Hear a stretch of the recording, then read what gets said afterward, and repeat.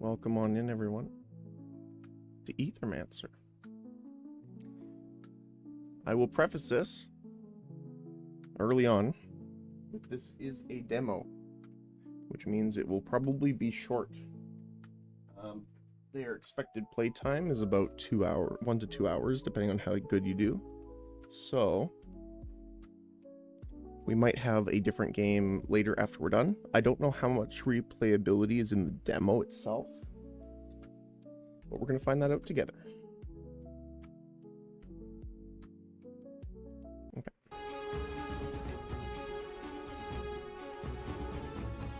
Welcome to Aethermancer. I guess I'll talk about this first a little bit, just for people that aren't aware. Let me just bring it up here from their Steam page.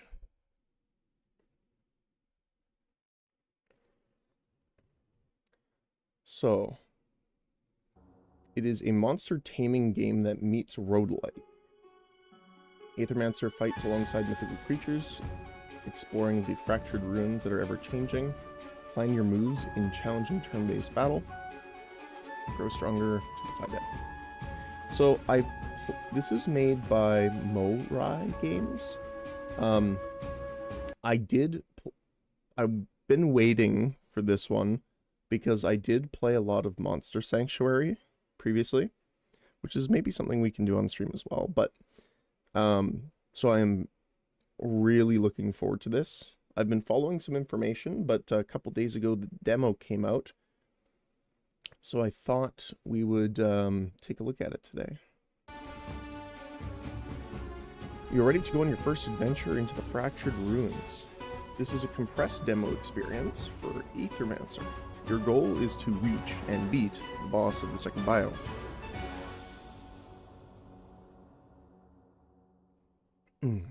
Please keep in mind that the game is still being developed. We're adding content, features, and crushing bugs. As a community-driven project, your opinion is much appreciated. If you have feedback or encounter bugs, let us know on Discord, the Steam forums, or via the in-game bug reporting. Good luck, and enjoy your adventure. Alright, so we're going to play the demo. Save slot.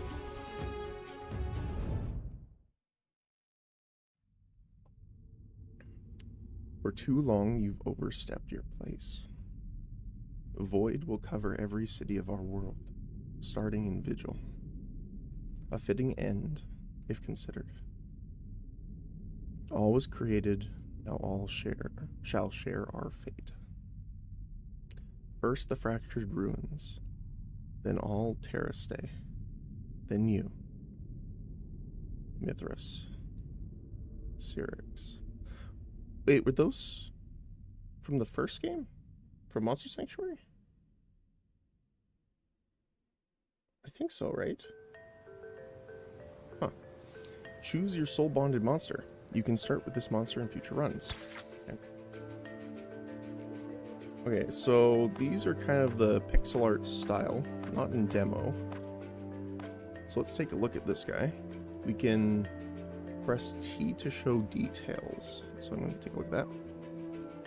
So they have worthiness, level, and health, elements, and types. I'm assuming elements is the base creature types, and types is the type of damage output, I'm assuming, or things that it does through abilities. Tank, shield, and age. Okay. So Scorched Earth. Whenever this monster applies one or more burn stacks, it breaks a poise. Oh, there's a stagger system, kind of.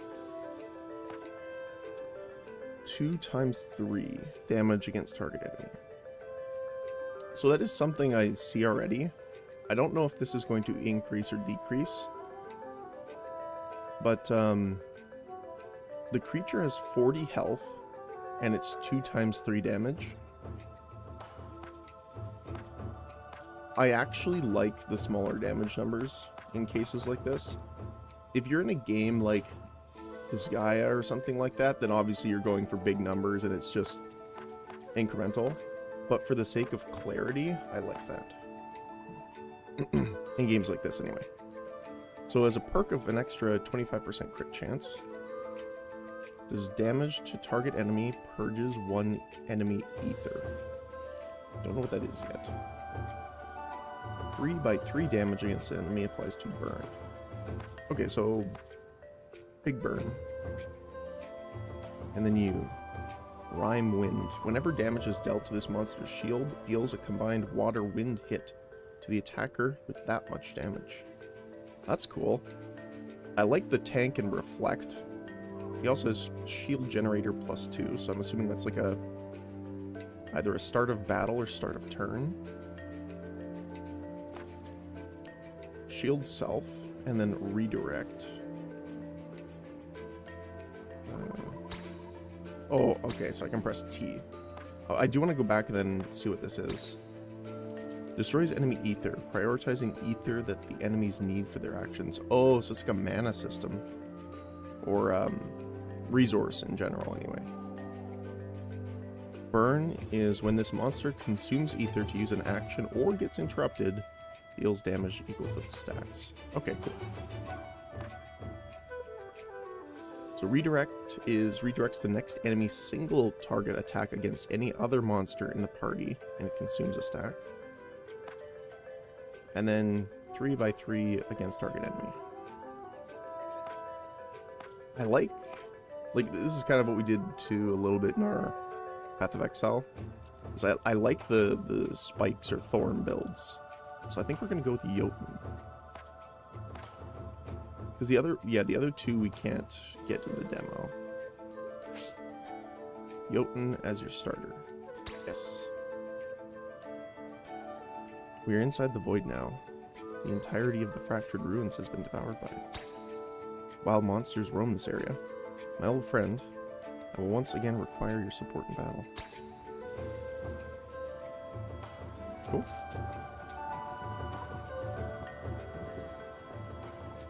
The tent appears to be rather new, which means there are people living here in the void. They call me mad. So, your mouse pretty much doesn't do anything as of yet, so I'm gonna kind of hide it off to the side here. So, for the most part, it is WASD or arrows, and F is interact.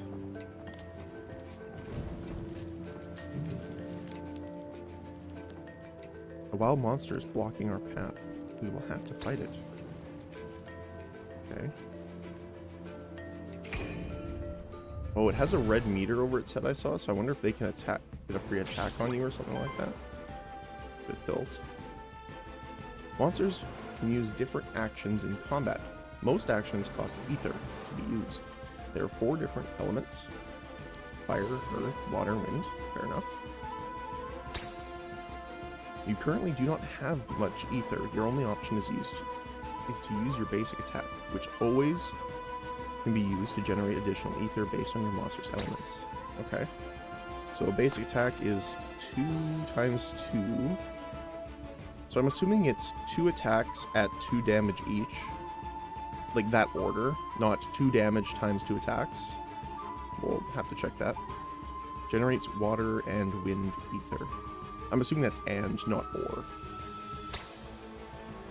And we can... I like the animation. It reminds me of, like...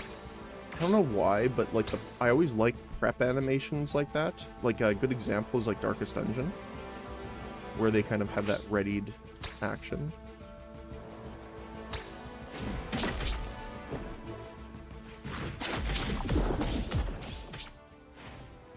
Okay.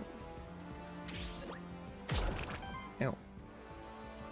Every enemy has a poise weakness. The color of the diamond icon next to their health bar corresponds to the element they are weak to. Okay, so water in this case. Attack those enemies with enough hits of that element and they will be staggered. The staggered enemy skips its next action and all damage against it is increased by 50%. Try it out now. You have enough ether now to stagger your enemy. Okay. So that'll work. That'll just kill him, I think, right?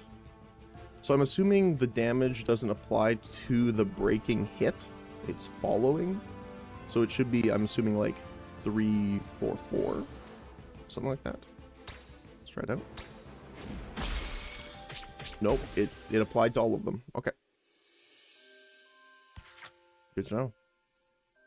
Worthiness. This is the worthiness screen. Your monsters gain worthiness in combat through a variety of means, like dealing damage, killing allies, or preventing enemy actions. Worthiness provides a small permanent bonus to your monsters, which persists when you rebirth your monsters in future runs. Okay.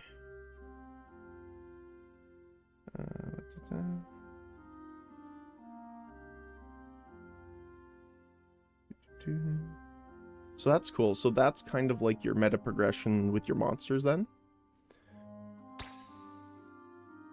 We can press T to see detail. Action, so damage dealt, +1 worthiness. Actions prevented, +3, and combat duration. Okay, cool. Hey, good morning, Jackie. Hopefully you're having a good morning so far. Good Friday. Okay.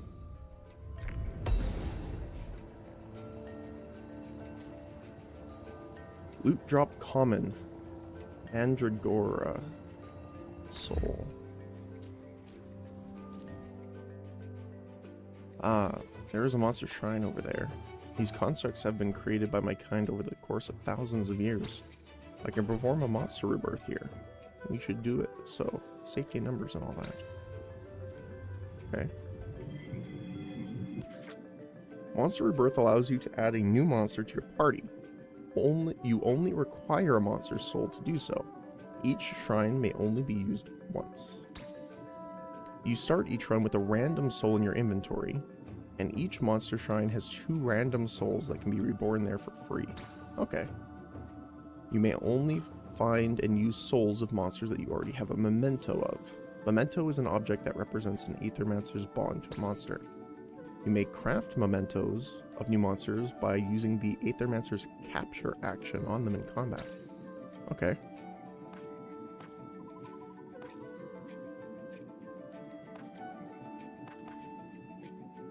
So, fire and water, sidekick, power, and heal. On attack, if it was this monster's first attack of the turn, heal the ally with the lowest health by 3. If it was the second attack of the turn, applies power to itself. Power increases the damage of each hit by 1. Fair enough. Aqua Pounce does damage on enemy. Fire Fang. 2 times 5 damage to target enemy. Applies Sidekick to self.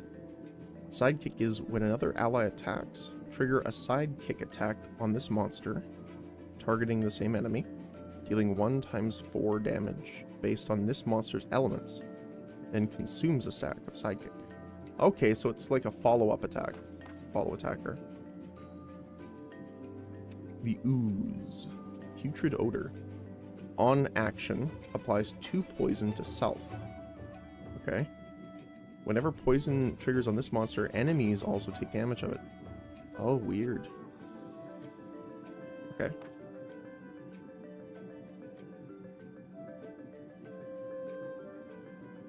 Two times 4 damage against target enemy, applies 2 poison to the enemy. And then heals all allies for 3 times 4. Apply 2 poison to all allies. So you would kind of need a specific team to really work well with that. Because you don't want to build up poison on your allies too much, I'm assuming. Andragora. Healing +1. Oh, it's a healer. Wholesome. At the start of combat, applies 1 regeneration to self.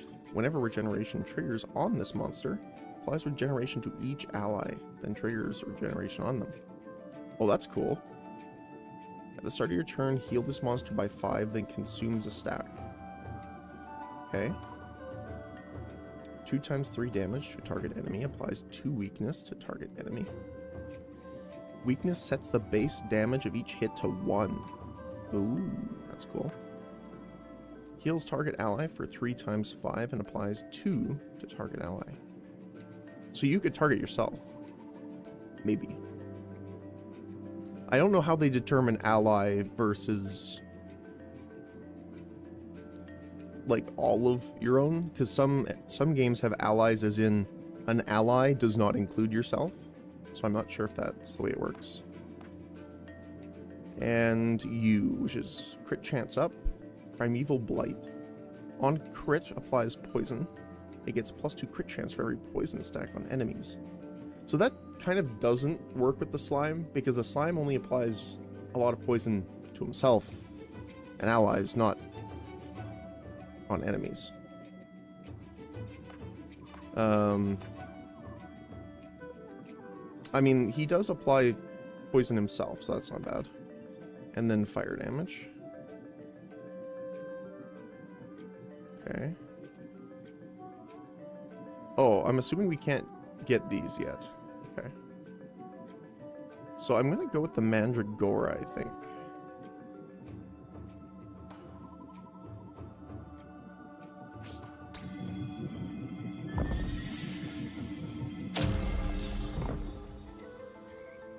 Welcome, friend.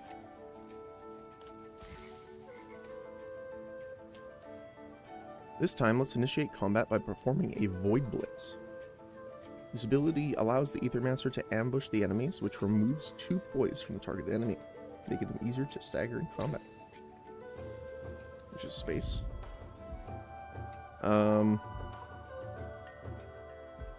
don't know what he does, but he poisons and crits, so I think we're gonna go on him.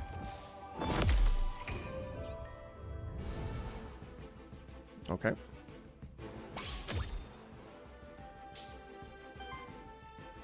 Void Blitz isn't the Aethermancer's only ability. The Aethermancer can also use certain actions in combat, such as capture and artifacts. Artifacts are special items that you can use in combat.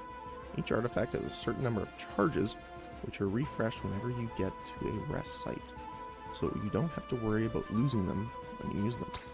Okay. I guess we'll roar here, because that'll protect himself.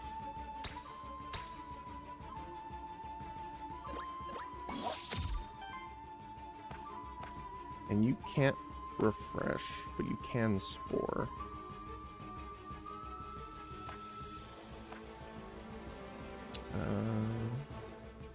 Oh, you can see the enemies too. Okay. So what are you? Open-tinger.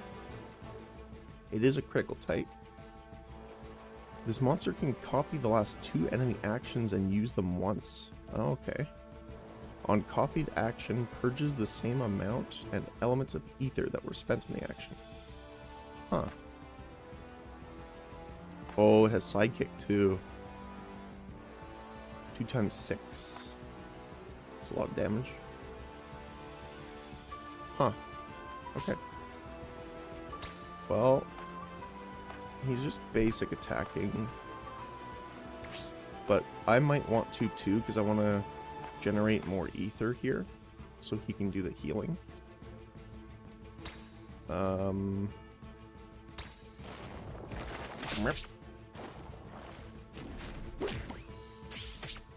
So he did reflect the damage too. So he got poisoned, unfortunately.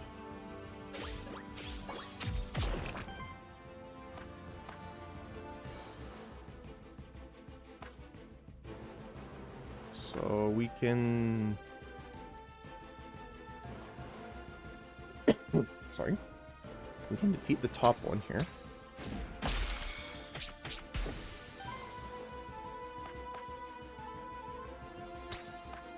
Oh, so he can apply it to himself. Okay. I do want a spore here, though.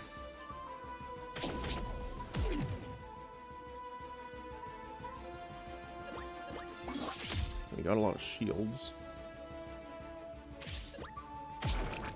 And what was the other buff?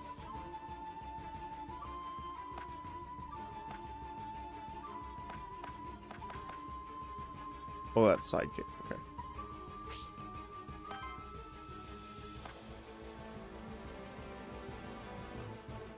So this should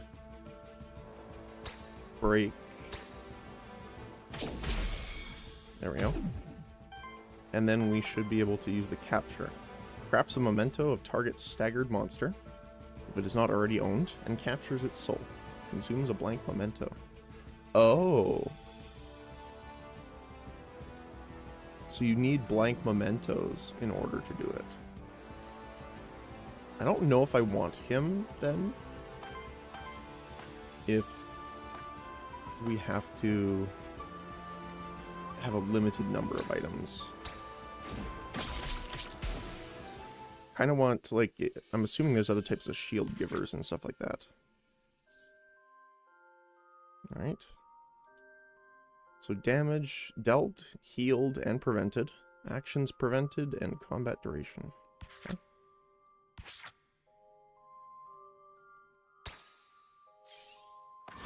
Jotun has leveled up. New trait available. Gains aging. For every 3 age. At the start of your turn, applies an age stack to self. A monster cannot have more than 1.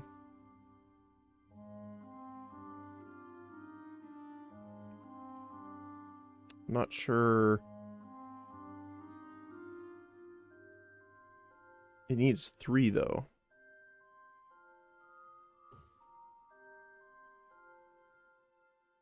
Dion, hello. Thank you for the follow. I really appreciate that. Well, come on in. Thank you, thank you. Hopefully you're having a good Friday. Looking forward to the weekend. Oh, all of these are gaining aging. For every 4 age, trigger an attack against all enemies that with 2 earth water hits. Damage of the hit is the amount of age stacks in the monster. That's cool. Although I think the endurance will be better. Because we're doing a shield build on him. So let's do that.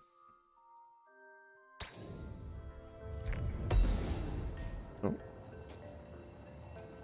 Loot drop rare, you gain 15 gold. Very nice. F is void jump. Oh, cool. You are up at a height now. You can use void dash to dash between cliffs. Right out here by dashing to the other cliff. Press shift direction to dash. Okay.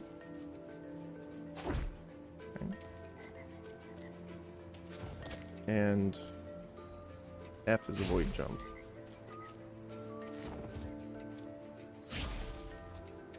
Interesting. Okay. Oh, you can. Hello. Lily. A body made of ether and a fellowship with beautiful little monsters. You must be an Aethermancer. I hope you're here to help us out and not cause more problems. I'll try my best. Who is us? Sorry. Rude of me not to introduce myself. I'm Lily, resident witch of Pilgrim's Rest. You should come visit sometime. It's beautiful when there isn't a void threatening to swallow it whole. Perhaps I will. My name is Cyrix. I hope that no ill fate befalls Pilgrim's Rest and its people. How sweet of you to say. I knew it. Someone with a band of monsters following them around can't be a bad person. How about this? Meet me in Pilgrim's Rest and I will offer you my services. I'm an expert at soul bonding, you see. Soul bonding uses a monster's memento to bond its soul to you, which means it's always there with you when you need it. Which unlocks it at the start of each run for use. So whenever I go into the void anew, it's there at my side if I can... Okay, never mind, it says it. That could be useful indeed. Exactly. Also, I can help you out whenever we run across each other in the void. Here, let me use some of this magic powder to bestow a small boon to your monsters. Nice. Mandragora leveled up. Whenever regeneration is applied to an ally, it heals them for 4. That's pretty good. When regeneration triggers on an ally with full health, it gives power to them instead.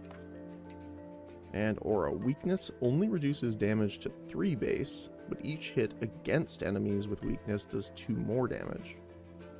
I think first aid's probably good here, because we have a lot of regeneration. Thank you. Doesn't look like there's anything over here. Can I Shift? No. Okay. That is cool. I like that you can jump like that. That object is surrounded by ether particles. It must contain some hidden power, awakened by the void. I can make use of that power if I act wisely. Okay. It's a void meteorite, a fragment of a dying star that landed here. They are quite rare. Something must have pulled it here by force. So they can bestow an elemental affinity perk to one of your monsters and will enhance their basic attacks to deal damage of the respective element and generate additional ether of that element. Probably Mandragora, because we don't want Mandragora attacking, like, not using its abilities much, so only being able to basic attack once to generate more is probably better. And it needs water for that ability, so let's do that.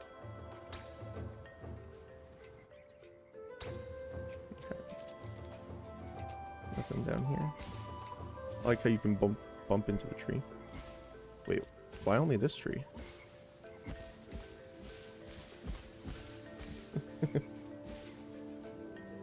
It's funny. Bump, bump, bump. Oh. These branching paths lead deeper into the void. I can sense that each path will take me to a different zone. All part of the same biome, but with different fate in store for me.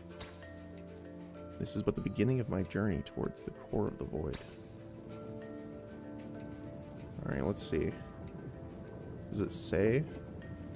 Night, Ether Spring, Envoy. I don't want to try night.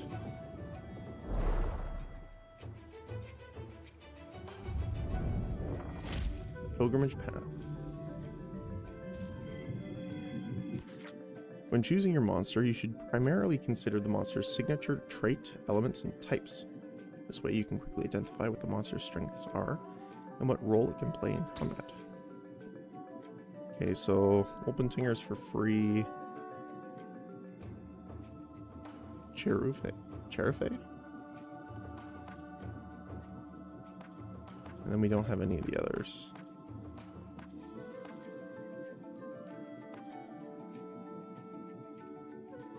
I kind of like the burn.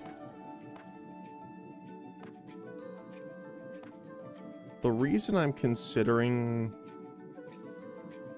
Cheruf right now is because we don't have any poison. But it does say this is regeneration type.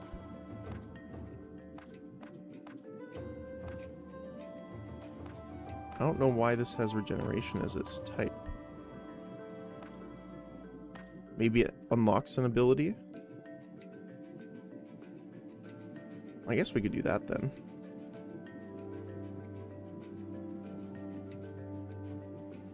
Sure.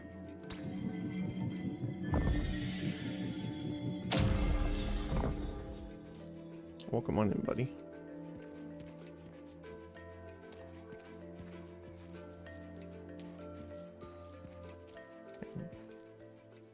Oh. Found some money. You're back up at a height now. If you perform a Void Blitz from a height on an enemy that is on the ground, it will lose 3 points instead of 2. He's lost, apparently. Sir Tiburon. Hail, fellow Void Dweller. You have a terrible affliction upon you. Your head is on fire. That's just my face. I'm an Aethermancer. My name is Sirix. Apologies. I've never met an Aethermancer, although I've heard many stories about your kind. I hope nothing that paints us as too villainous. Villains? Nay, you are the heroes, guiding monsters toward worthiness, helping out across Terrastay. Well, that's certainly the idea. In practice, however, our history looks a little different. Don't worry about ancient history. When I think about it, though, history is what we come here to be, is what made me come here in the first place. The history of the fractured ruins. Just like every true monsterkin, It's always been my dream to be here. To walk the pilgrimage path, pass through the ancient gates, and see the beauty of the city itself. Good morning, Tafka. Hopefully you're having a good Friday. Looking forward to the weekend. You know, I believe the monster deities are still here. They only show themselves to the most courageous and most worthy of monsterkin. That's what is said in the stories my mother read to me. Sadly, most of the monsterkin I've met in the forest don't believe me, but I don't care. I will keep venturing into the void until the monster deities decide themselves to recognize me as a monsterkin true and noble. Besides, as fellow void dwellers, I'm sure we can help each other out. I like to collect equipment, you see. Sometimes I'm even able to upgrade them. Let me show you what I can do for you. He holds a small box to his ear and shakes it. I'm trying to figure out what's in this mystery loot box. There's 2 pieces of equipment in there. How about it, my fellow void dweller? Should we open it up and take 1 equipment each? You get first pick. Sure. Excelsior. Will you look at this loot? So we get a blade or a belt. Crit chance up grants a 10% chance to evade each incoming hit. On action, chance to regenerate random ether. On interrupt, gains power. Basic attacks generate 1 additional water ether. Increase the max health by 5. That's pretty good, actually. But I kind of want the blade. Oh, so that one's good. Or, I mean, good choice. Because I want to put it on Tazelworm. Because he gets the bonus poison on hit with crit when he crits. Alright.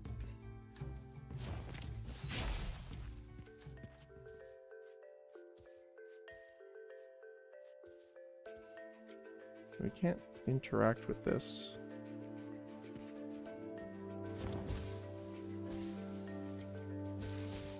Kind of want to explore a little bit. Oh, I see. Money. Oh, it looks like it's just on fire. Okay. Oh, here we go. A soul altar. A crude altar crafted by the monsterkin many centuries ago as a place of worship for the monster deities. A sacrifice is required for those who wish to use the soul altar's power. Should you accept, one of your spare souls will be chosen at random to be released to the void. You may then choose a temporary boon that will aid your monsters in the next 2 battles. The soul altar may be used multiple times, but only one of its boons may be active at once. Not now. Okay, cool. Again, not for right now, but in the future, sure.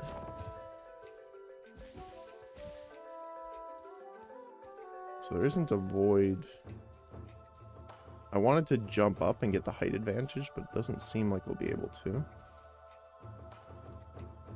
I don't remember.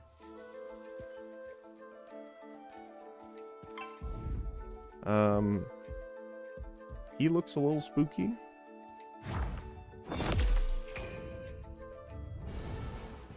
Alright. Oh. I don't know if positioning matters here.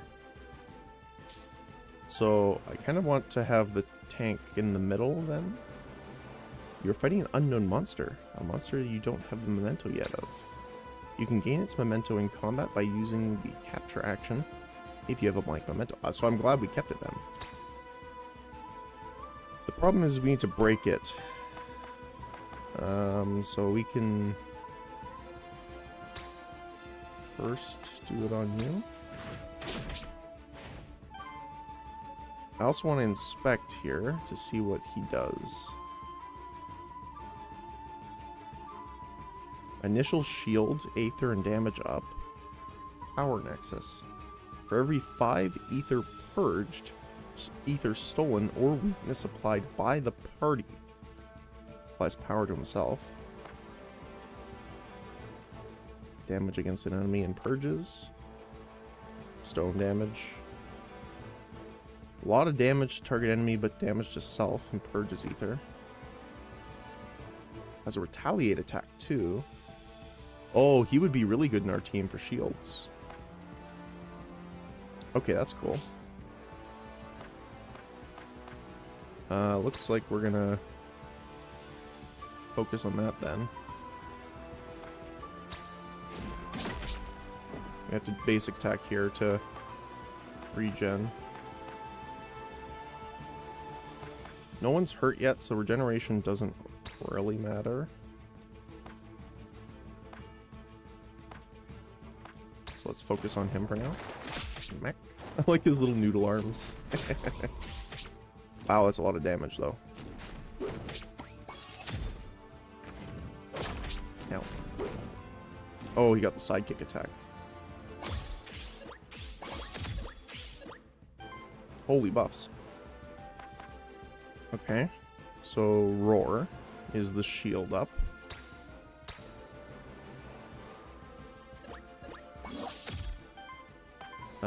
We want you to use your fire claw on him to break it. Which means we can capture it. It's called the Warden. Memento unlocked. Very nice. And then we're going to regenerate here on himself. Because any regeneration that goes on him is also brought to allies. Oh, it looks like it happens when it procs, not when it's applied. There we go.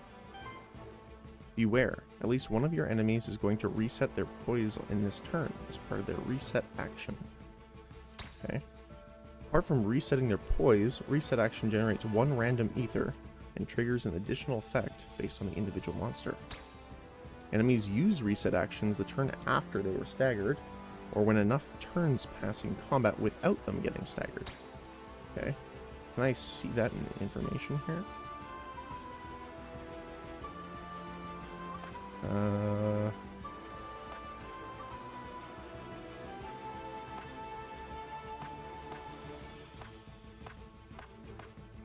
Let's see. Doesn't say if any of those are a reset action, so I guess not. I do want to see really quick here. So at the start of... Okay, I see. So it applies it to an ally, then triggers it.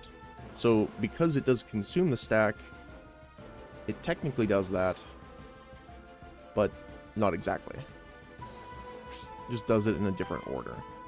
So it's better to apply the double regen to him for now then. We can... I think we can take him out then with the poison here. We can just do a slash attack. Generate some more ether. Oh, they have healing too. Oh, right, because they can copy our attacks. Right. Ow. I'm also concerned about the purple. Not sure what the purple on the health bar is yet. So we can roar for the redirect and the shields. We can spore to make their damage lower. And we can... So I'm assuming... Let's try this just because I didn't do this before. 2 times 4. So I'm assuming it's the attack first and the damage second. So this should do 2 attacks with 4 damage each. That is the case. Okay, cool. Good to know. Nice. Ow. It's a lot of damage, actually.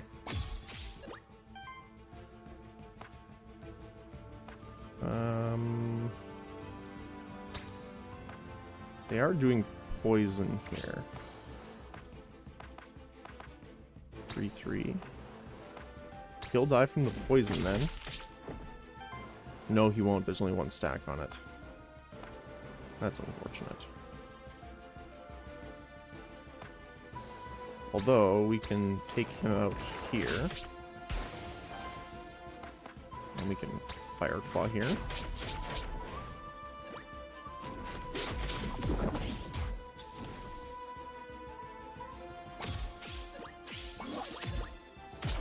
Yeah. Just want to regen here just to get our guys up, because I don't know if... I'm assuming health persists after the battle, so I don't want them to end up in our next battle injured as much as possible. Victory.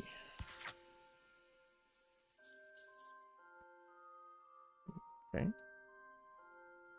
He also gets a lot of worthiness from damage healed, too. Which is very nice.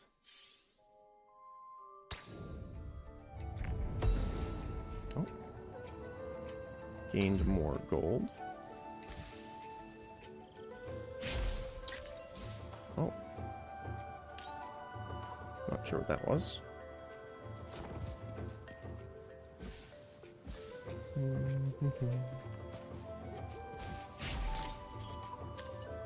Crystals, some kind.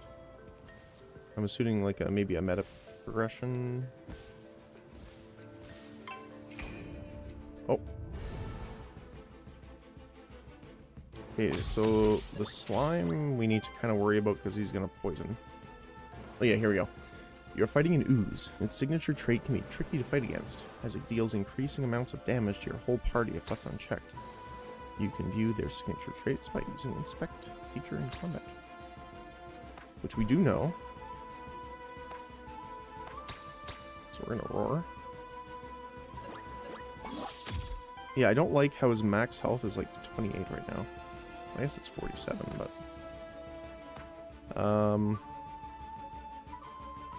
we do want to start damaging the ooze here, I think. We don't want to poison the ooze, but I don't mind doing so on the other critters here to get that extra damage in. Ow.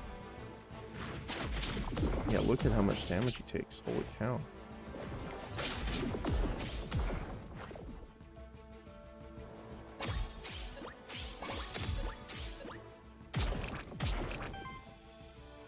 So he kind of has like a max health reduction for some reason.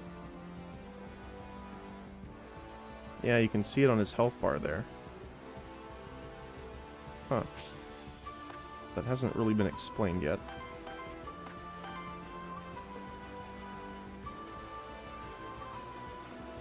Okay. I want to regenerate, but we really need to take care of him. Weakness will help with that.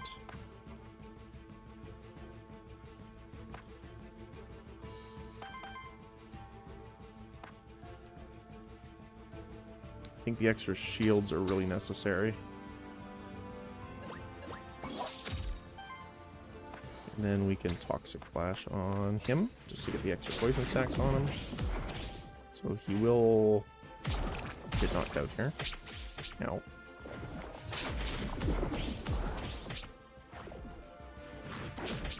Ow. Okay. So we need weakness on you, which should break him. It does indeed. Which means we should be able to knock him out here. Yep. Then we just deal with you. Triple damage from the crits. Oh, hi. Ooh.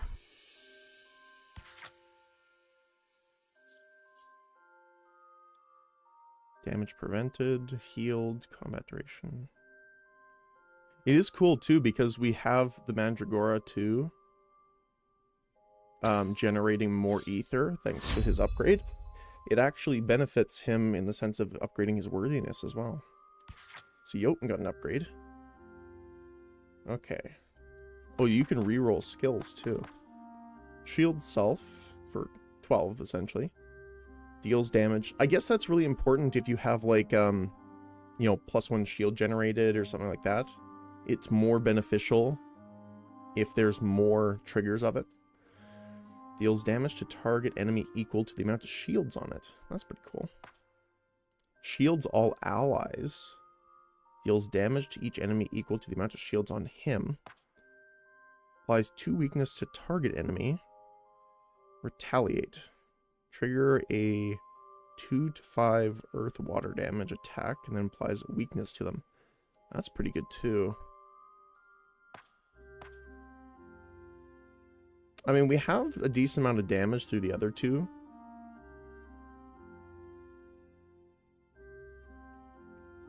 But he will be taunting.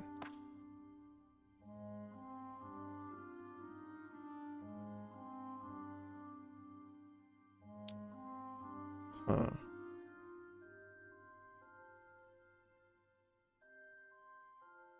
I think Glacier Shield will be better here.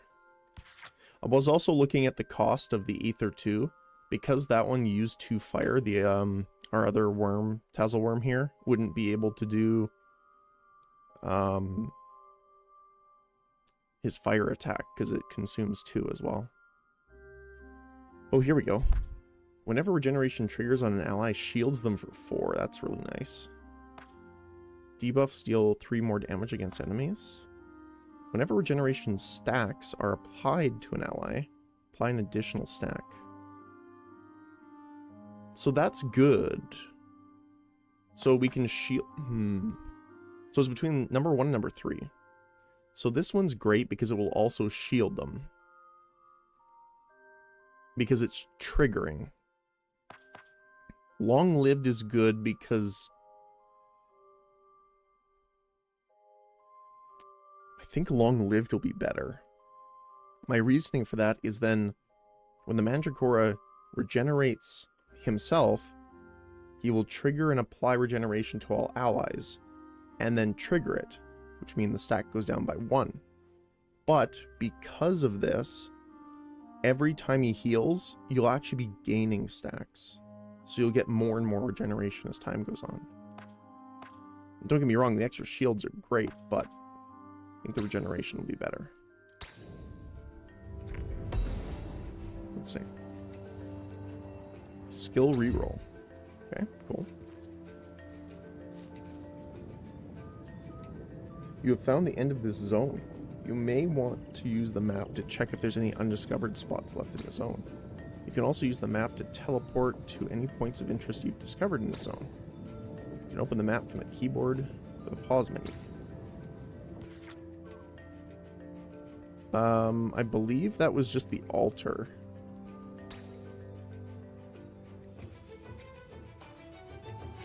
Right? That's cool. Yeah, we don't want to use this. Oh, was there anything north here? A little bit of money. Oh, there was. Hey, look at that.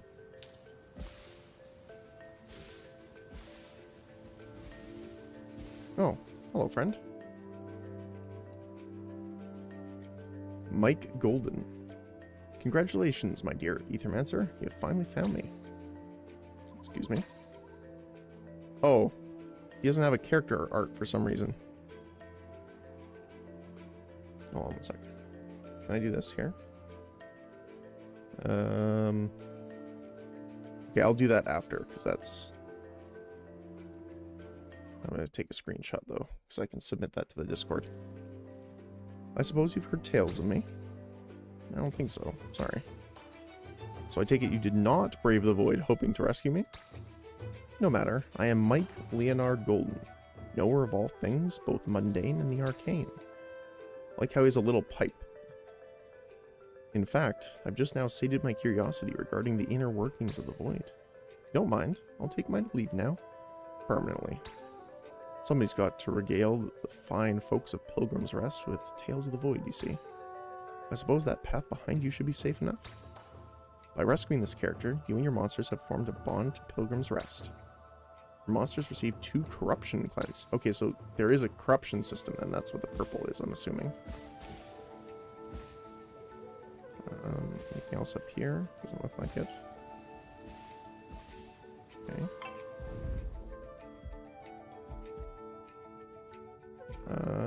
Let's break one of these guys. Okay.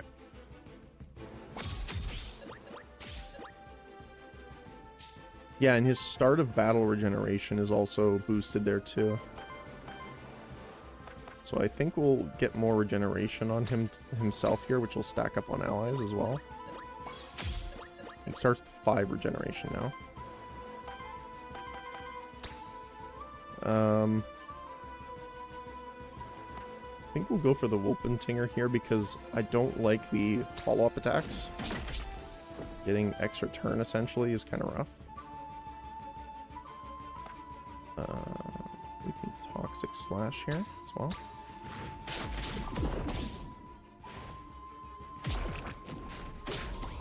That hurts so much, holy cow.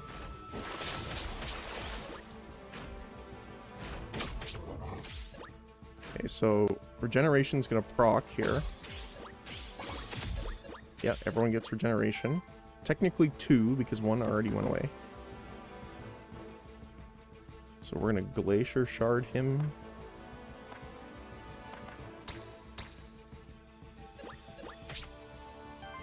Damage. That's pretty nice. We're gonna need more water here.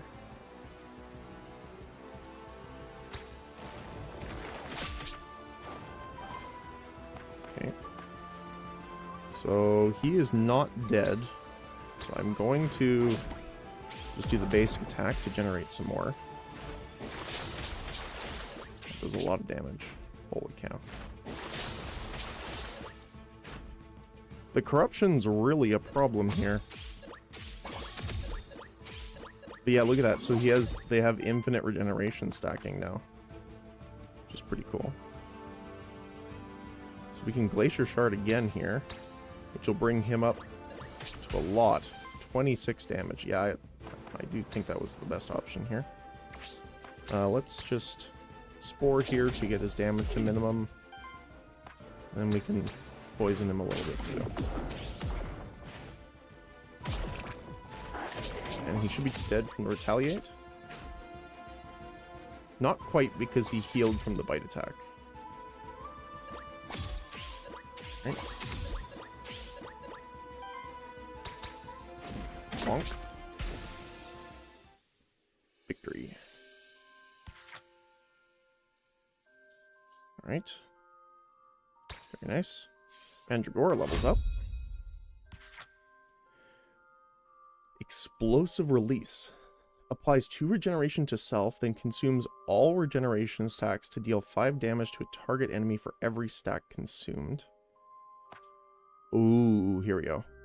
I mean, Pollen Shield's great. Oh, that's a hard choice, actually. Cleansing Rain heals all allies, cleanses debuffs from allies, and cleanses corruption. On first use each combat. Pollen Shield's really good.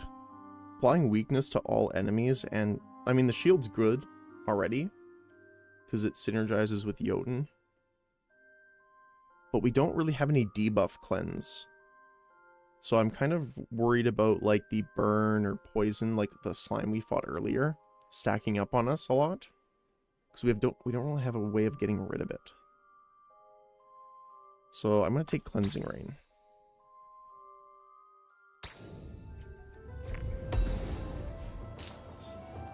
Mandragora got XP. Okay. So you can find just XP too. Okay, cool. And we should be able to teleport back here. Yep. That's a cool system, so you don't have to walk back.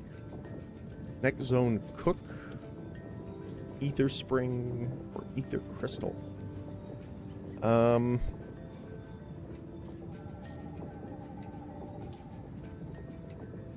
don't know what the Cook is, so let's go for Cook. So what do we do with you if we already have 3 creatures? I think 3 is the maximum, right?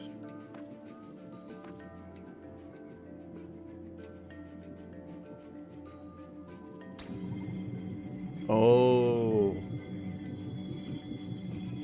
Ooh. That's a hard choice, actually. Can we view our guys? Monsters. So we lose long-lived, which kind of sucks. But the other monster has more regeneration.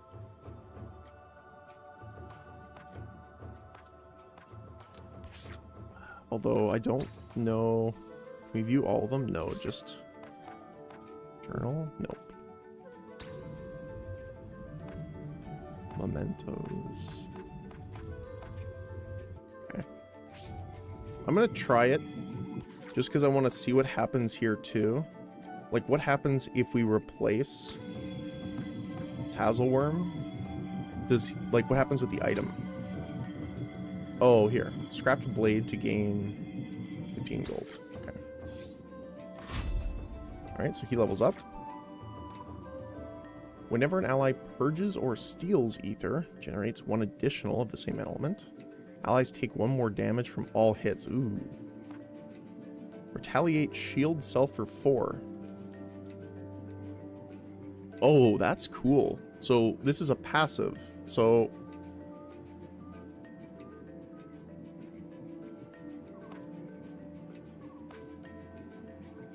purge punishment's cool too.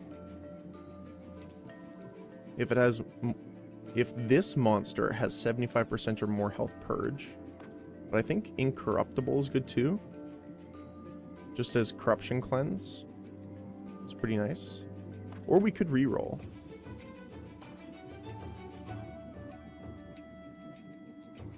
Let's reroll because I want to see if he has regeneration available. We unfortunately didn't get it though.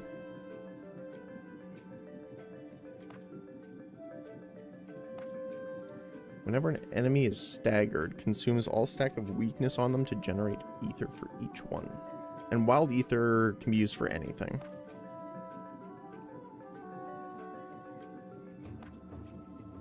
Oh, I wish we could have. I think we should have went with the other one. On support. Oh, support action is any action that is not an attack. Okay, that's fine.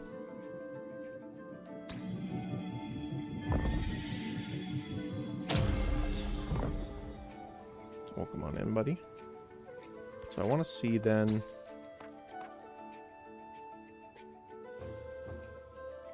I swear it said regeneration on him. Huh. Maybe he has to unlock it. Which I guess would make sense. Oh, hello.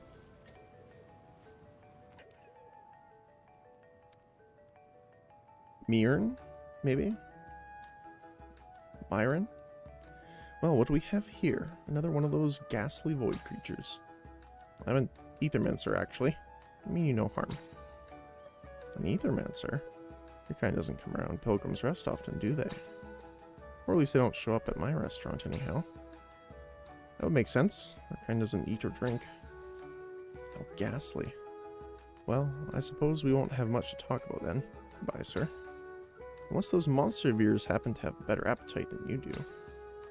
Certainly. What did you have in mind, chef? Oh, you can call me Myron. Myron. Mirren, I think. My dishes will bring the best out of your monsters. I just know it. If they can stomach it, it is. I never hold back on my spices, you see. I see.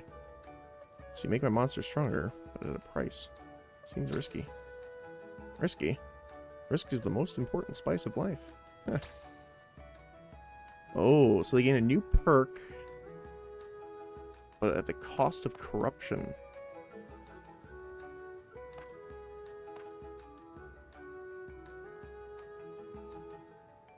Mirren presents a glowing object towards you wrapped in thin paper. Look what I made.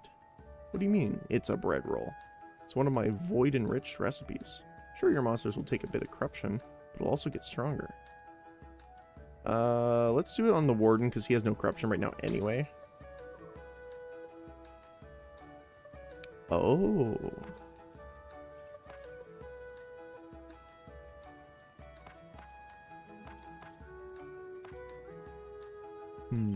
So this would have been cool doing it on Jotun then. But he has such high corruption, I'd be a little concerned right now.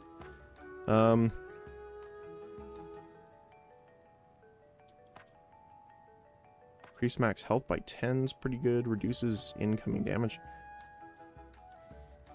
So a lot of the monsters have like 2 or 3 hits that hit really hard, like for 6. So these are about equal if you consider that. But I think defense will be better just overall, because a lot of things have multi-hits. Whenever your monsters take a certain amount of direct damage from enemy actions without being protected by shield, they take on corruption. Oh, okay, that's why. Corruption lowers their starting health in each following combat. Try to avoid it if possible. Okay. Yeah, I didn't know why it was actually accruing, which was kind of the problem. So shields are really important then. Like, more than I thought they would be. Is there anything over here? Just want to check really quick. Nope, doesn't look like it.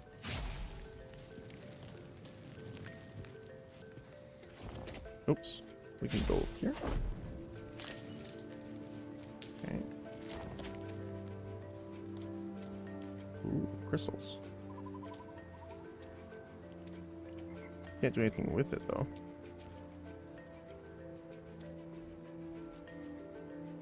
So we're gonna have to ambush really quick when we get up here.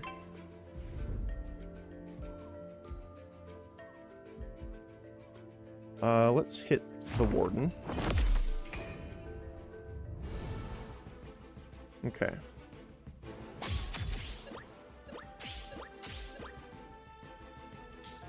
We have a lot of passive buffs, which is nice. So let's go for Glacier Shield first.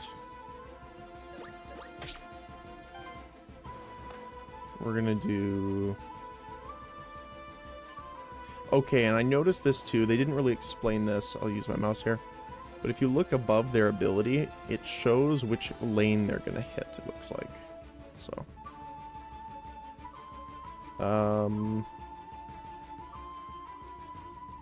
we will hit you then for weakness, because you're going to target the Mandragora.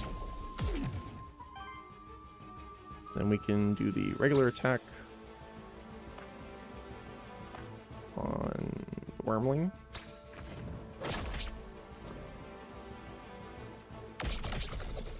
Ow.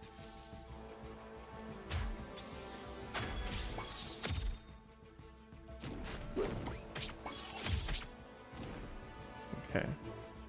So I do want to check. Should have probably done this first. I'll try and remember to do this. They have a lot of abilities, holy cow. So on support action, grants temporary power. On attack, transfers all power and temporary power to every other ally. Okay.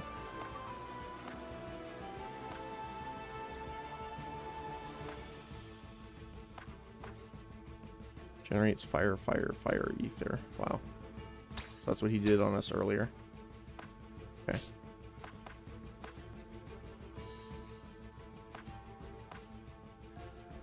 I think we're going to have to generate a lot here, too. Let's hit him, because he's going to hit Mandragora. We will protect our boy. Generate some extra water so we can heal. We're going to focus target a little bit here. Oh, he heals a lot from that. Ow.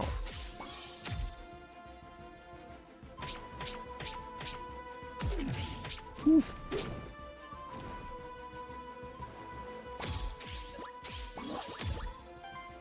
So you really want to avoid damage as much as possible.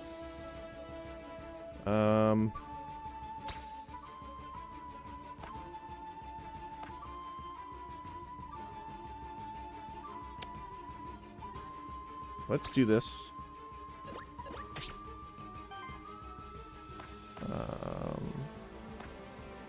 Cleansing Rain here. Get rid of a little bit of corruption too.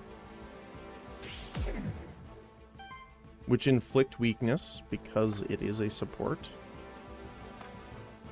We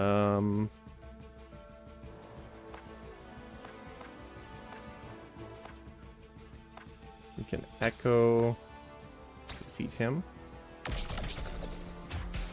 Perfect. Oh, he interrupted.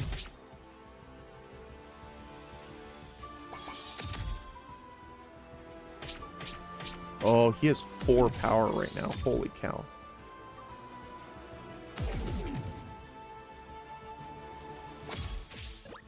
That's crazy. We really need to take this guy out then. We need to weakness him. The Mandragora might actually go down here, unfortunately. I don't think we have a way of dealing with that.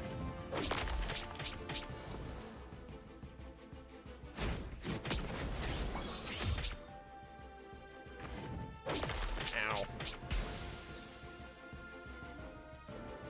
No. Yeah, enemies in this game do not hold punches.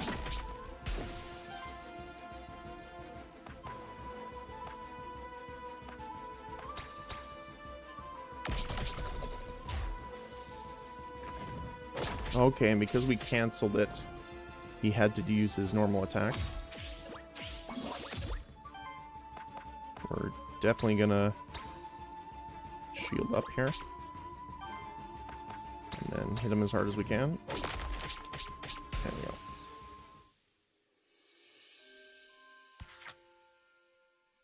So he's just gone now?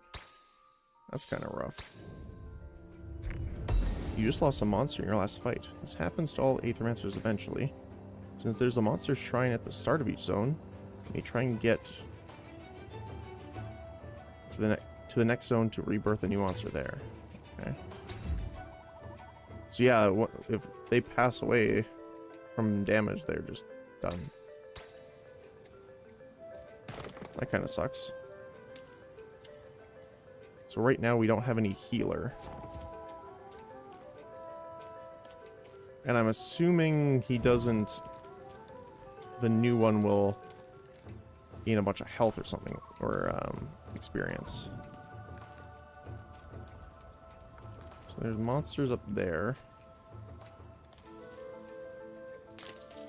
Don't really want to fight them. Oh. Okay. Let's go check this way. Yeah, I wish they kind of explained the corruption mechanic a little earlier. Some monsters will attempt to ambush you. When you get close to them, you can use the Void Parry to counter their ambush, giving you the same advantage as if you performed Void Blitz. Oh. Oh, okay. Well, we're just right into combat.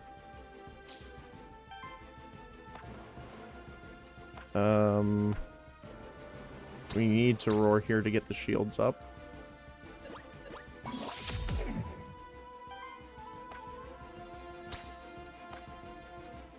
Yeah, let's cancel that.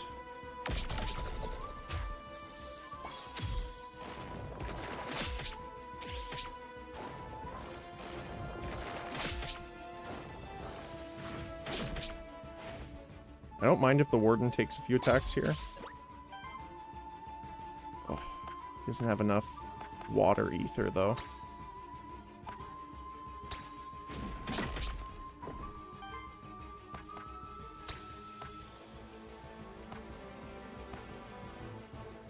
That hits all of us, unfortunately.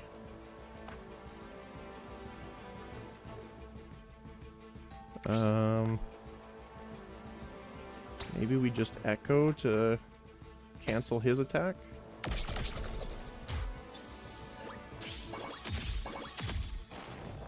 Yeah, they're gonna get some crazy healing here. Oh, he's down too. Wow.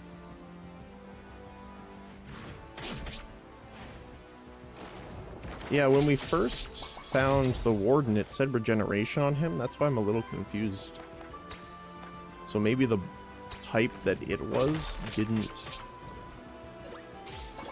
I don't think we can win now because their regeneration's ongoing. And they're gonna double it for each other every time. That's ridiculous. You lost the run. Turning to Pilgrim's Rest. Although it is a roguelike, so, you know, it's not necessarily something you're not gonna die in. Welcome to Pilgrim's Rest, home for many different characters. Some of them offer you permanent upgrades that can benefit you on future runs.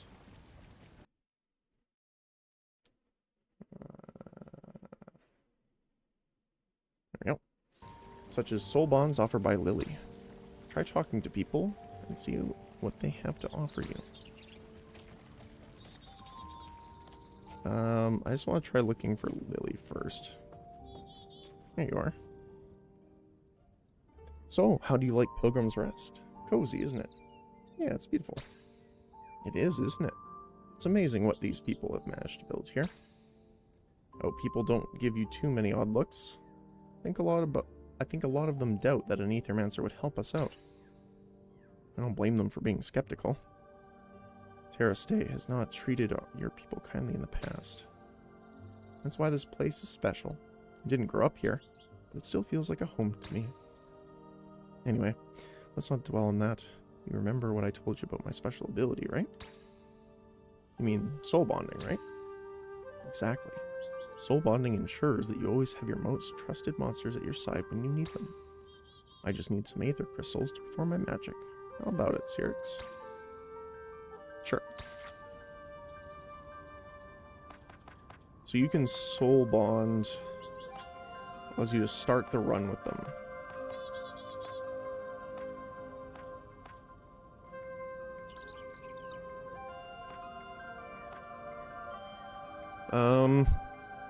I don't want to try Warden. Oh, we don't have enough crystals for Warden.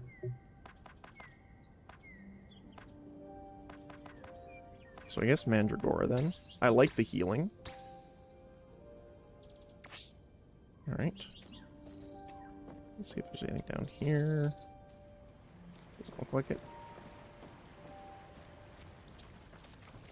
What about you? Oh. Very nice. Capybara. Another Aethermancer, huh? Seems like that darn void attracts your kind like moths. Anyway, should mind your manners. Welcome to our humble village of Pilgrim's Rest. Last stop before the fractured ruins. No place as civilized as ours in miles. I'm Gustavo. Cavern keeper, innkeeper, judge, and mayor. Pleasure to meet you. I'm Cyrix. Likewise. Anyway, as I was saying, another one of your kind arrived here just yesterday. They're by the cliff, just up ahead. Said they're an envoy or some such.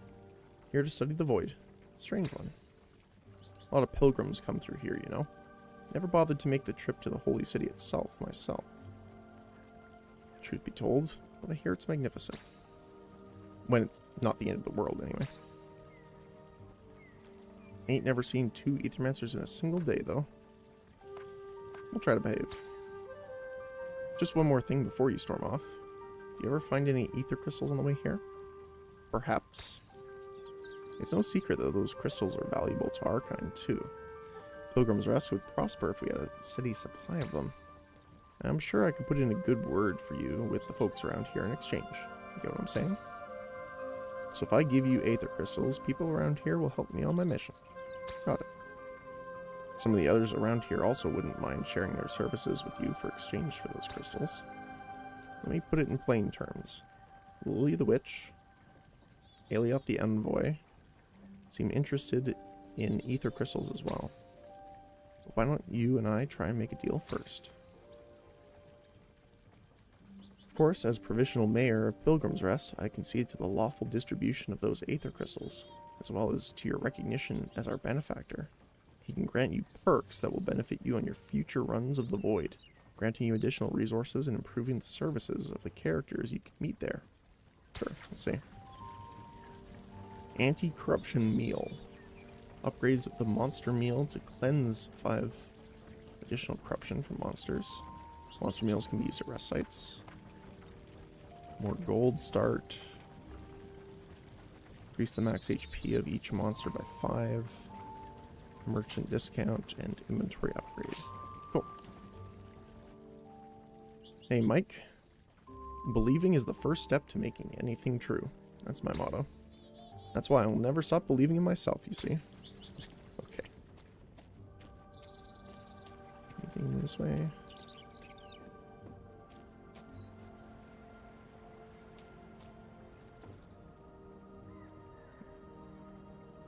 So he is doing something until you look at him.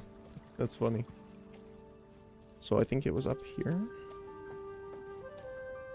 Yeah, here you go. Ooh, it looks pretty. Alioth. Do my eyes deceive me? Another Aethermancer, here at the edge of the world. I am called... I think it's Alioth. They sent me here to investigate the massive void phenomenon. Are you here to assist me? I'm here on my own. The issue seemed too important to ignore. An Aethermancer operating on their own? So you weren't sent by the... Equalus? How curious. No matter. Surely we can still help each other out. Let me share my findings with you. All is known. Void is the ever-destroying, ever-changing, ever-creating substance of the universe. A manifestation of entropy. Void materializes naturally when a body of enormous amounts of ether dies, such as a star. Nobody knows, then, why an unprecedented amount of void would appear on Terrace Day, at the fractured ruins of all places. In my brief time here, I have come to 2 conclusions regarding the massive void phenomenon. 1, it is growing, at a slow but steady pace, and inevitably, which means it will eventually devour all of Terrace Day, theoretically speaking. 2, its central point is at the center of the former holy city, Vigil, beyond the fractured ruins. So, if there is a point of origin to the massive void phenomenon, that is it.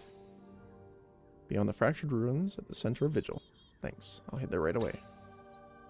Should you fail in your quest, your body will rematerialize right at the stone circle next to the village. It is new. Your monsters will be quite dead, however. I should also mention, I am trained in Aethermancer enhancement. I take it you are unfamiliar with it? It is a rather recent developed form of magic. One of the benefits as followers of Equalus. By utilizing ether crystals, I'm able to enhance the capabilities of other Aethermancers and their monsters. I'm not sure if the council would approve of it, but we do share a common goal, so I will make my services available to you. Sure. Once per run, if one of your monsters would die, it's saved from death and set to health, 25% rounded up. Monster Flask. Each run starts with an additional random soul. That's pretty nice. Get a skill reroll. And monsters gain a bonus total worthiness rounded up after each fight. That's pretty cool. Ooh. Oh, this is... That's cool. I like how that's how you start your run. That looks super cool. Very pretty.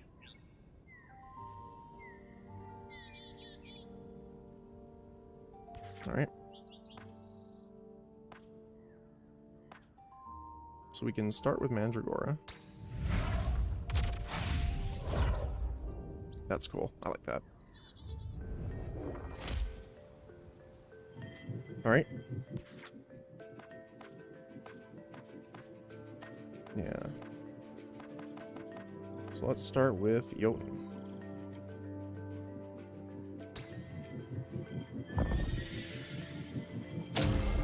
Now that we know shields are ever so important. Focus on that too. Oh, hi. Surprised to see me, Syrinx. I can't investigate the massive void phenomenon without venturing inside myself. Sure, I wasn't ordered to go inside, but no one's ever made it into the council just by following orders. Besides, I may be of service to you in the void. I take it you're proficient with artifacts, aren't you? In that case, I believe I can help you out with my magic. Let me see what I have for you. Strangely shaped ore chunk hovers in the air above their hand.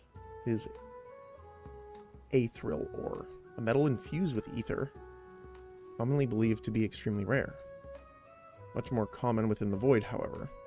I could split the ore into two, forming two artifacts, one for you and one for me. You can have first pick if you like. Sure. Behold, the product of the ore that was torn asunder, never to be remade anew. Hexing Harp. Purges 2 enemy ether. Shields all allies for 10. Let's do Shielding Dust. As expected. Alright. Need to make sure to grab all these now. Void Meteorite. I think Jotun is actually better here for water.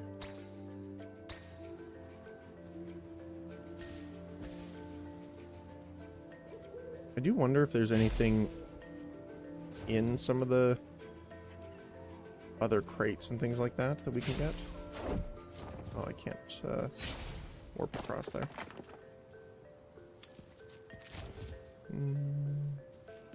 Okay. Let's break you then. Okay.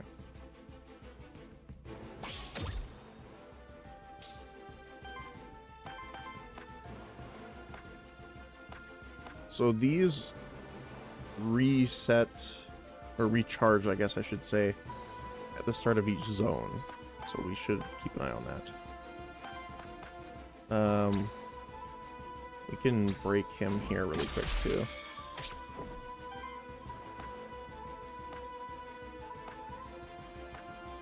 Let's just take him out right away.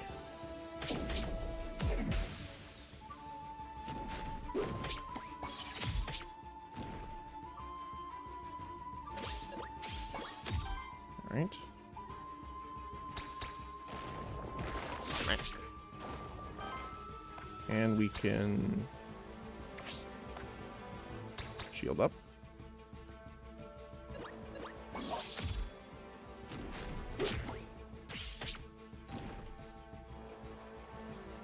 So yeah, shields are super important if you're not trying to take damage. Which is weird, because it makes regeneration not very great. Unless you have a way of turning regeneration into shields, maybe. But, or healing, you could, if you had a way of turning healing into shields, you could do that. That'd be interesting. Common Tome. On a single target attack, 50% chance to apply weakness. At the start of combat, applies 1 temporary power to himself.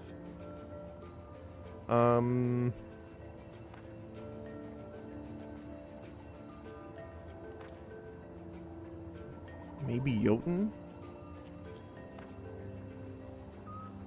Because Mandragora has the attack for weakness, which I'm assuming applied just an extra weakness. But I think Jotun having a different source of it on all attacks is good too. Because we know he gets the shield ability, which still hits enemies. We didn't miss anything down there? Nope. Okay. Okay. I do want to try and get the Warden's Soul here. Although we don't have any fire moves, so we can't really do that, unfortunately. So he is attacking the top character. So I do want to do this first. And then we can set regeneration.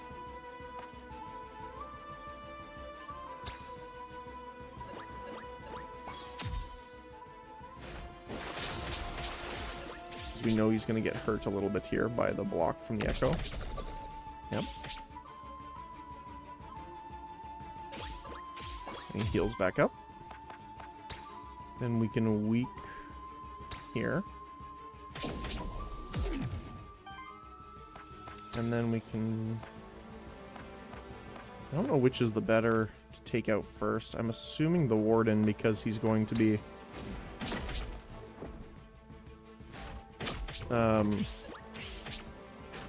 taking out a lot of our ether, which is kind of a problem.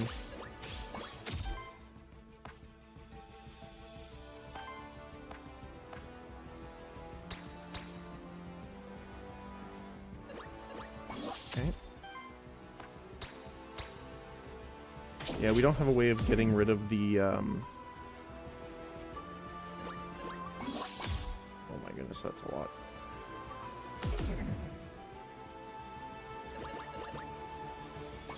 Well, that heals a lot.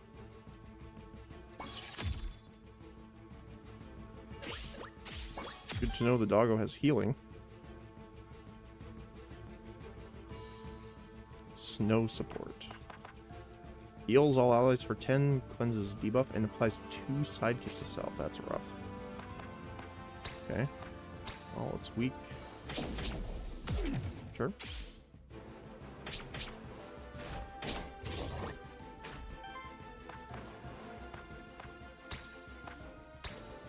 Let's get him. He has a 50% chance, but he missed all of the applications of the week, unfortunately.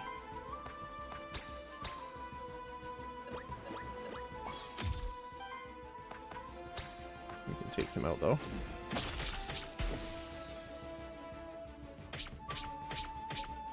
So much damage.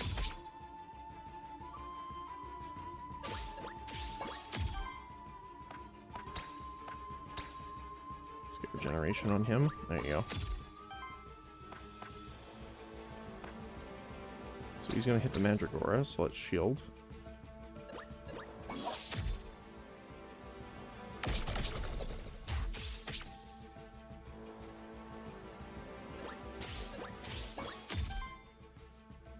So he's going to Stone Blast here.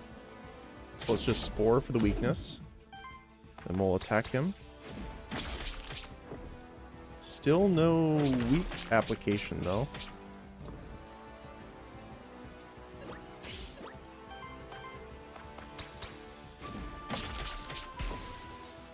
That's a lot of hits.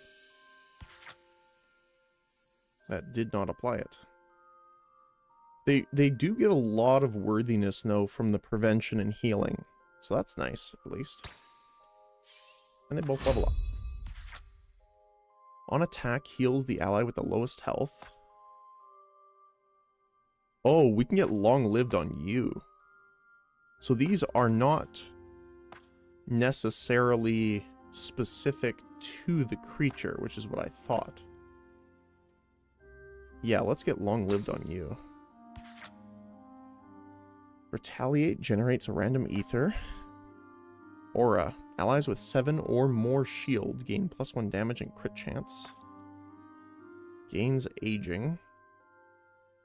For every 2 age, generates wild ether. That's pretty nice, actually. Especially since the Warden can use the wild ether for his attacks.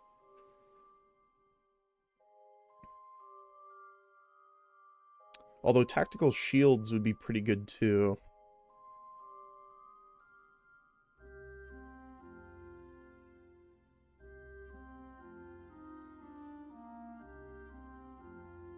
Huh.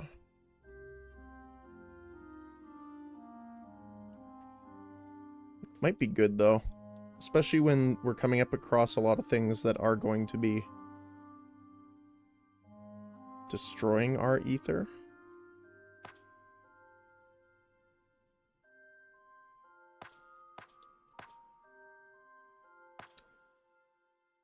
Although retaliate is when is attacked and receives non-attack damage.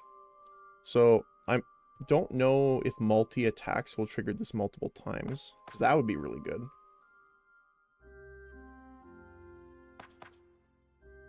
We don't have a lot of multi-hits. We do on the Warden, though. So maybe Tactical Shields is good here. Because it's +1 damage and crit chance per hit of the attack. So, you gain Ocarina Common Equipment. On support action, heals the ally with the lowest health. Converts the first ether generated by this monster into wield. Wow, that's great. Yep, on the Mandragora for now. Extra healing.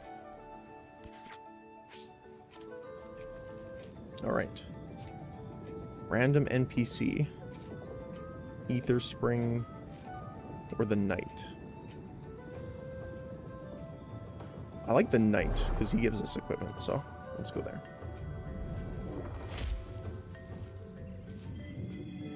Alright, what do we get?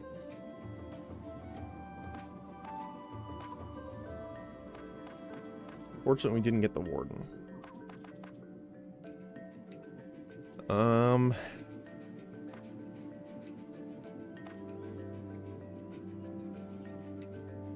I guess we just get the Tazzleworm again. The Tazzleworm. Just for the fire damage.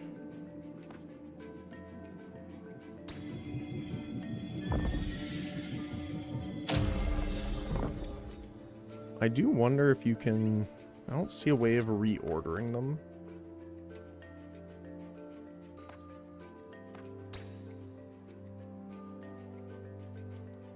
Yeah. Okay.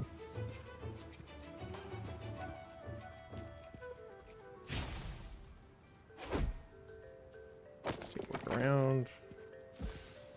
Free money. What are you? Warden Soul and Orthrus Soul. That's very nice. There's monsters up here. Just want to take a look around further this way first. Oh, here he is. Hey, buddy. Imagine my shock, Xerix, when I arrived here and found the entire fractured ruin lost inside the void. Not only that, but the void also threatens all of the good people of Pilgrim's Rest. Maybe even Terrace Day itself. I'm not sure. But I know that I will put a stop to it. Are you sure? It's quite dangerous to be inside the void. My sense of heroism does not allow me to sit idly by. Also, I don't want to miss out on an opportunity to see the fractured ruins, as well as the monster deities. Alright, let's see what we got. Excelsior. Meteorite. On support action, converts 1 random ether into wild, and at the start of combat, shields for 5. Or the Lance. Converts the element of the first hit of each attack into wild damage, and then wild damage +2. Wild damage counts as all 4 elements. That's pretty nice. Because then we don't have to worry about types for breaking.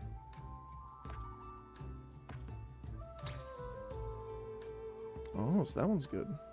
I mean, good choice.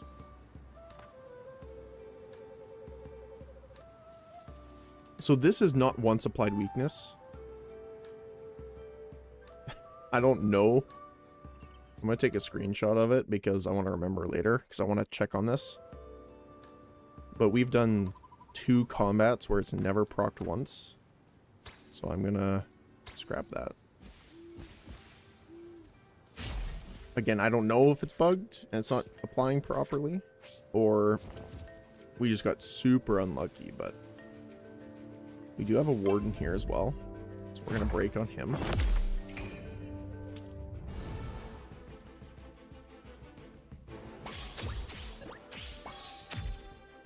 Alright.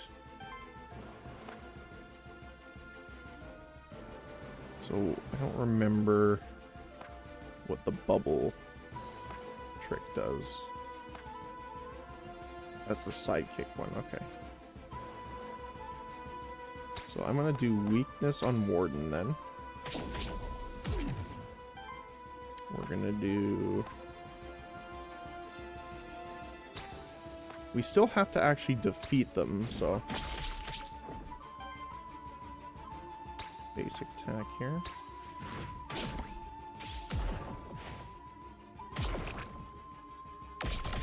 Ow.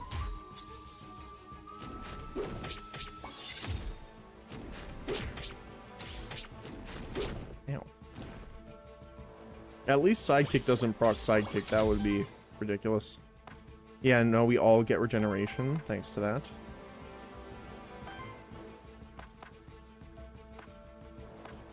So it did say the first hit should be wild, but it didn't break it. The problem is I don't want it to crit, which is weird, but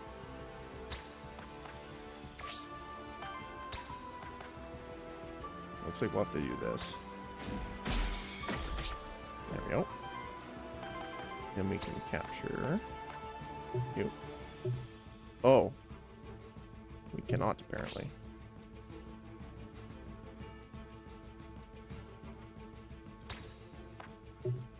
Okay.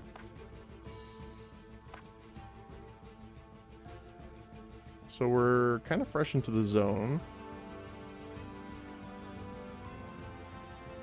I don't want to use that just yet.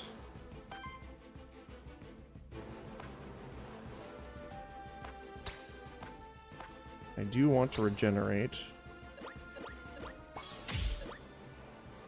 We'll heal our guys.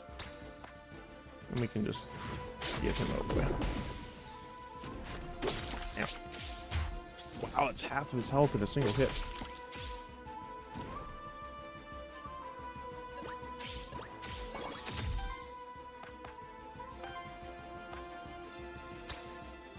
Okay.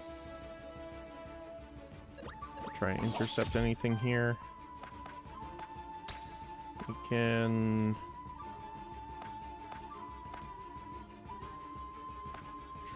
Let's hit him. We can also hit him here, which will break him. So he'll lose his attack.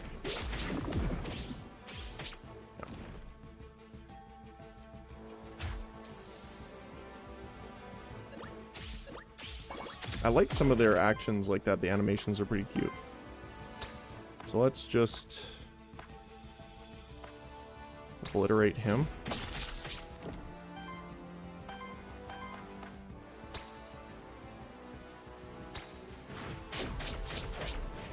Not a single one crit, which is a little unfortunate.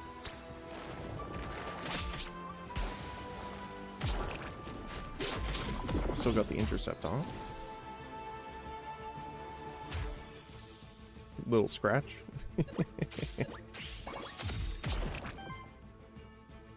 There is one thing I wish was a bit different. Poison procs after regeneration, which I guess is good in the sense of if you are reduced health, it doesn't kill you. You regenerate up first. But in the sense of when you're full health, your regeneration doesn't really do anything. Okay. Oops, that's not what I meant. Skull. Whenever this monster applies a debuff to an enemy, 15% chance to apply another stack of the same debuff. Cannot trigger with itself. Okay, well we can put that on the Tazzleworm for poison.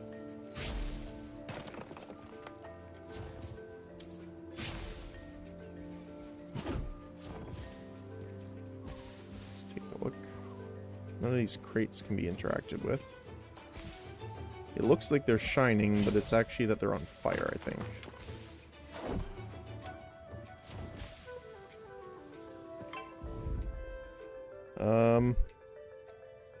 Honestly, the Warden is the scariest here, I think.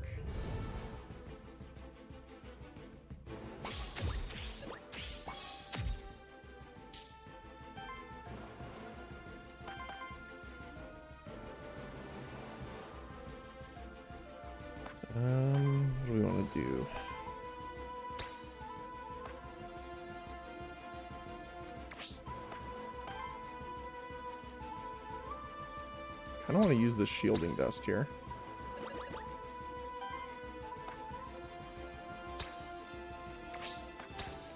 So we can...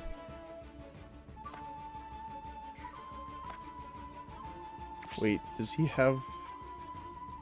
I need to see...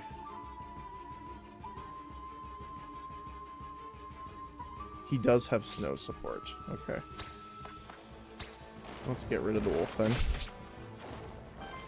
Because that is a spooky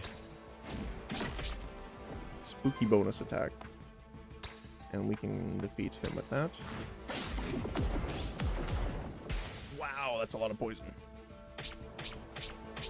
Holy cow. So he lost like almost a fourth of his health bar just off that. Definitely gonna weaken that. We'll roar here. And then... Okay, let's see how much poison we get off this. So keep in mind, we have poison on the attacks, poison on crits. So we can apply quite a bit if we really want to. Ow. That really does hurt.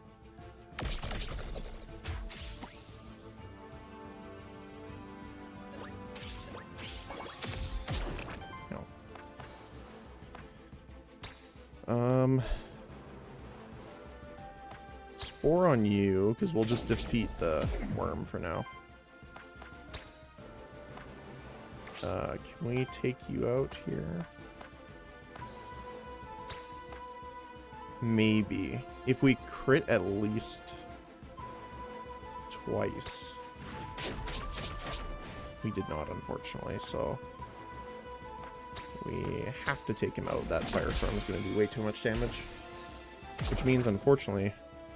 oh, he still has a block on him, so that works. Weakness on the full team, though, is kind of rough.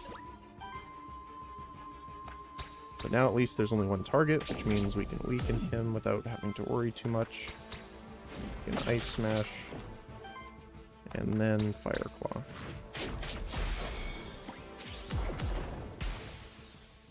Very nice. Corruption is still kind of an issue here. Especially since we don't have a way of getting rid of it. Your monsters may sometimes learn Maverick skills. Okay. While most skills belong to one type, Maverick skills combine two different types, creating unique synergies.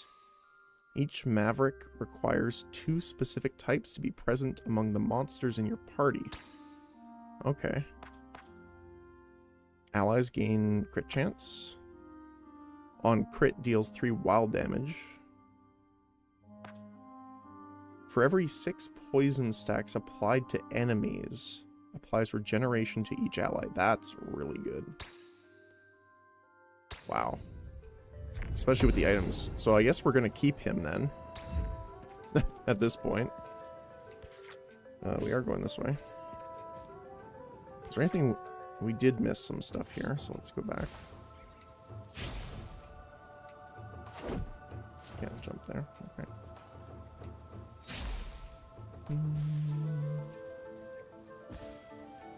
Nothing down there.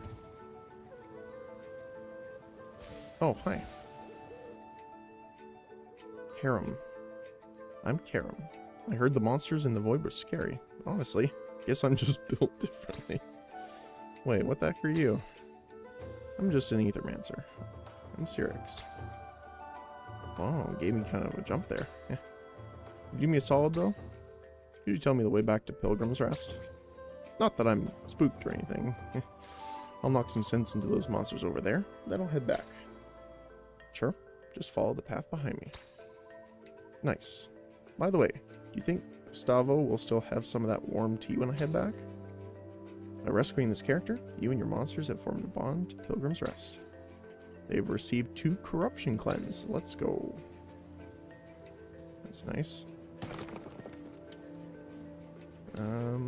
Inspect. may look like a pond now, but this hole was created by a powerful impact a long time ago. Must have been caused by siege equipment. Or something mighty. Okay. That's it. Yep.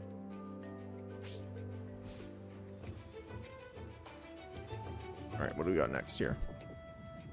Envoy, Ether Spring, or Merchant. I haven't come across the Merchant yet, so let's do that.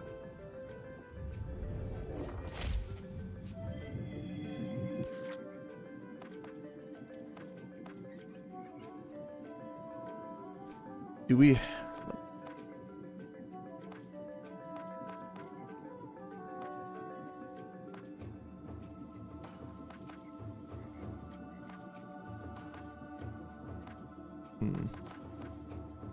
So I was tempted to get the Warden again, but now that we have that extra regen, although the problem with the regen though is that it doesn't work through corruption. So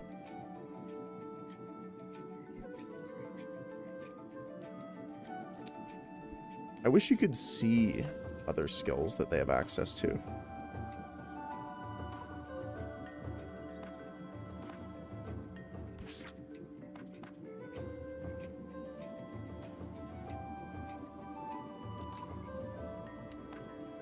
Although I guess you kind of want different skills in your types, because then that unlocks more Maverick skills that you can get.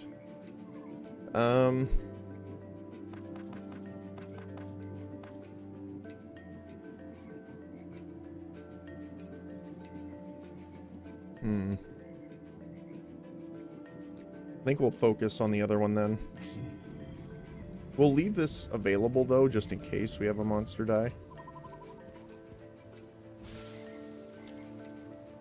Money in the trees. Oh, hello. You see what I see in there? Interesting. Another Aethermancer. Who are you, then, child of soul? Are you familiar with my kind? That's unusual. My name is Cyrix. Many things are known to us. Apologies, but who is us? What are you doing here, anyway? He kind of, what is it? The Slay the Spire silence. Kind of gives me that look. Purple instead of green, of course, but... Why, this is our home. The Fractured Ruins. Is there a better place to be on Terrace Day? And by us, I mean us. A humble trader living a simple and modest life and his associate. Say hi, Sally. Are you aware you're inside the void? Yes, yes, the void. A natural part of our world, I'm afraid. Life and death, ether and void. Enough with the chit-chat, though. Perhaps you are interested in my wares. Here to buy anything? Okay. So he sells souls as well as equipment and everything else. All allies gain crit chance and evasion.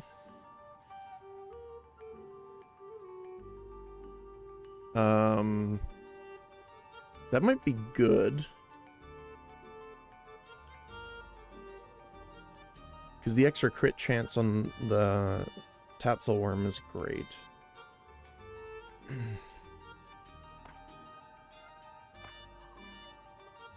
Hourglass of Undoing. Heals all of your monsters for 5 and cleanses 5 corruption from them. That's pretty nice. Bonus XP to a random monster. 7%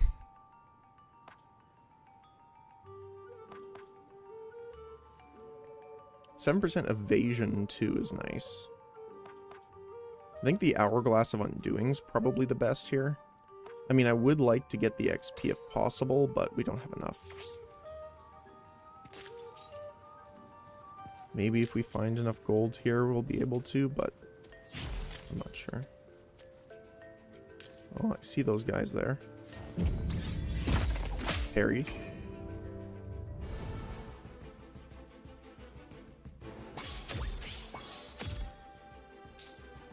Yeah, this fight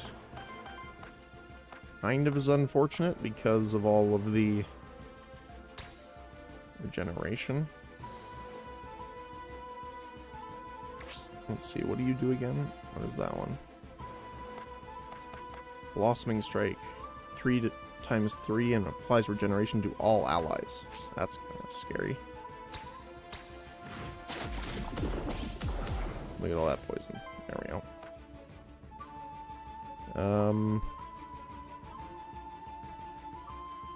Bunch of them are gonna attack the top character. So let's get regeneration going. And we'll intercept one of them here with Roar.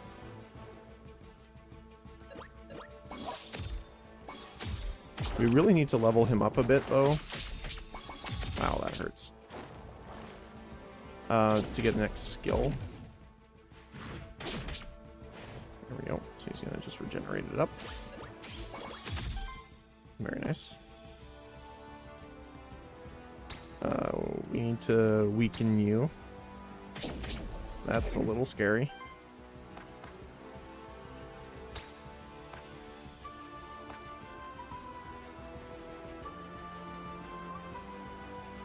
What do we want to do here? We can cancel the heal with that. That's a lot of poison. Yeah, look at how much regeneration we have now too, because of that.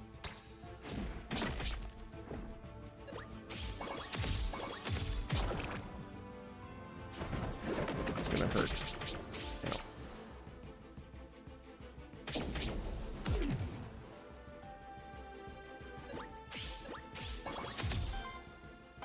So I do want to see this. Heals allies for 5, cleanses 5 corruption. So let's do that. Just to get rid of some corruption here.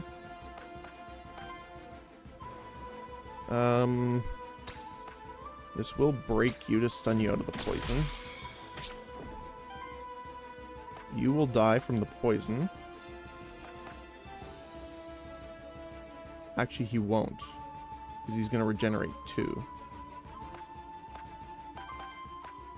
So let's hit you with this.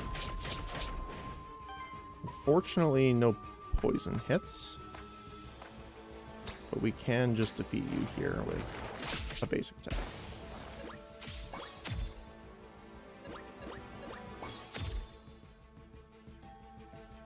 Alright. The global weakness is really rough.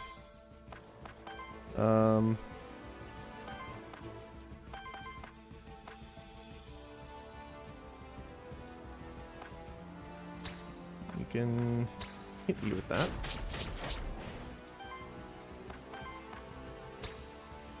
Break you to stop the healing from going off. And we can weaken you to stop the main damage from your skill going off. We will still get poisoned though, but...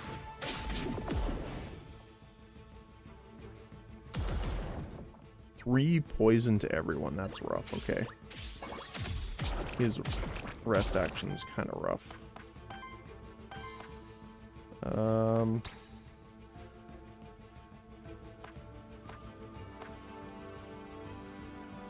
We need to also deal with that, because that's going to be a big hit too. Unfortunately, we won't be able to deal with him. If we crit once out of the 4 hits, we're good. We did not, of course. Ow, ow, ow. Ooh.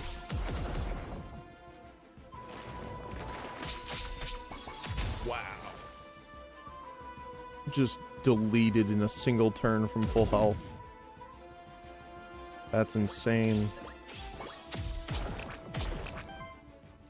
Personal opinion so far. Like, I know this could be changed because it is a demo and they are actively working on the game. But I think corruption stacks a little too quickly. Just from a sense of... It's a flat amount, not a percentage. So, the Tazzleworm with only 30 health gets absolutely destroyed.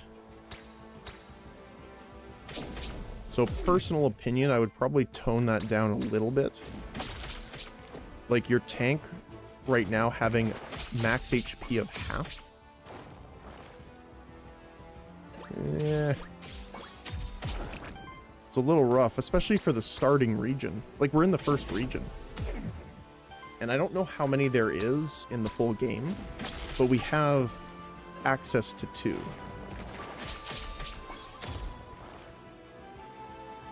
Not to mention this guy's regenerating 6 per turn.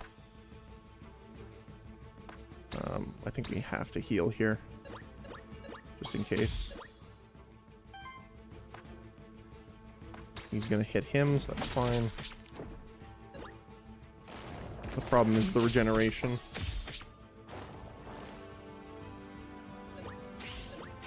I'm not sure what I would suggest right at the moment for that. I understand the reason for the corruption. I just prefer a system like that not be just globally effective in the sense of every single monster applies that. Because it's all damage. Healing Brew. Generates 1 of each ether, heals all allies. Applies regeneration, then shields them for... Ooh. That's pretty nice, though. 3 times 3 applies regeneration to all allies. I think Crystallize is better here. Applies a redirect to self free action. Winter Guard. Shields all allies. Cleanses 3. 4 to 5 damage against target enemy. Applies Age to self. Shields all allies with Age for 2 to 4. So none of our other characters have Age though, unfortunately. So I think Winter Guard probably the best here. Okay, so we're gonna have to, before we pick this up, we're gonna have to get our guy back here. So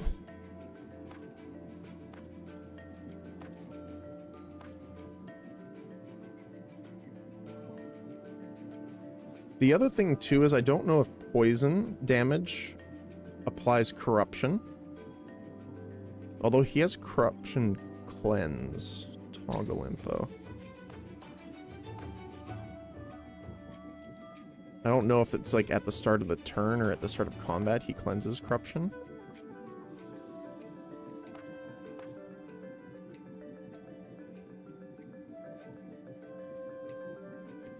There might be some poison buffs too that switches it, but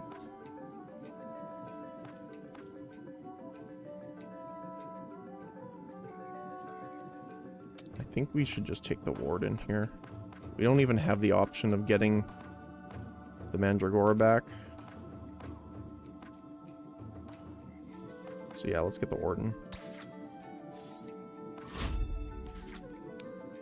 Corrupt... No, okay. So let's see.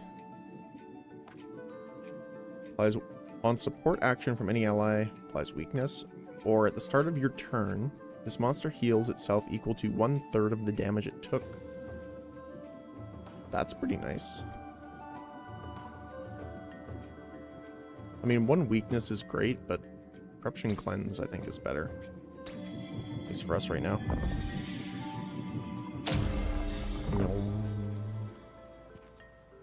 Alright.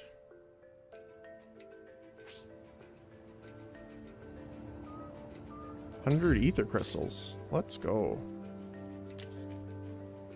Sounds good to me.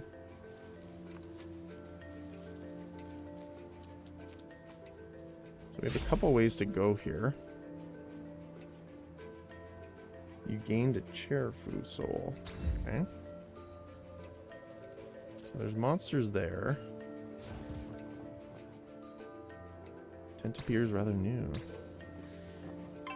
Oh, hi. I think I want to hit the slime first here. I don't like the poison. Okay. It's a lot of buffs to start with. So for sure, I'm going to use this right away. So cleanse some corruption. Generation to all allies.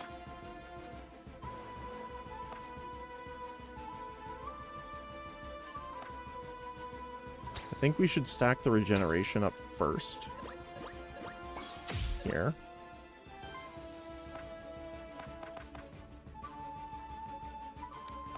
I do want to deal with the slime here first, as I was saying, because we don't want as much poison as possible.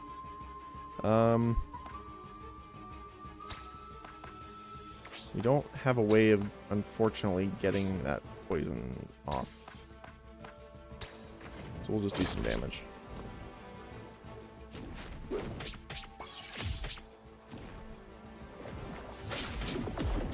That's a lot of damage, though. Holy cow.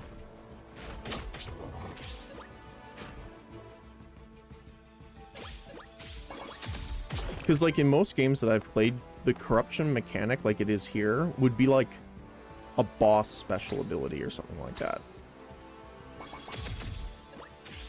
There we go. And then we can shield all allies again.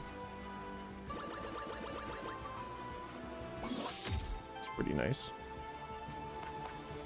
Then we can stone shard him to get rid of that.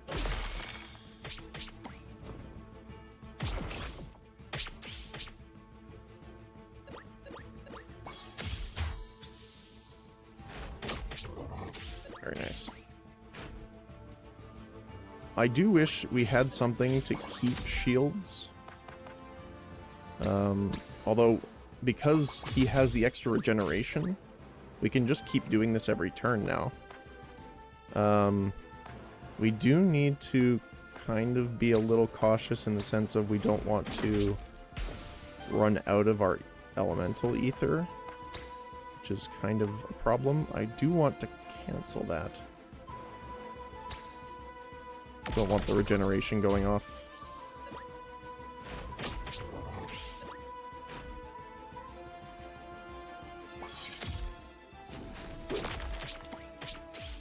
It's a lot of damage, holy cow. Even though he had a lot of shields on him. Okay. So let me just check exactly. So it's long-lived that's really benefiting us here. Whenever regeneration stacks are applied, apply an additional stack. So that's fantastic here. So there's our overshields really now. We can get rid of the doggo. And we can stone blast this guy into oblivion.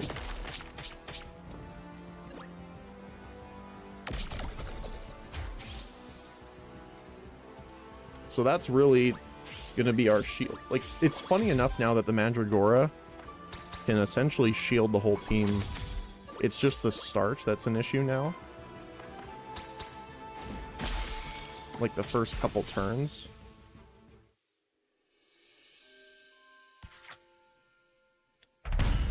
Oh, Jotun is worthiness level 2. Defense +1. Okay. Yeah, damage prevented is 9 worthiness there, 47. Very nice. Common orb. +1 ether, but health is reduced by 6. Grants a hit. Each hit a 10% chance to grant a critical hit. Might as well put it on the Warden, because he doesn't have anything right now. Get some gold here. I want to visit the merchant again before we leave. We also missed a pack down here.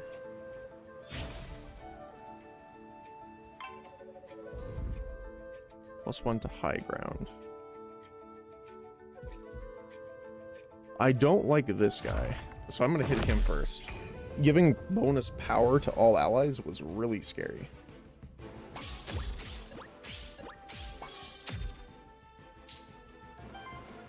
Okay. So we'll start with a crystallize.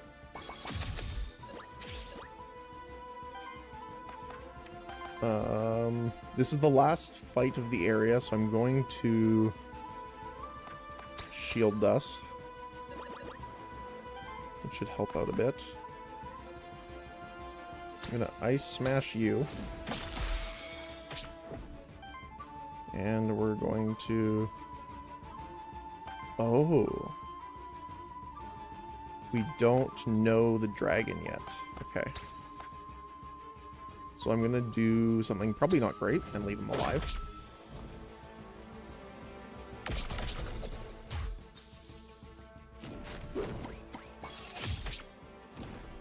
Turns 11 damage. Let's go.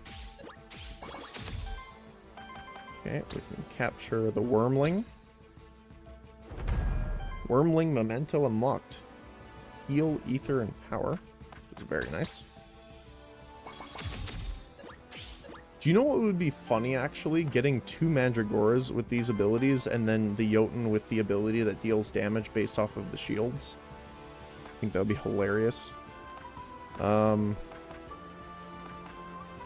we do want to take him out now, unfortunately.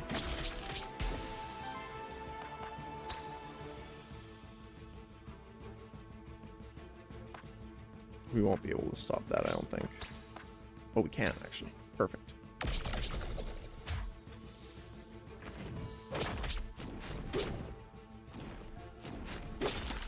Now.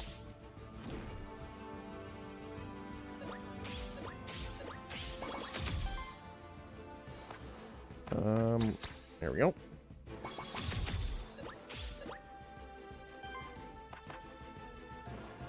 We can...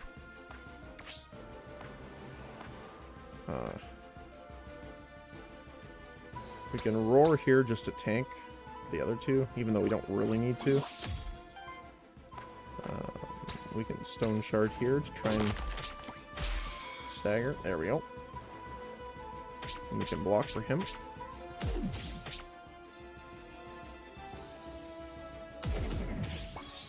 So, and then what we can do too here. So we can crystallize. We can Winter Garb, which gets rid of all the debuffs. And then we can just smack this guy. Perfect. I highly doubt they're getting through 33 shields. Kind of feels weird that he's only really using one move right now, but, you know, can't complain about that. Smack, smack, smack. We might be able to. Yep, we crit. Perfect. -2 corruption.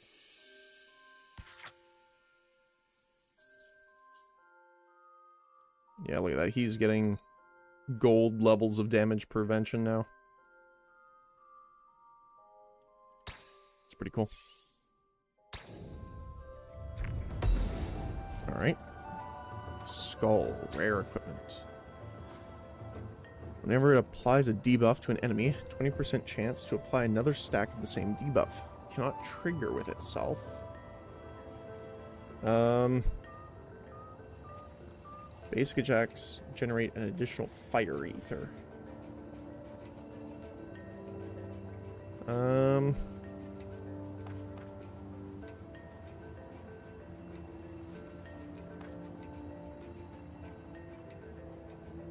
don't really have any debuffs, really.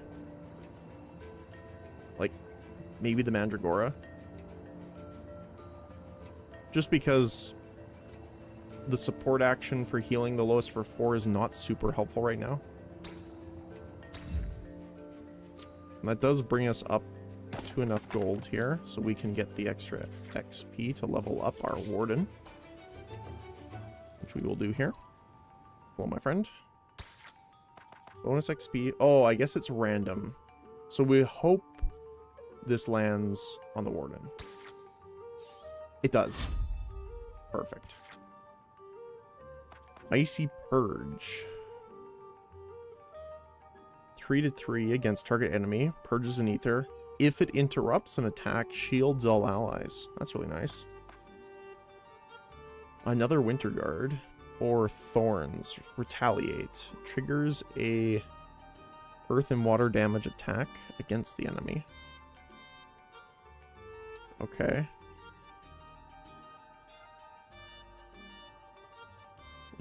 Actions that grant retaliate last until your next turn. Okay.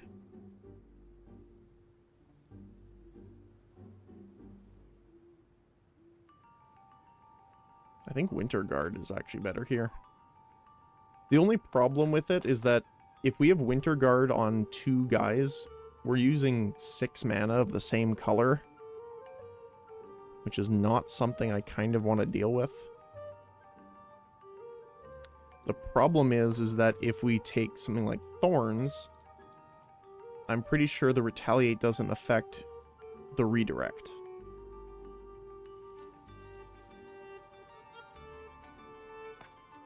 Although we could always just attack him instead.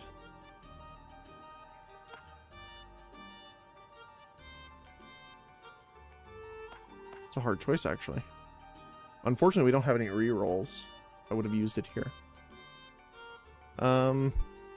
I guess we could use Winter Guard just in case. Like, if we want him to attack for whatever reason, with if we want to attack with Jotun, we can still have Winter Guard to protect the Mandragora with Warden.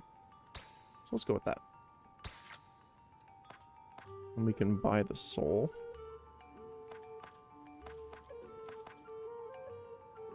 Might as well. Don't think there's a reason not to. Alright. So, which loot drop epic? Oh, this one's blocked off. Okay. Let's do...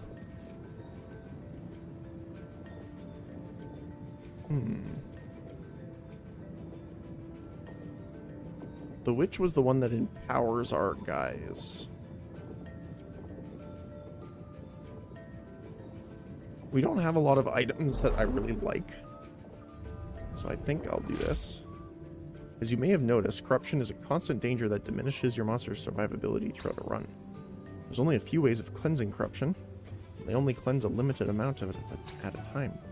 Successfully dealing with corruption by preventing it and playing around it is one of your main challenges as an Aethermancer. Yeah, it really is. Really, really is. Okay. Loot drop epic Warden gains XP. That's great for them to balance out, but not exactly what I was hoping for.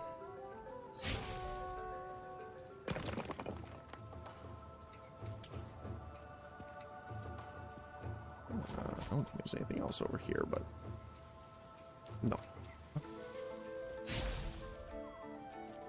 Sometimes you gotta watch for the weird paths that they do.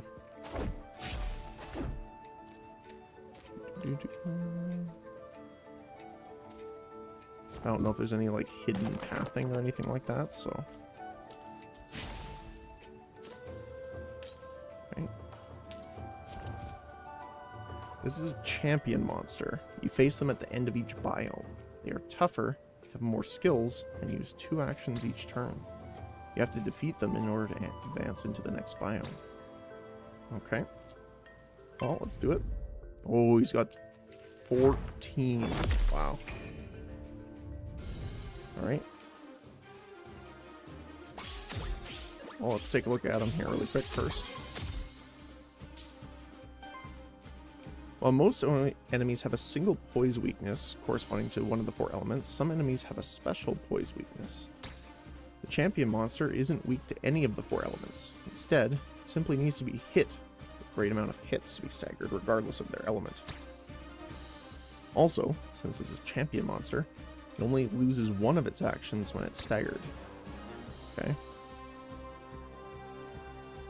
Hexing strikes. On single target attacks from any ally. High weakness.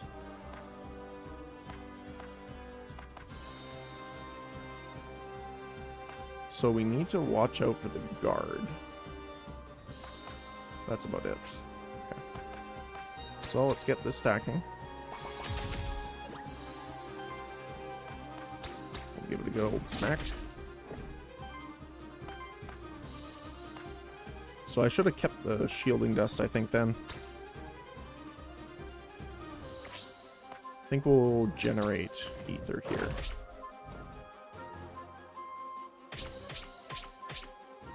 There's a lot of damage.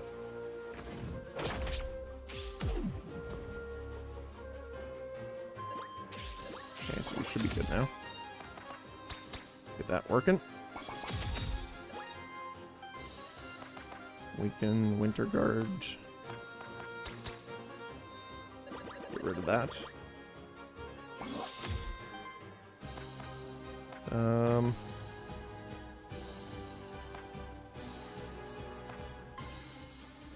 Purge, I think, is pretty good here.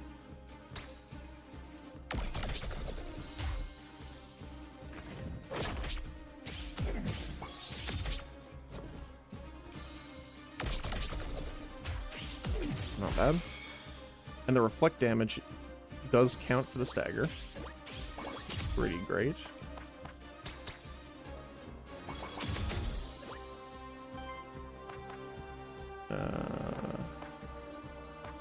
Winter Guard. And then we can hit him with the Stone Punch. Smack, smack, smack, smack. 3 crits, too.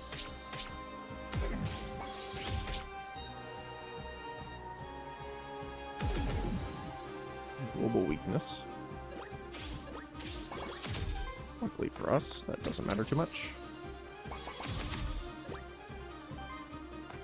We can start hitting them really hard.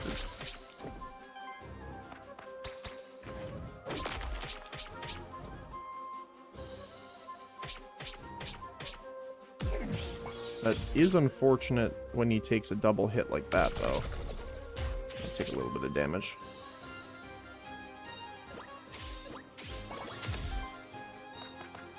It would be nice if there's another way of getting rid of corruption, though.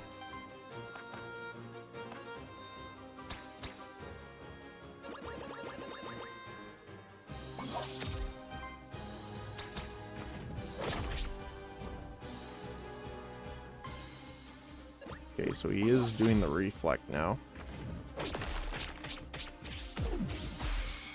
Nice, got the stagger off.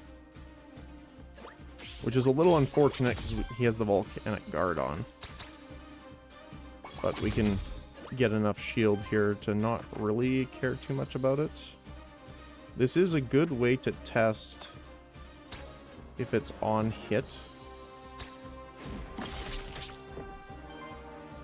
Nope.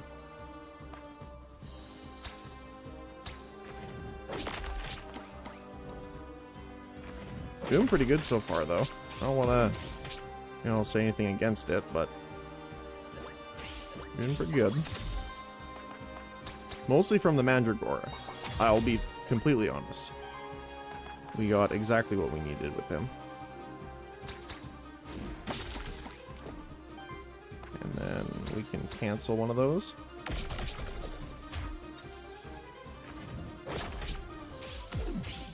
Perfect. Ow.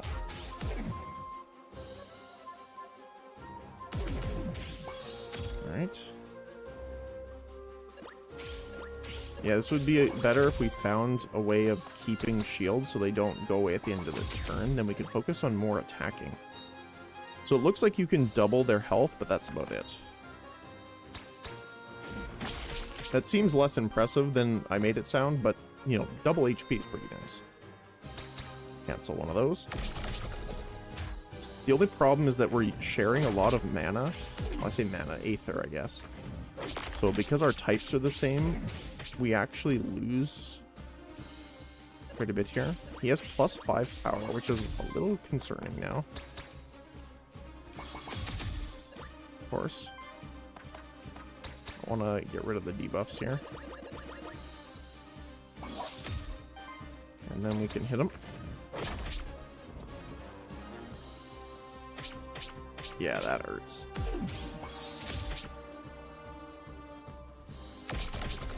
11 damage per hit now. Luckily, though, this is his final turn.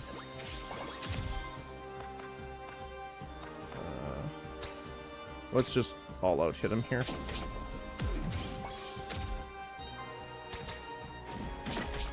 There we go.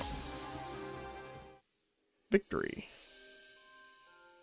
You've gained 10 gold and 30 ether crystals. Detail information. Boss bonus. Okay, so you get a lot of worthiness from defeating the boss.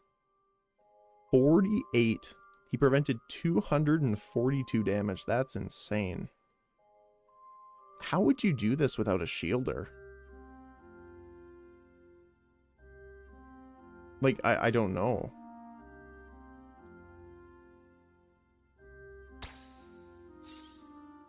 Huh. I'm trying to think. Like, if we prevented that much damage, regeneration wouldn't work because you'd get corrupted all the way down, so you would never be able to regen. Especially because he's doing that much damage with his empowerment. I have no idea. Whenever regeneration is applied to an ally, heal them for 4. That's not bad. On water action from any ally applies regeneration to the ally. That's great. Cosmic Hex is pretty good, but I think this is great. Because both of them have water actions. For every 4 age, trigger an attack against all enemies with 2 earth-water hits. Damage equals the age. For every 3 age, applies redirect and shield self. Endless endurance is probably pretty great here.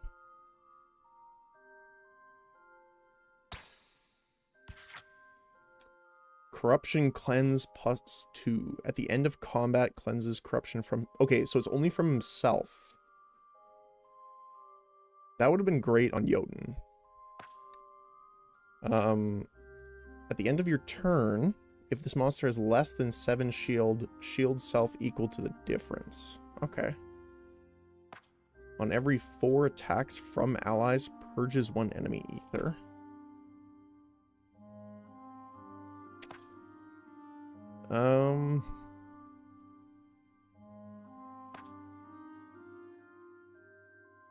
I mean, I guess safeguard. I mean, he's not really getting hit at all. So maybe aggressive purging. Because he's kind of our offense, even though he's a tank. 2 skill rerolls. I don't know what that is. Oh, we are going down. Okay. Looks like the cook. You've entered the rest site. This is a safe place between the dangerous biomes of the void. The cauldron you see here is the monster meal, specifically prepared for your monsters. It will cleanse a large amount of corruption from them. That's nice. This time, I want to ask you a question, child of soul. Please call me Cyrix. What is it? Why did you come here? Well, when the void opened, I felt it was urgent enough to investigate. Interesting.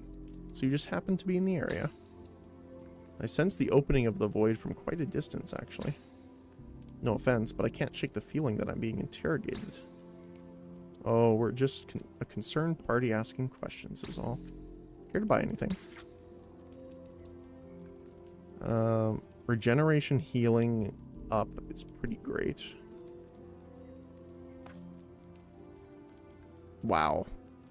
Crit chance 30%, evasion 10%, generate 1 earth. Tea of many spices. Bonus XP. So let's do the blank memento and I guess the bonus XP. Lands on Mandragora. Okay. Then we will consume 20 corruption from all your monsters. Very nice. And this is if we want to, we can get another one. So let's see your details. Gifted the worm. Temporary power, and on attack transfers it to every other ally. That's pretty good. Heals and generates wild ether. That's cool. Not for this run right now, but... Is there anything... No, we can't go down. Okay. Alright. The Forbidden Fortress. We'll leave that there just in case. Oh, there's something up here. Oh, hello, friend. The Forbidden Fortress, the last line of defense for Vigil, the holy city, in the war against Goldland. Proud nation of Goldland, once the seat of the Goltic Empire in times long past, sought to reclaim their glory. Centuries before the war, the monster deities had laid waste to Goldland and liberated the many monsterkin slaves that lived there. In fact, the monster deities and the liberated monsterkin built Vigil on top of a mining camp that was run by them. Many monsterkin lost their lives in such camps. The history of the monsterkin is truly a bloody one. Their staff flickers with wild intensity, as if it has a life of its own. I'm feeling especially inspired right now. Let me show you one of my special talents as an Aethermancer. I can use my magic to upgrade one of your artifacts, free of charge, of course. +1 max charges and refresh charges. Oh, we should have come and done this later, but that's fine.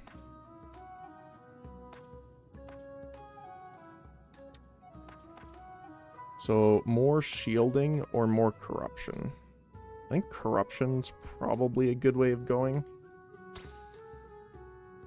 Cool.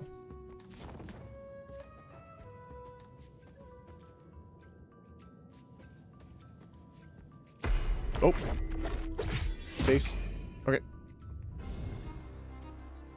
Oh, these guys look strange. Alright. What are you? Shambler. Nosferatu. And a gargoyle. Sidekick, shield, and power. Dodge, heal, and terror. Tank, ether, and age. Okay. Brace. Oh, so it doesn't have... Huh. Shield self retaliates for wind damage.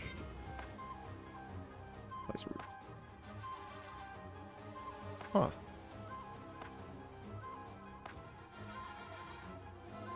On interrupt applies age. Okay. Terror on enemies deals 2 more damage and heals the attacker for 33. Ooh. Terror. The first hit of an incoming attack deals 1 additional damage for each stack and is converted to wild damage. Consumes half of those stacks, rounded up. It's a little spooky. Applies 3 terror, 2 terror, 4 terror. So he essentially makes all of his allies better through lifesteal. Look at his perks. +1 damage, +1 damage, +2 damage. It's kind of rough. For every 12 shield this monster receives or applies sidekick to himself. That would be great. Attacks of this monster consume all sidekick stacks at once to deal their combined damage to an enemy. That's pretty nice. Shields, temporary power. That's pretty cool. Deals damage to all enemies equal to the amount of shields on this monster. Yeah, that's pretty cool. We do have a blank memento. We can do that.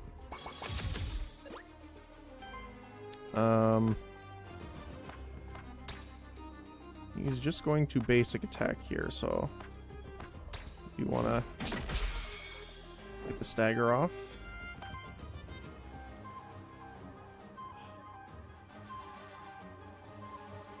I think we want him.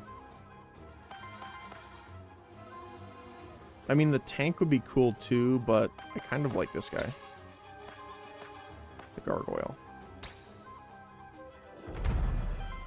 Memento unlocked. Earth and wind. Which is nice because then we have a different use for some of the abilities.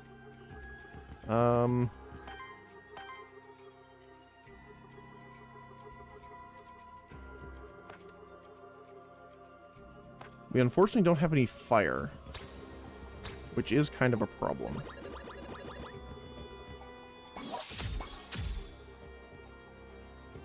Extra regen.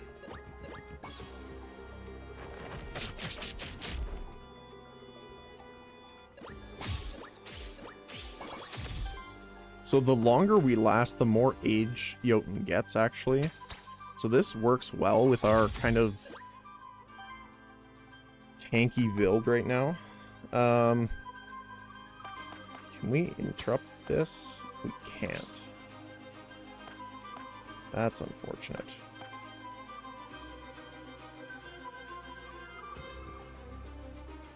So we'll have to winter guard this probably.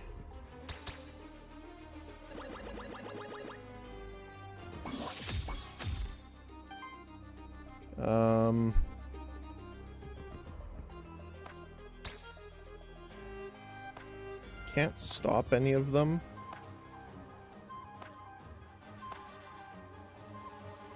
So I'll probably just attack normally to get going. I do want to deal with him because the other one's going to give him shields. Ow. That's a lot of damage up. That's a cool looking basic attack though.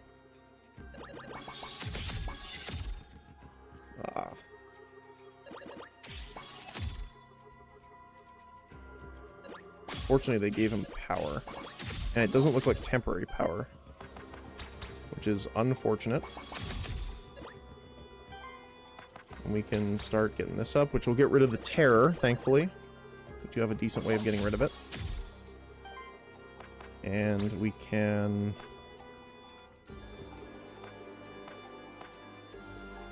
I guess we can just focus on taking him out.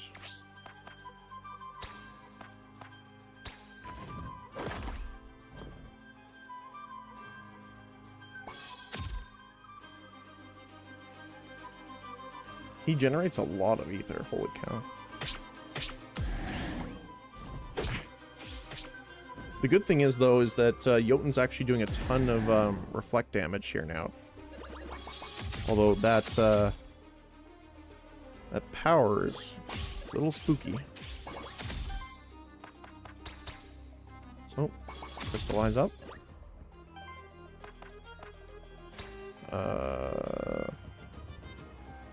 Guard. Get rid of those stacks. We can actually take him out pretty quick here.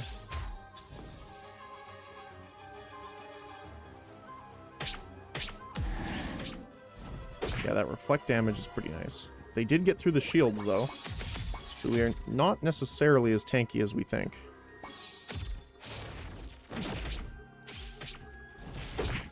Ow. Yeah, they get through... Now consider this, right? If we didn't have shields, they would all be dead already. Because they got through all of their shield and it goes up to their full health bar. So that's pretty intense. I'm fine with doing that. And then we can... Can we take you out? Yeah, we can. Totally. Alright. 26 damage. Although 26 damage is reflected. Ow. Ow.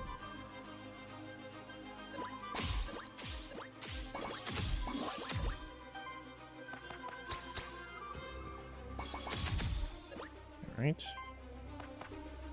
So then we can just kind of go ham on these guys. Get him out of the way. him out of the way.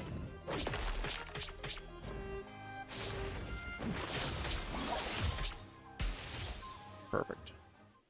So yeah, right now we don't have a lot of damage output other than our reflect. Which is kind of sad because, you know, yeah, but at the same time that's pretty good.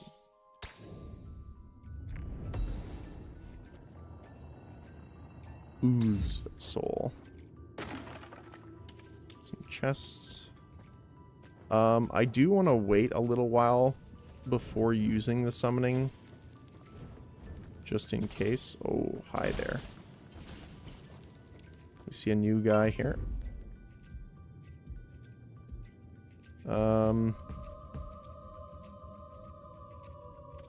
You're a wind break. We have a lot of wind though, so I don't mind doing that. I do want to get rid of you though first. Let's hit him. Oh, he's carrying a pot of soup. What is your soup? Domavoy. Monster Chef. On action, if the action didn't consume cooking stacks, applies cooking stacks to self and regeneration to the ally with the lowest amount of regeneration. Oh, you'd be good in this build too. Heals all allies and oh, he has a lot of healing, holy cow. Consume all cooking stacks and apply burn for each one. Heals ally, shields ally, redirect. Lava soup. Heals all allies and burns enemies. Okay. Well, luckily we have a lot of debuff removal. Let's get Crystallize going. I'm probably gonna... I don't know how many combats are left.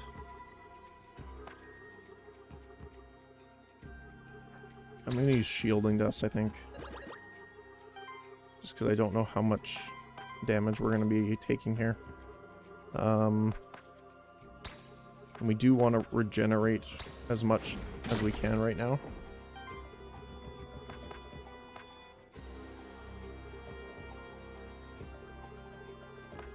I think I'm going to just hit him. He looks scary with all of his healing, so I think we're going to have to do that. He throws soup at us.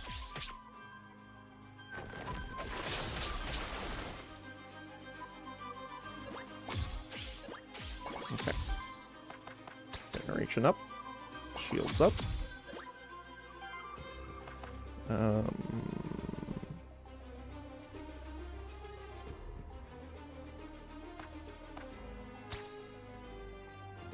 Yeah, the basic attack with you...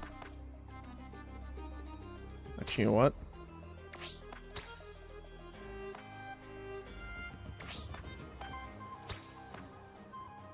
We can't get rid of that. Okay, let's get rid of this first of all, so he doesn't use that heal. And then we can Winter Guard here. So yeah, it is nice that we grabbed Winter Guard on the Warden as well. Ow.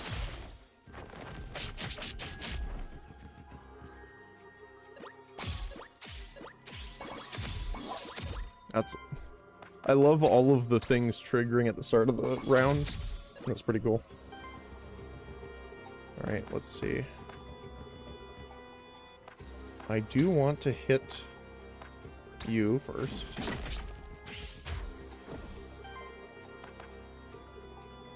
I'm gonna take you out, actually. Unfortunately, we don't have any mementos right now, so we can't even get him.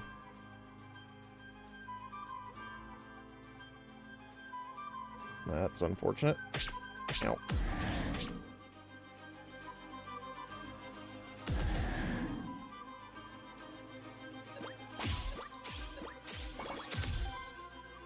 Alright, shields up. Crystallize.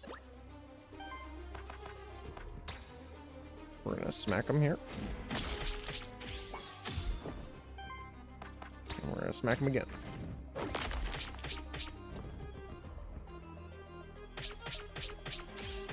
That's a lot of damage, holy cow.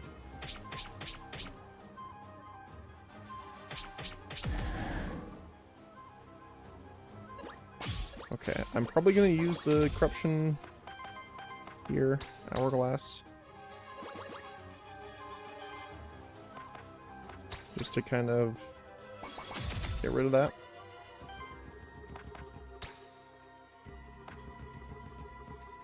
Can we take you out? Yes, we can. Okay. He's honestly the biggest concern for me, so let's just get rid of him. And he will defeat himself off hitting our giant ice crystals. Jotun's getting a ton of worthiness here, though. Holy cow.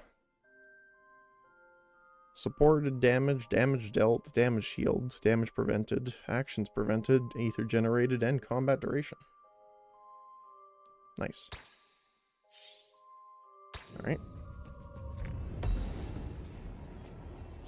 Lance, rare equipment. Okay.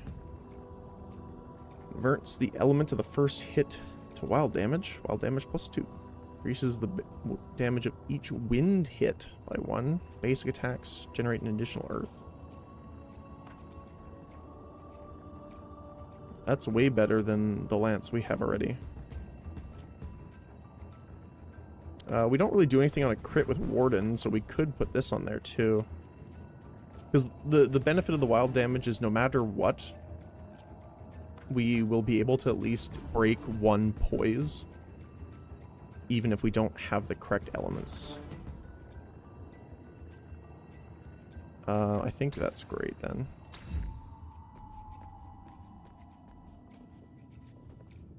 Oh. Let's check. Yeah, we need to go up here.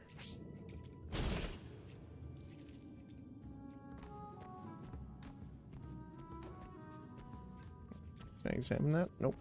Okay. That looks ominous. That armor. Hmm.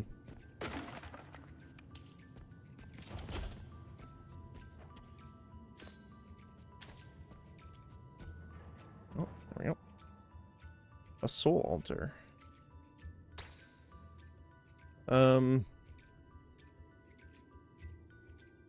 Next 2 battles gain a temporary boon.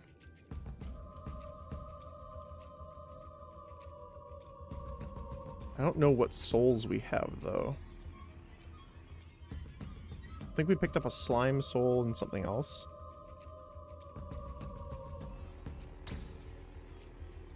Orthus, that's fine, okay. Choose a boon based on the released soul's types. Allies gain healing. Applies power to allies. It's not temporary, which is nice. 2 sidekick to all allies, though.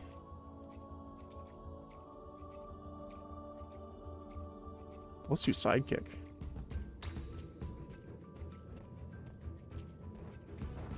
Okay. Is that it? Yep, that's it. Alright. I guess I can just teleport. Alright. So we have Ether Spring, random NPC, or gold. Let's do Ether Spring. I've not done this one yet, so let's see what this is. Okay.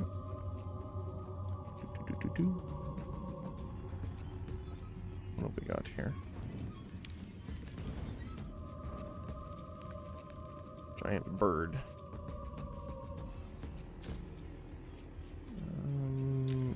These ambushed us last time, so I'm always a little spooked around them now. Experience boon. At the end of each combat, 25% chance that one of your monsters gains an extra XP.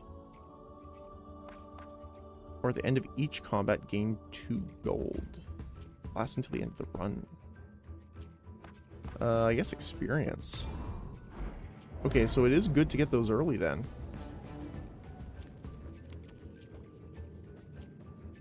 Like first choice if possible kind of thing. Oh, there we go. Carry. That's a little spooky though. All of the buffs. We do need to be a little concerned.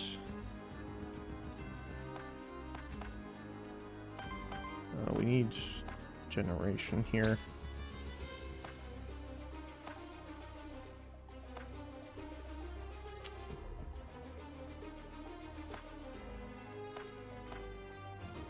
What's worse, Terror or him healing and buffing everyone? I think buffing because he applies power. Oh yeah, we also get the sidekick hits. I forgot about that, honestly. Okay, and then we can ice smash this one and the other 2 will sidekick.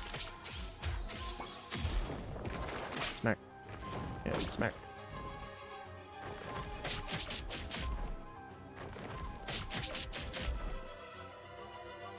Alright. Let's get the crystallize running. I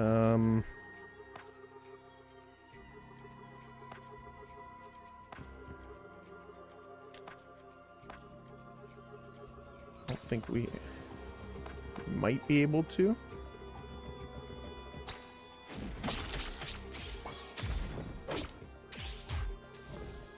And then if we do a basic attack here, he should do... Yep.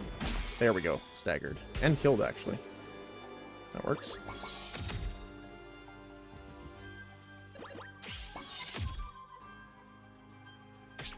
Ow, ow, ow.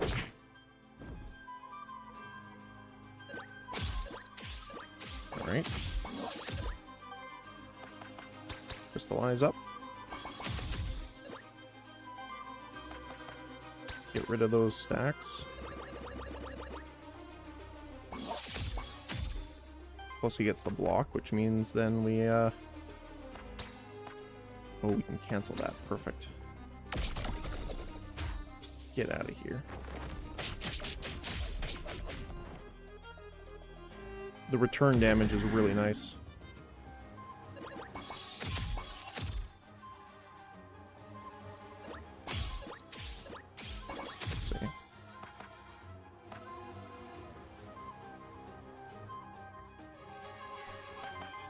We can cancel his.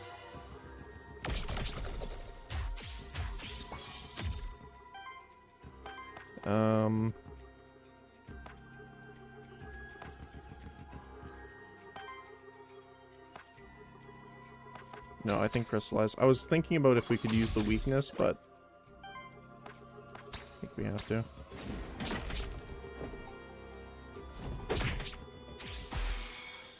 Nice. Got him. It's gonna hurt. Ow. Yeah, that with the empower, that's rough. There's a lot of damage. Mostly because the Terrify as well is on there, so we need to get rid of that. Cleanse that. There we go. Smack him.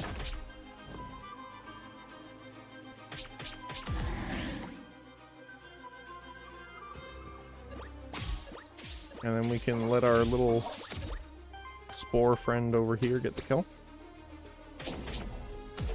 There we go. -2 corruption. Very nice. Yeah, Jotun's going to be upgrading his worthiness pretty fast here.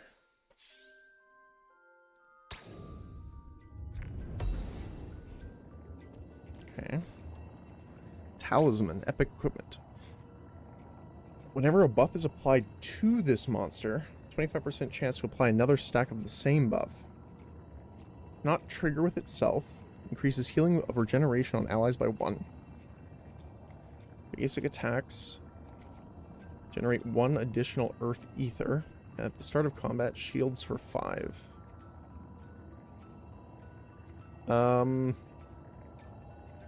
I think that's better than the skull then, because we're not really doing the weaken as much. We're kind of wasting the basic attack generating Earth Ether, because it's not really going to be doing that ever. But the wild damage increase is really good for those, so we'll do it on there. Alright, what do we got here? Soul Altar. What now? Suspicious chest in the middle.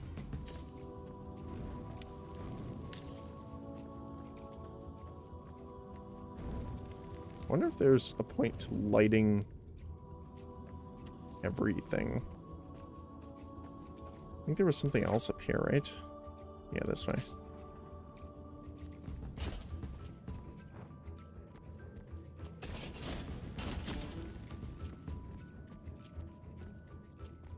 Can I get through this way? Maybe not. Oh, no, I can. Nope, never mind, I can't. I tried. Right.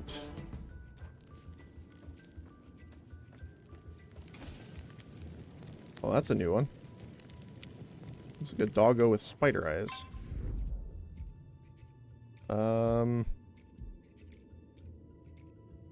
We want to get you done pretty quick, so let's get the void break on you. Alright, let's see what this guy is.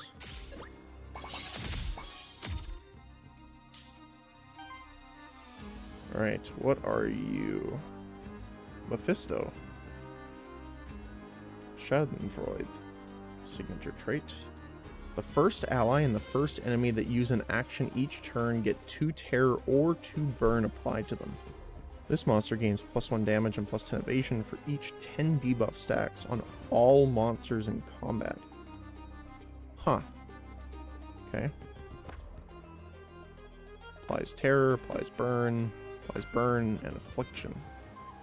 Applies X debuff stacks randomly chosen amongst the debuffs that can be applied by monsters in your party except for weakness. Ooh, that's a little scary.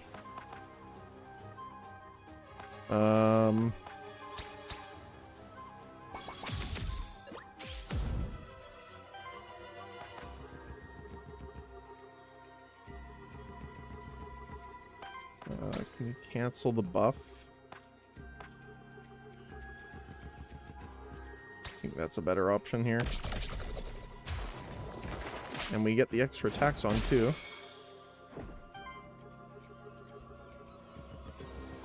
I don't think we can stagger you, but we can get the extra shots on. Gonna take a little bit of damage here, that's for sure.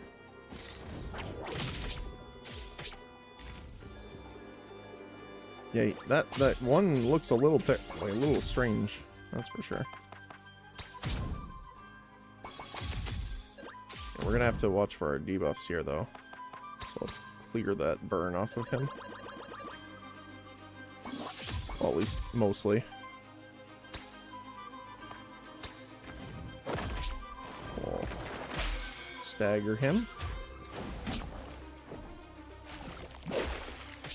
The double sidekick was a good choice, especially because we have the rare spears.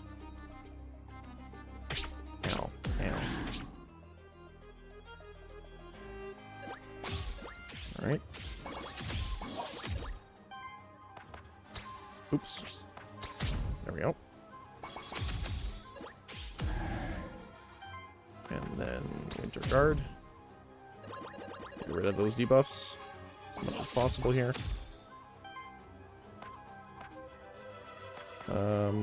Let's just take you out. Oh, he just attacks someone randomly with sidekick. I was wondering what happens if he dies, so... He's gonna heal himself a little bit here. Ooh. The reflect damage was too strong for him, though. Let's turtle up. I just want to see what will happen if we do like a full defense here. And we can hit you. Doop, doop, doop, doop, doop.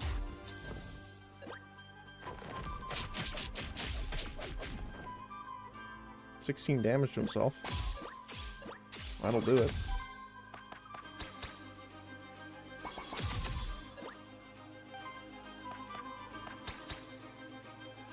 Just for good measure. And Stone Blast. Got him. This one's pretty fun. I like this game so much so far. He's almost level 3 worthiness too. Mandragora levels up. Hexing strikes. On single target attack from any ally, if they have less than 2 weakness, apply 1 to them. At the end of your turn, deal water hit to all enemies. Damage equals 1 for every 5. Oh, that's great. For every 3 consumed regeneration stacks. So we get a random ether every turn, but I think this one's better.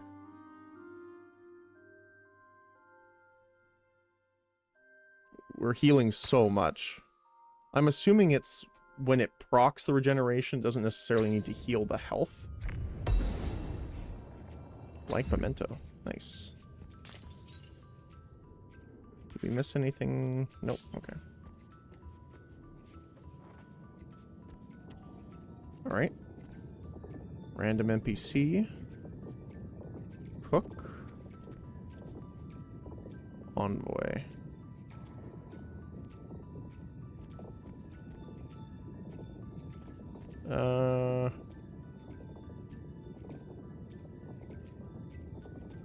Let's see Envoy. Right.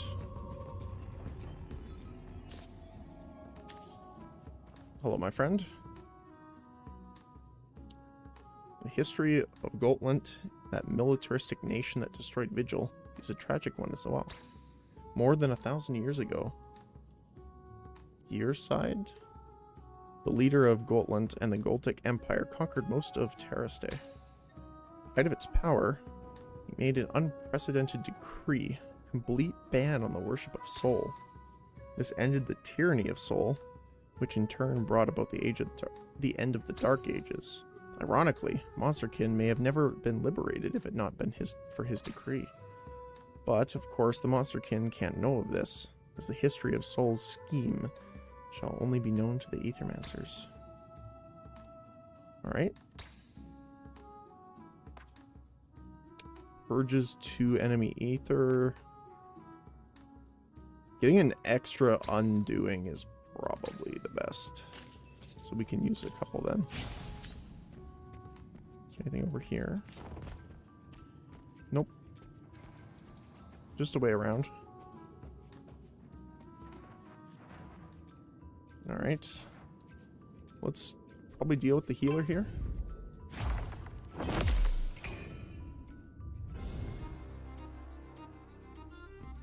Alright.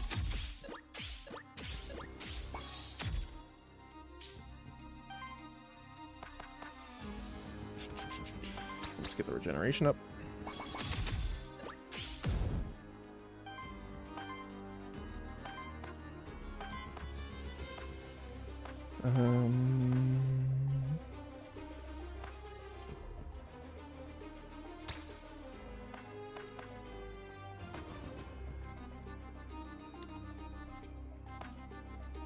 Yeah, let's get him down.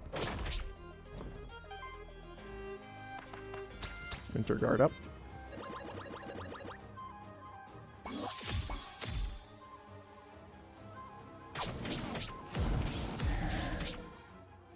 That's an interesting one. Now.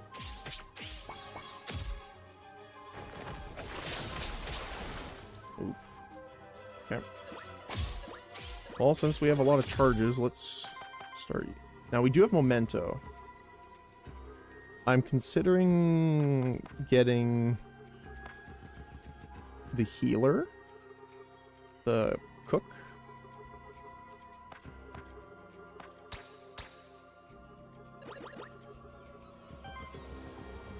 Should be pretty nice.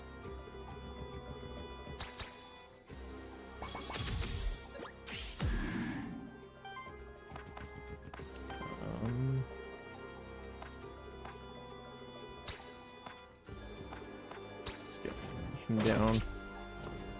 Generate the ether so we can use Winter Guard. But yeah, we have 53 on our healing now.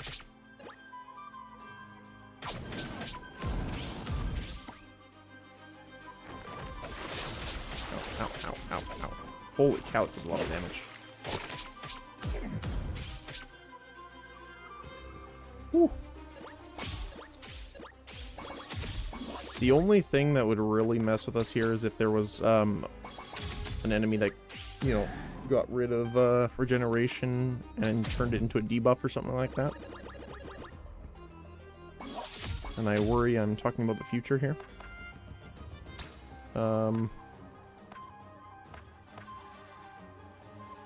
The burn is really annoying, so I think we're gonna try and get rid of that. Oh my goodness. It's a lot of buffs. Ow.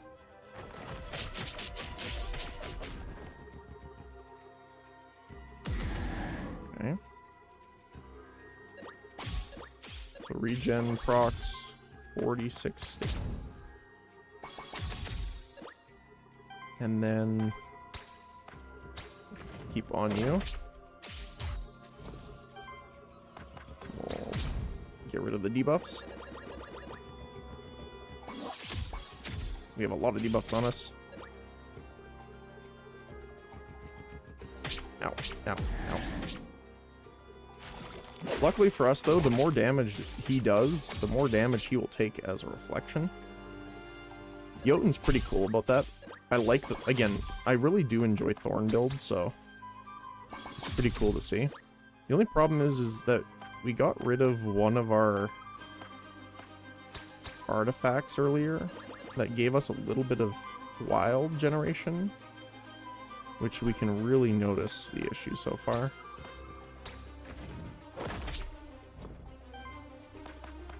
So keep getting rid of the debuffs. So we don't want them to do more damage or heal, obviously. There you go. And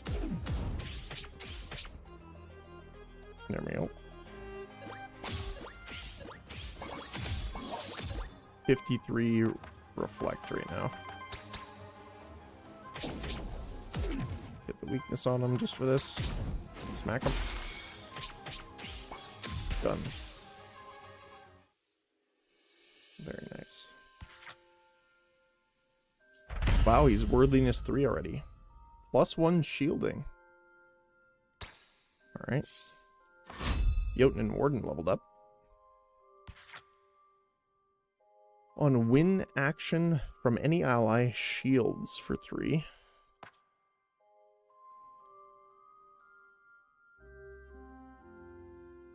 For every 2 age, that's pretty nice. Whenever redirect is applied to this monster, shield self for 8. I mean, shielding wings is pretty good.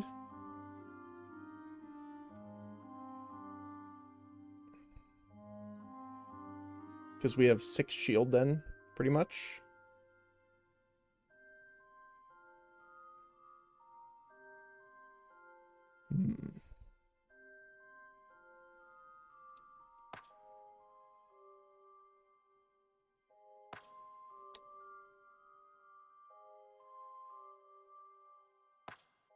Yeah, let's do shielding.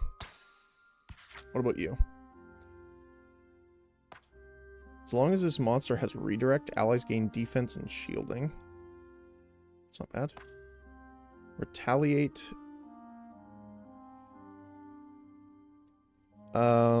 Generates random ether. That's great, actually.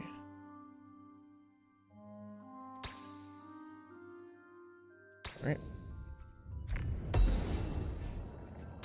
Got some gold. Oh, hi. Hole. Oh no, what now? Just when I narrowly escaped that other group of monsters.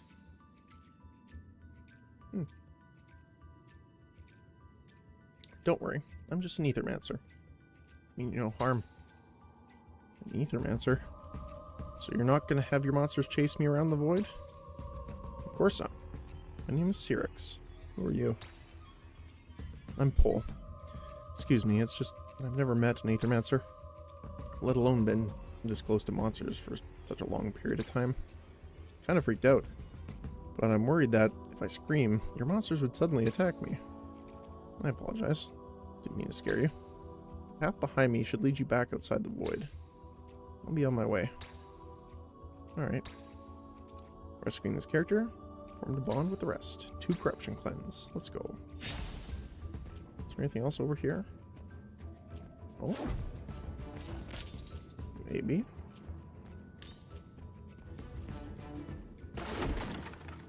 Oh, you can void dash through things.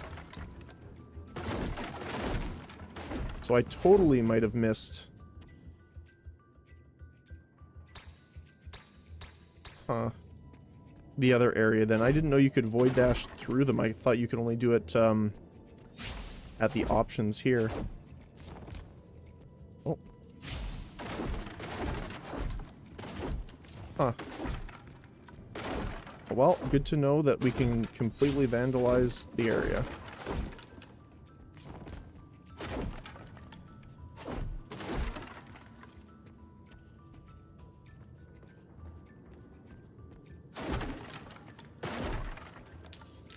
Oh, so the on fire shelves give you some drops. You've just been spotted by a roaming monster. Combat is unavoidable at this point. You have a small time window left to perform a Void Blitz. If you don't initiate combat by Void Blitz, combat begins without either side having an advantage. Oh wow, he's fast. Okay, let's deal with him then.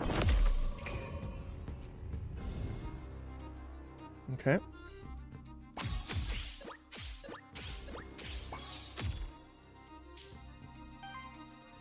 So, Crystallize is a wind ability, so this should give us some extra shields, right? Yep. Okay. I'm gonna probably leave that for later.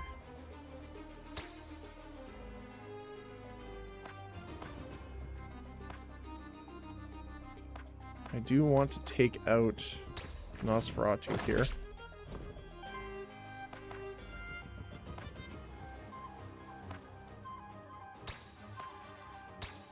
We'll get some regen going as well. Lava soup. Does a lot of damage.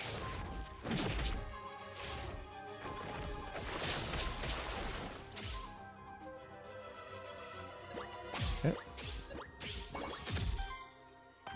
I will use this because we all have some void on us. Crystallize.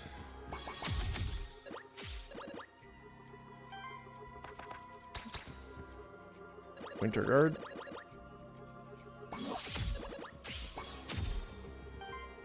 Then use the earth on you. Smack. Smack, smack, smack. Alright, the healing's really stacking up now, which is great. Like, I can't believe he has 14 regeneration on him already.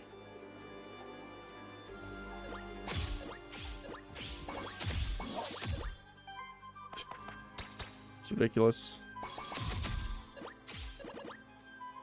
5 regeneration per use because of his bonuses.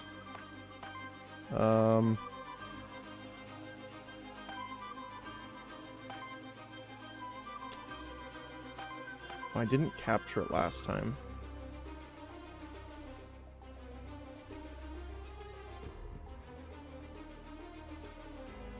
The tank looks cool, but I kind of want the healer.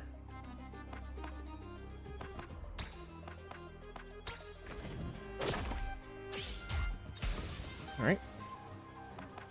We can shield up.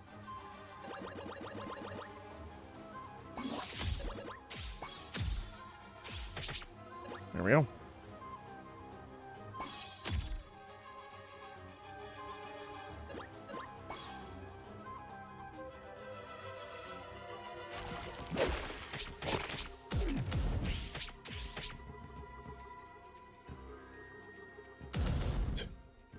Like how he jumps up and stirs the pot like an absolute gremlin. I love it.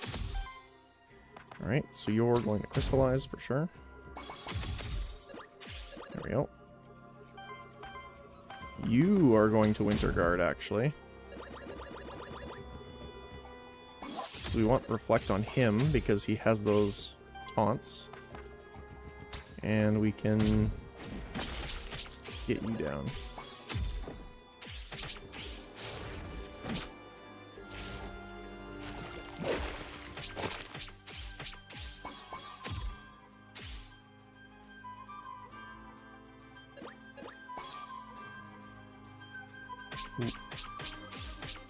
That's a lot of damage.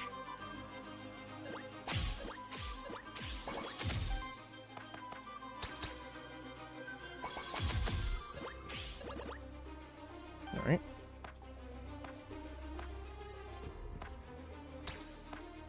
That'll break him. Perfect. Capture Domovoy. Heal, regeneration, burn, fire, and water. Nice. There we go.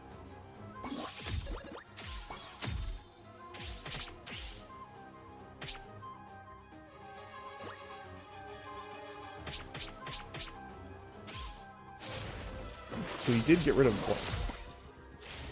one of them, I think. I was watching to see about the retaliation, but I haven't seen it happen yet. Hold on.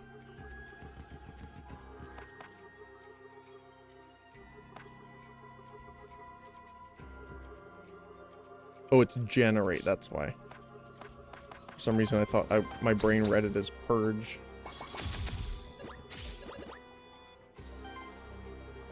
And I do want you to actually get more experience here, so I'm actually going to let you finish this up. Actually, I think the lead damage here will. Yep. Solid. Damage up. Very nice. He's getting gold ether generation too now.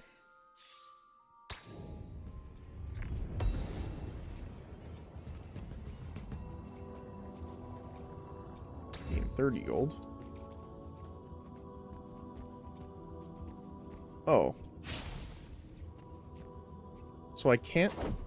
Oh, there we go. That's why. So before, when I was trying to void dash, I was pressing spacebar. For some reason.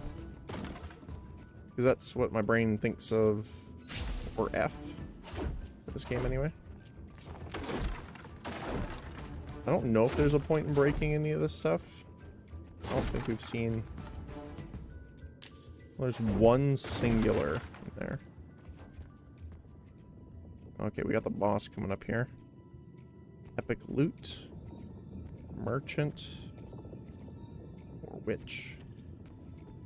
Probably merchant, actually, because we have 62 gold. We can see what he has here for us.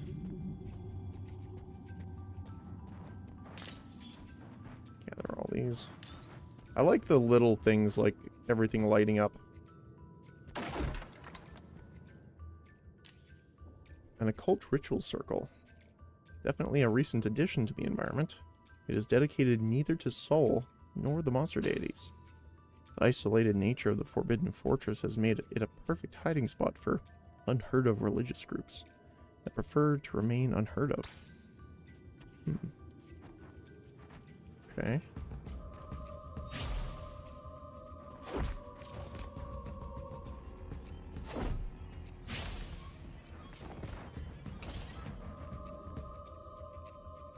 Okay, same as before.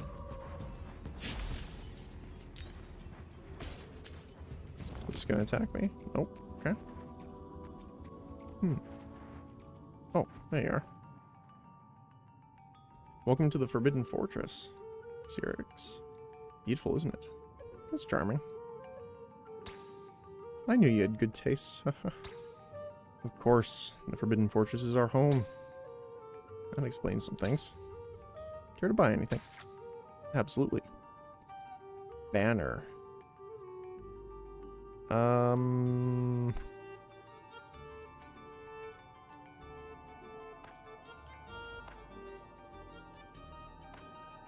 More shielding dust is pretty good. Bonus XP.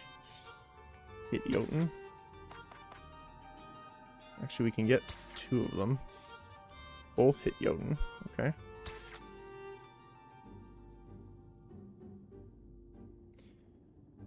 Banner's pretty good, but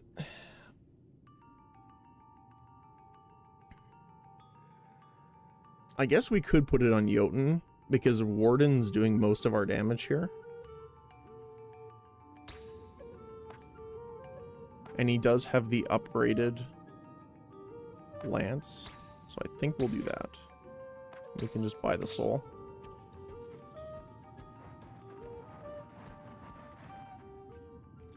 Oh, hi.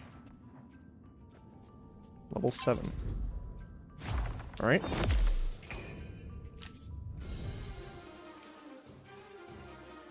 Alrighty. 7 and 7. Tides of the Void. The Void has chosen Wind. Whenever an ally or enemy uses a wind action, Star Spawn generates Wild Ether. Oh, that's terrible for us. Okay. What can you do? Every 4 attacks applies power to self. That's unfortunate. And it's not temporary, it's permanent, so we have to get him down pretty quick. Star Beam. 20 damage against all enemies. Times 2, so it does apply power twice. 2 to 4 damage against all enemies on interrupt. Applies power to self. 5 damage, 3 attacks against target enemy. So he's gonna hit hard. Okay. Let's get this up and running now. So he's gonna do basic attacks for now, so I'm actually gonna spend this time also doing basic attacks. We're actually, this is the end of the zone, so I'm gonna be fine doing this.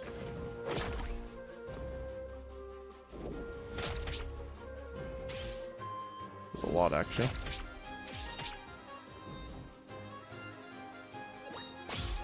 Generates a lot of mana. Element Fire. Okay.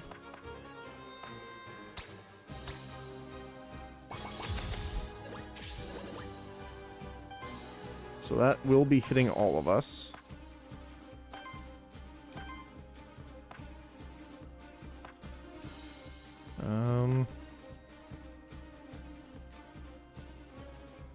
Let's do the shield.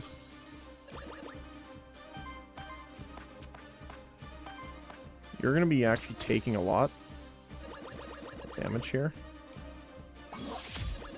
Because we got the total hit hitting everyone as well. And then he's going to take even more.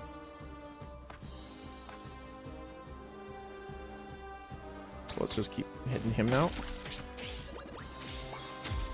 Get that extra regeneration on him. Ow.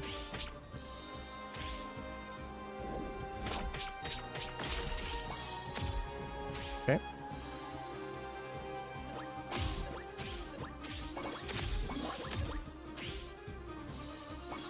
Earth, okay.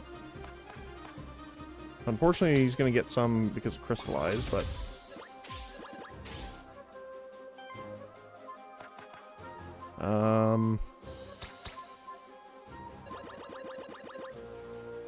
Winter Guard that. Then we're going to Echo. Okay, we broke one of it. I just didn't want to use the Earth Assault because he's going to get more out of it.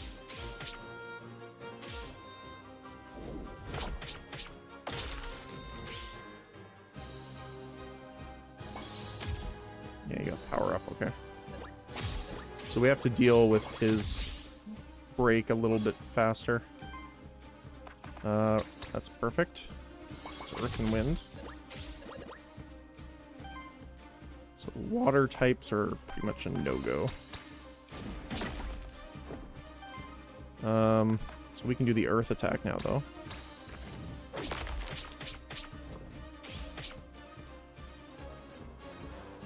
Ow, ow. Yeah, that hits really hard now with that power. Holy cow. He is taking a lot of reflect damage, though. Wind. Okay, so he is doing the Void. We can cancel it here.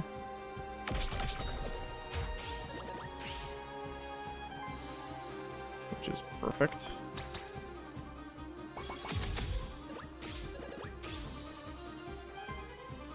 And then what? Extra shield, maybe? Probably. Just so that we can get the redirect in too. Because the redirect is super powerful with the reflect damage that he's taking. So 14 reflect plus 42 reflect. That's pretty insane, actually.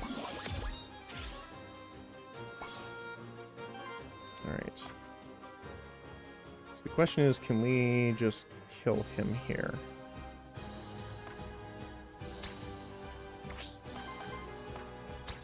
I don't think so. So I do want to shield up. We're pretty much full shield now. So we're just going to hit him as hard as we can, honestly. We are full shields. Let's use the Hourglass of Undoing to give us a little extra bonus. And then hit him with the Earth hit. Alright. And he's dead.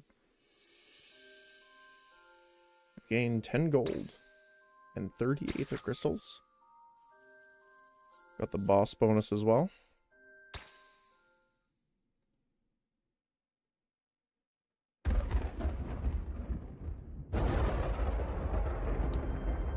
Flashbanged a little bit. Oh, hello, friend.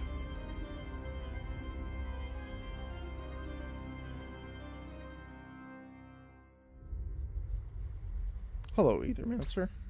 To make it this far, quite impressive. So you do remember. You look well. I'm just going to take a screenshot because I see a little bit of a bug here already. I don't know if you do. Have you enjoyed life? Your freedom? Us? We could never imagine to complain. We take it your surprise has robbed you of your speech. Or is it the guilt? Who could say? Can you hear them? Farewell, Xerix. For your soul will rot in the eternal flow of ether, as is their will.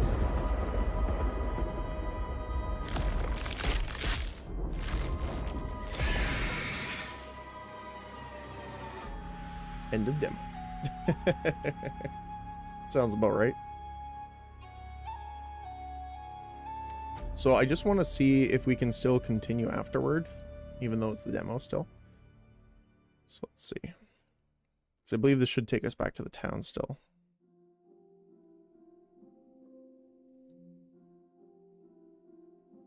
You made it. For now.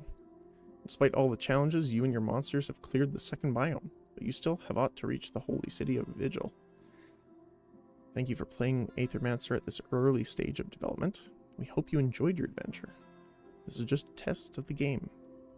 There are a lot of improvements, more biomes, player classes, and other features, and of course monsters, on our roadmap. Your support along the way would mean a lot to us. Wishlisting the game on Steam helps us to get more visibility, and sends you a notification when it releases. Also, you're more than welcome to share your thoughts with us on Discord or Steam, or just hang out with us in the community consisting of cool people, not biased. The Moirai team. P.S. You can keep playing the demo, try out new teams, and challenge yourself with the heroic difficulty. Cool. So we can keep going.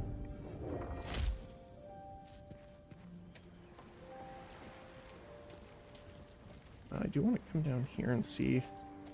So we did find the other person on the run.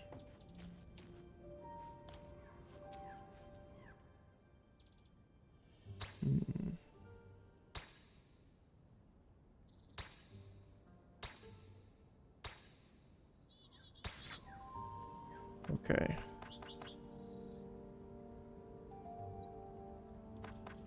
Oh. We actually can't use the other ones.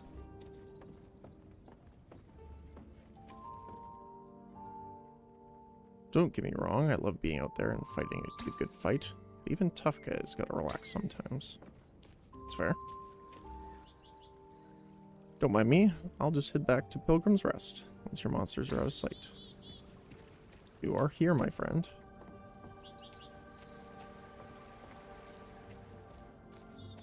So it looks like we can't use the other monsters that we got, unfortunately. Let's just quickly go up here and take a look. I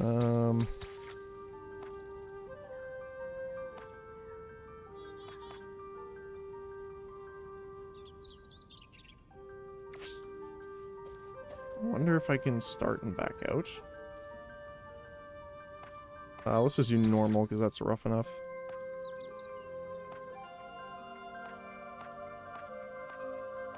Huh.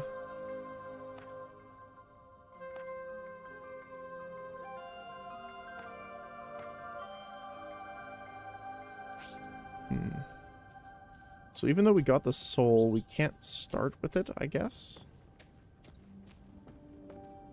Unless it's a locked monster in the demo. Like, we did get the wormling, though.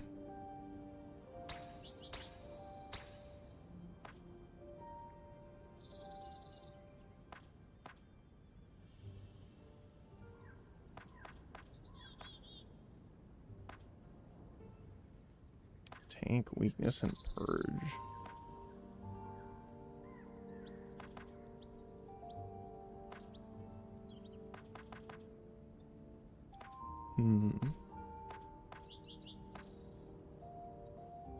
Poison could be an interesting thing to try too.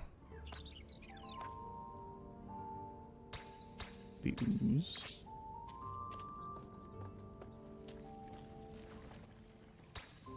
I don't subscribe to the whole idea that the void is just going to keep growing and swallow up Pilgrim's Rest. My great-grandfather and my great-grandmother built this tavern here with their own hands. They were there when Pilgrim's Rest became what it is today.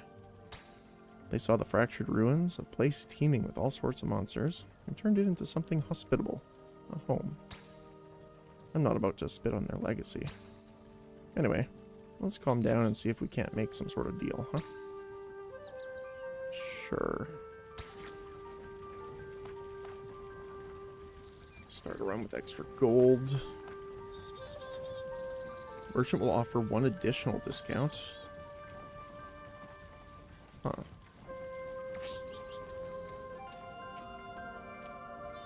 What about you? Start with an additional random soul. That's pretty good too.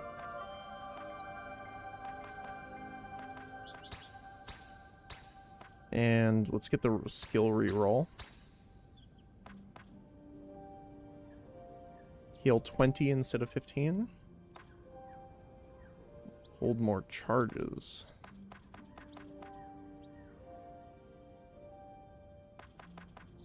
I guess we could get this because we have the gems here. Let's take a look. Let's do normal still. So I do want to try the wormling.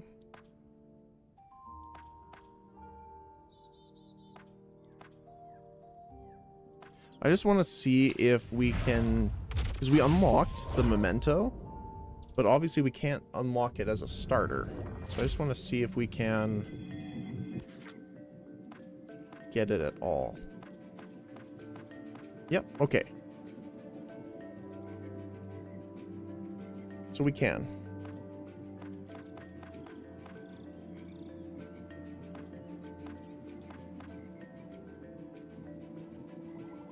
Using soul from memento.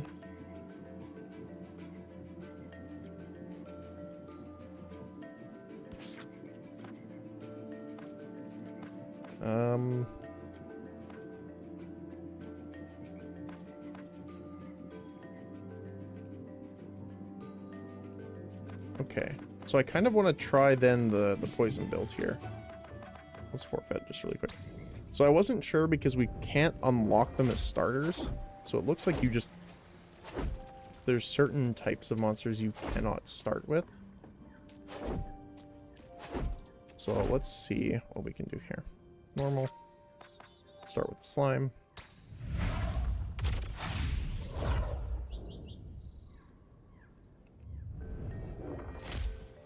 Pilgrimage path. Oh, okay.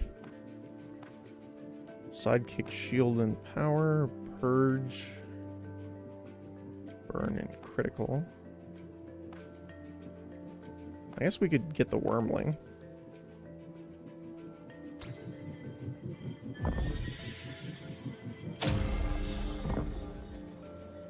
Welcome on in, friend. Oh, we got the night to start. Behold, Cyrix, we are walking the pilgrimage path. Well, I suppose we both already have been here for a few times by now. Almost feels like home already, doesn't it? Alright. Chain. On single target attack, if enemies have 6 or more, purges 1. 50% chance for hit +1. Grants a chance to evade each incoming hit. That's pretty cool. I guess wormling.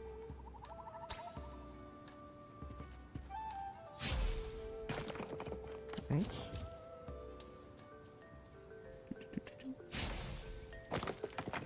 Oh, there's something in the tree. Apparently money. Money is what's in the tree. I think we can ambush up here, right? Yep. Oh, we can start him stunned. That's great.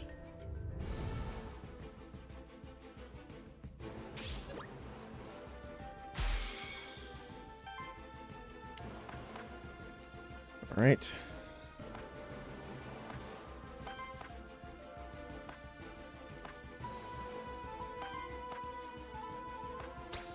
So it looks like generation to start with is pretty good too.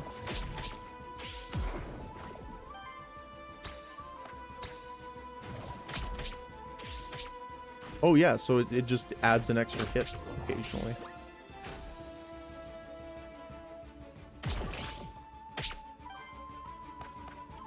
Okay.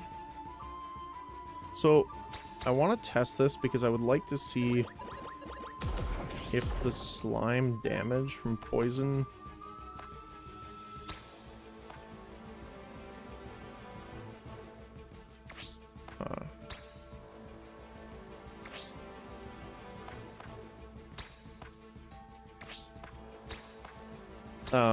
triggers corruption.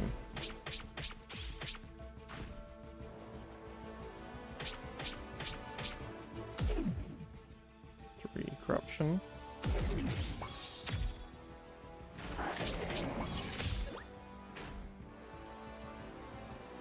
Let's see.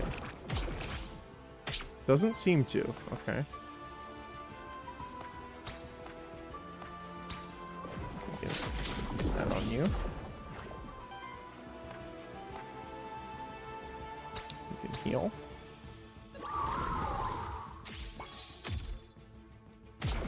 Gets power. Ow, ow, ow.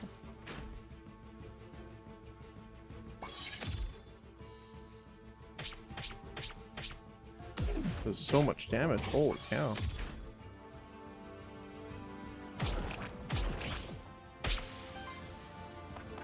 So you kind of need to do the healing consistently on the slime.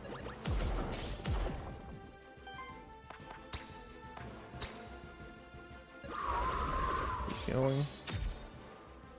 So power does not apply to healing. It's specifically damage.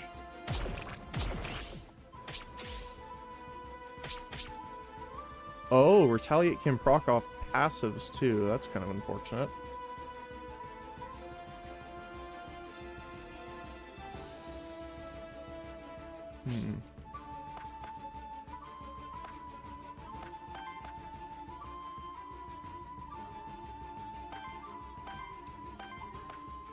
I guess we kind of have to heal him here.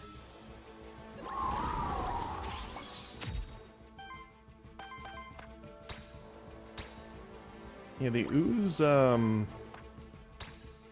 gonna lie, I'm not sure about so far.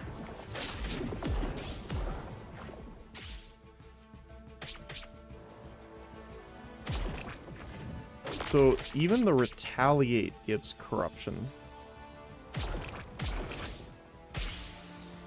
Huh.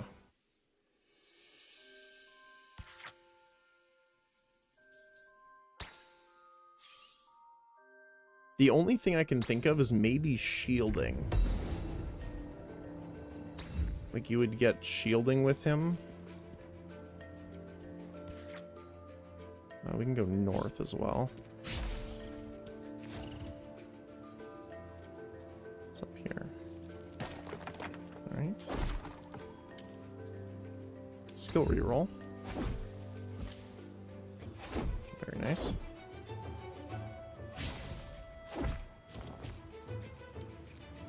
Okay.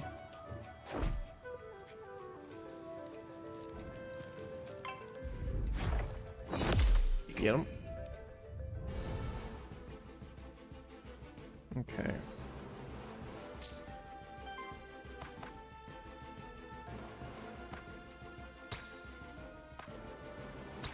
Might as well stun him as soon as we can here.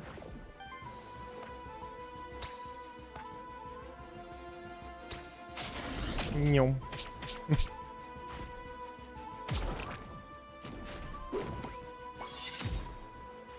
The evade.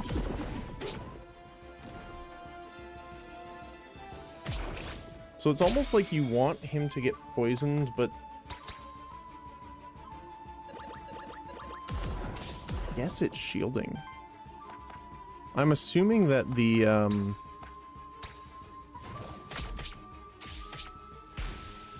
like the poison damage doesn't go through shields, but I guess it does kind of, because poison procs at the start of your turn and you lose all shield at the start of your turn. So I'm assuming that would just get rid of your shield first, because poison seems to proc after healing. At least that's what it did with regeneration.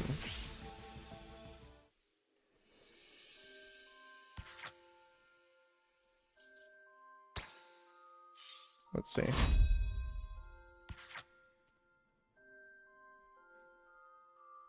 Poison no longer triggers at the start of your turn. Poison is doubled.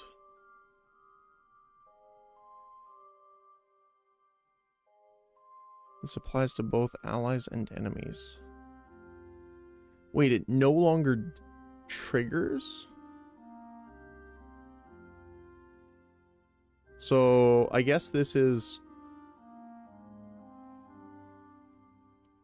You would want to use this when you have abilities that trigger poison itself. At the start of your turn, cleanse 2 debuffs from each ally. Whenever a debuff is cleansed from an ally, shield them for 2. It's not bad. So incubation's good unless we're fighting something that can interact with poison. But we don't have any interaction with poison yet. Plague's pretty good though.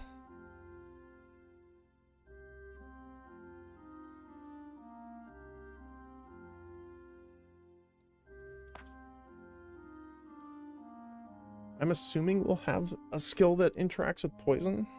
So incubation could be good. Although I kind of want to reroll here and see. There we go. On attack, consumes up to 1 ether earth type to deal 5 earth damage, hit, and apply 5 poison. Whenever it applies a debuff, deals damage to the enemy. Triggers up to once per enemy per round. Retaliate, shield self for 3. For every 25 shield applied, gets power. Conversion. That's pretty good, though. Whenever a debuff stack is applied to this monster, applies the same debuff to another random ally or enemy. Ooh.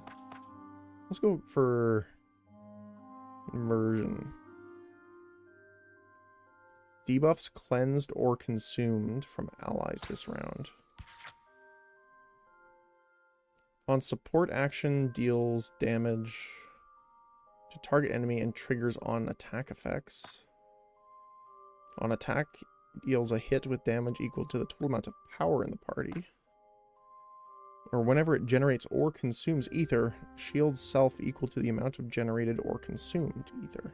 That's pretty good.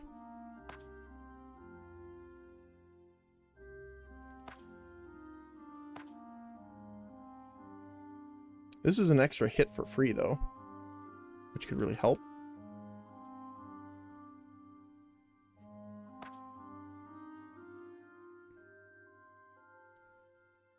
I think we'll go for Magnus hit here.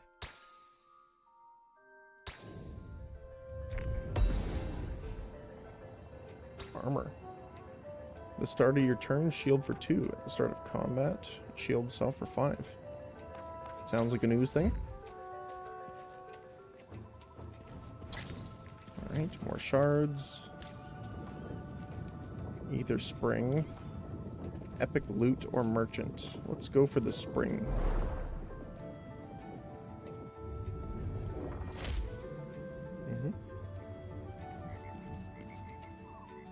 Oh, right, we should probably use that.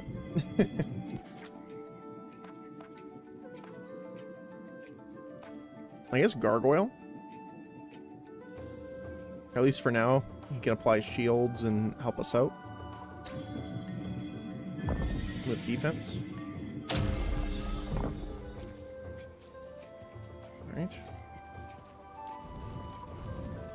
He does start at level 1, which is a little unfortunate though.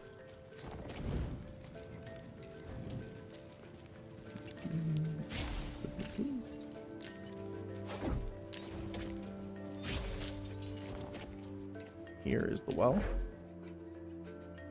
Equipment from random loot drops has a 35% chance to be of a higher tier, or 25% chance one of them gains extra XP. Extra XP. I don't know if I can get up here. Yep, we can. Okay. Let's get this extra hit off.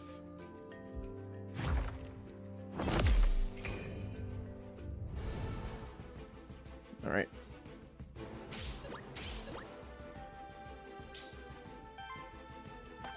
So you currently have shields all allies and temporary power. Damage against target enemy and shield self. So let's go for all allies. I guess the if I knew we were gonna pick him, I should have picked the power increase on the wormling, but that's fine.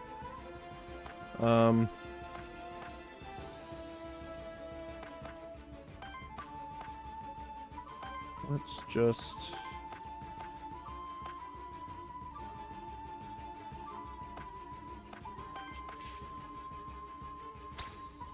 I don't want to necessarily generate... I guess we could generate wild ether here.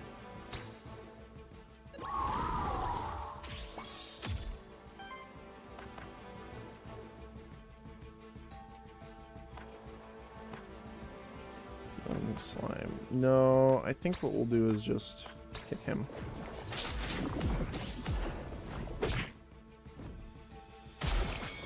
Stagger. Ouch.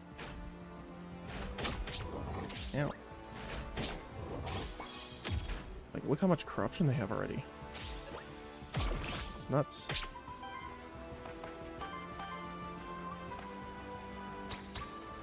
Alright.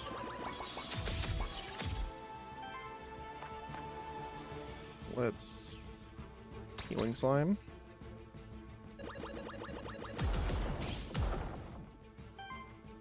And...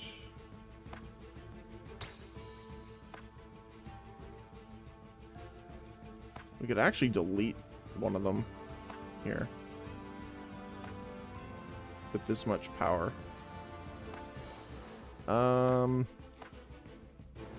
We actually get 2 extra hits now, too. The poison's honestly fine. So let's take out this guy here. At least try to. Smack. Smack, smack, smack. Smack. Smack. And... follow up.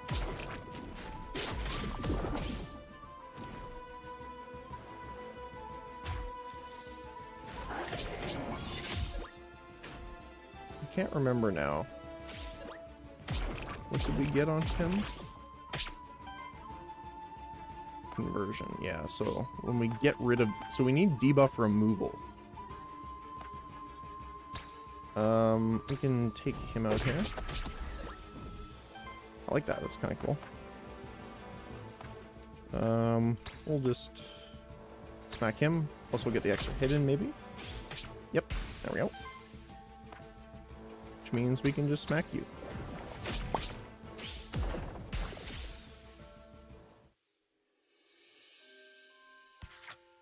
Yeah, the early game's kind of rough.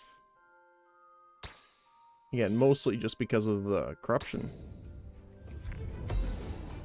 Don't really have a good way of dealing with it. Chain rare.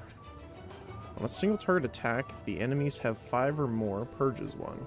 Converts the first ether generated by this monster into each turn into wild. Oh, I guess let's put it on gargoyle. This must be what the monster can call a blessed pond. For a simple offering of coin, it may cleanse one's soul. Or so that the story goes.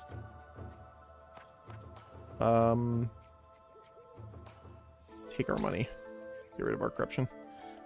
The power of the blessed pond washes over your monsters.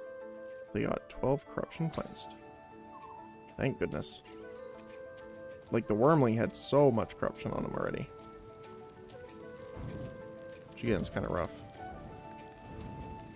Any reason to be up here? Not really. There we go.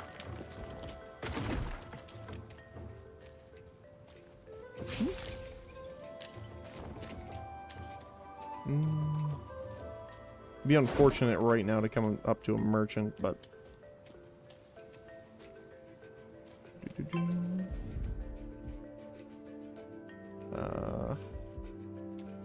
let's deal with the slime first. Slime's gonna be a pain in the butt on top of our own poison. Okay.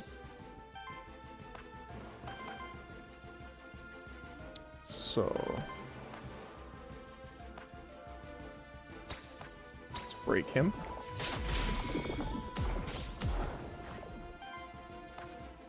Can...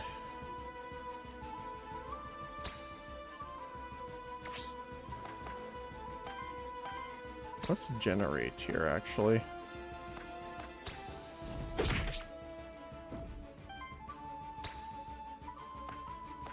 I guess we can keep hitting the slime right now. Ow. Double crit, holy cow.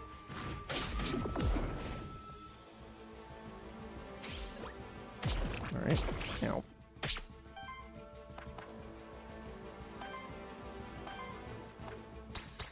There you go. And we can heal. Quote unquote heal. We can breeze. Actually, we can just generate here. There we go. Bonk. Bonk, bonk. I love it when all the extra hits proc. It's so funny.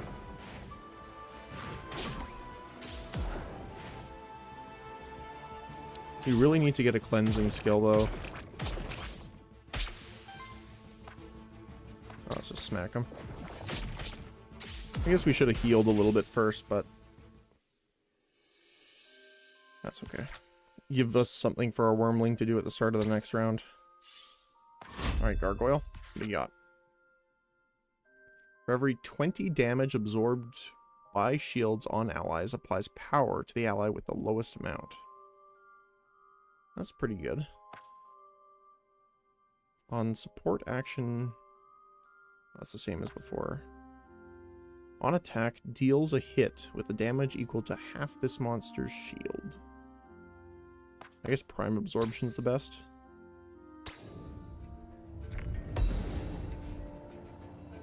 "25 Aether Crystals.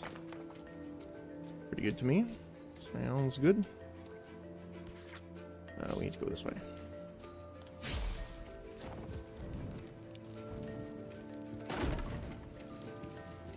Oh. Meteorite.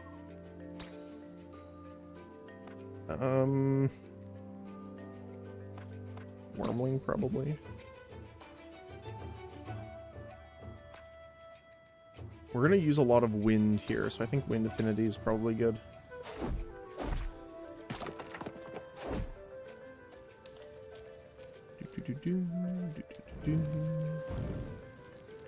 Alright. Once again, let's take him out first. So he's gonna be a bit of a hassle.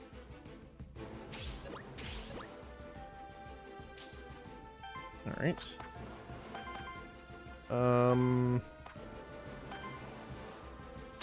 Shield.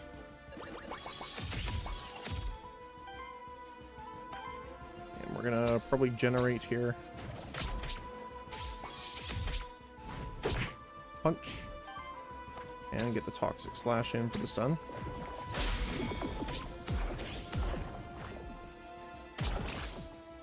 Ow.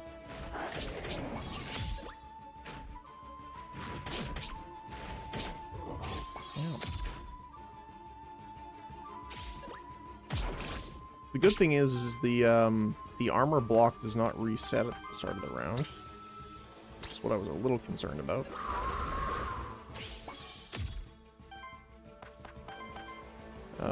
So the slime's dead.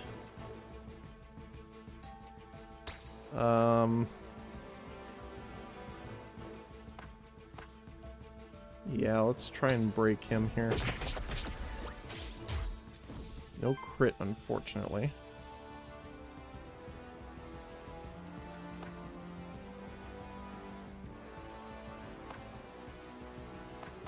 Can just defeat him now, though.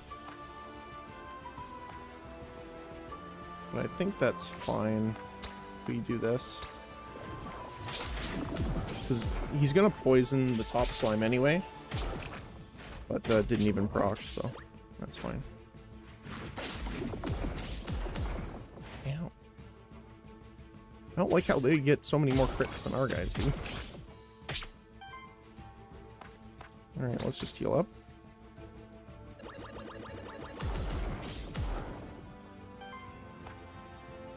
And let's flame dash him. Actually, no. We're gonna mineralize first to gain the empower. Then we're gonna flame dash him.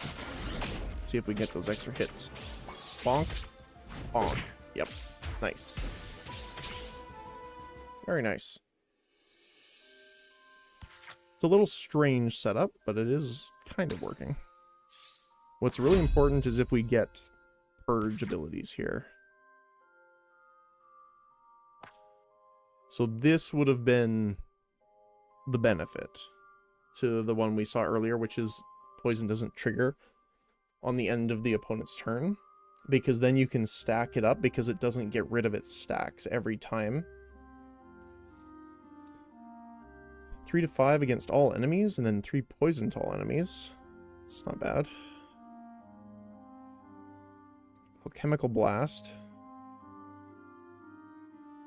applies 5 affliction to target enemy and self.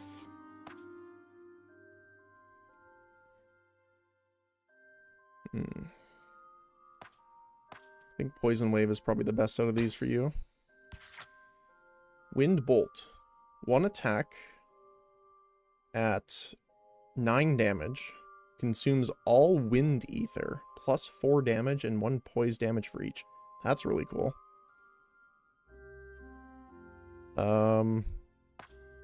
Heals all allies. Then if allies have full health, applies power.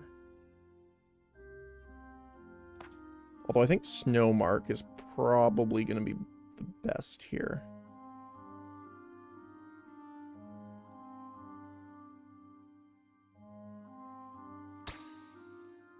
Okay. Let's see. His conversion pack... Yeah, we need cleanses. We don't have any cleanses yet. Skill reroll, though. Did we miss anything? Nope. Envoy, Cook, or Gold. Let's go Envoy. Alright.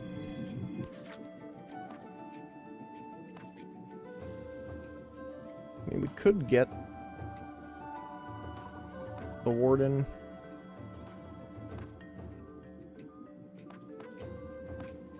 I don't see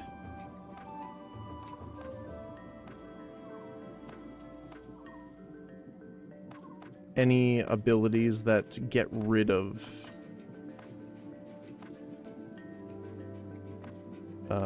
debuffs here. Like in the type section I'm looking for specifically.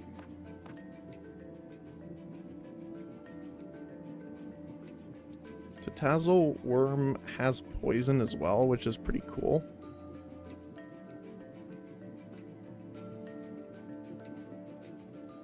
But what? Would we get rid of the worm? The Dragonling?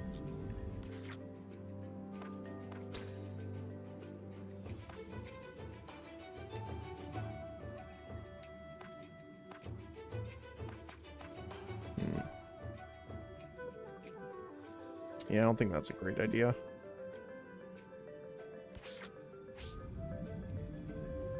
Yeah, let's keep it without. Plus we have a good mix because the Wormling gives us fire coverage for damage as well, so that's pretty great. Hey there, friend. If you ask me, those monsterkin that chose to stay in Pilgrim's Rest are completely foolhardy. Especially the ones that are venturing into the void alongside us. They may not feel it, but this void is slowly corrupting and destroying them. For their sake, I sincerely hope that we find a way to close the void sooner rather than later. Alright. Aethermancer Whip. 2 times 2 damage to an enemy and steals an enemy ether. That's pretty cool. Rod of Command reactivates target monster. That's pretty great. Let's do that. I see the ambush there.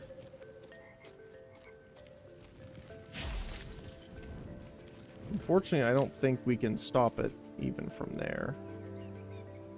It's down here. Money in the tree. Oh, monsters, okay. I want to deal with this one first then.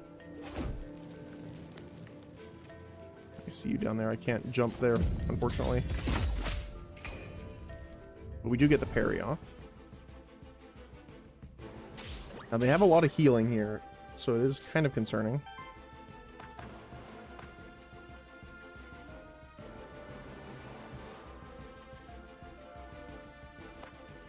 We want to just regenerate here. So let's do shields for sure. Snowmark on the ooze.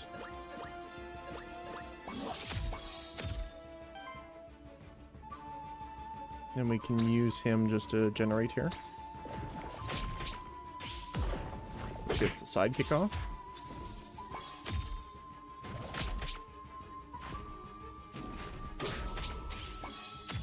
Perfect.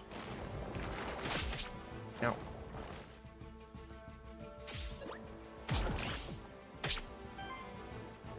So, is that pretty much what we're doing here? For the most part? At least for now. We're not going to do Snowmark right this second, because I do want to get the Fire Dash off to stun him out of doing the healing. Oh, wow, that extra 14 damage from the Empower. Poison Wave.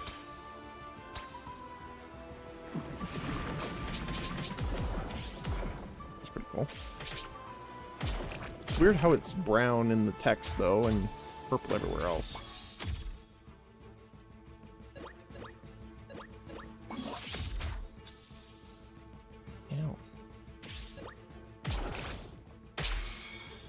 Stagger from the poison, which is nice.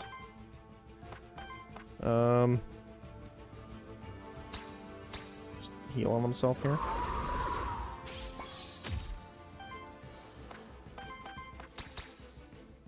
Generalize the shields. And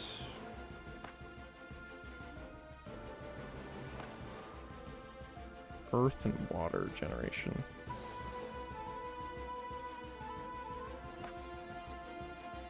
Sure. I'm gonna hit him, but he's gonna intercept anyway, so. But we get the punch off.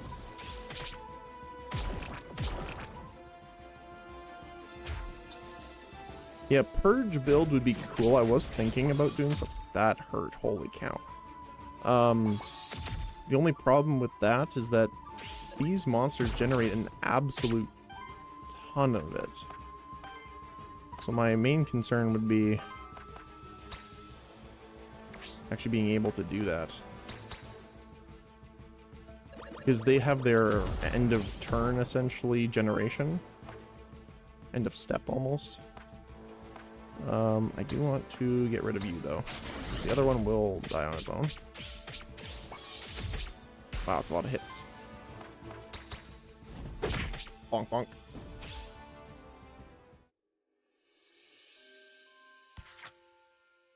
Alright. He'll level up to 3, so he should... Hopefully he gets Snow Charm. Heals and shields target ally. Free action. 2 to 4 damage against all enemies on interrupt. Applies power to self. Void lightning.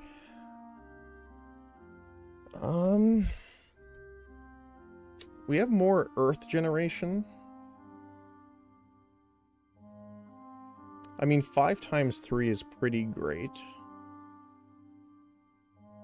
Because that'll be benefiting from power. Quite a bit.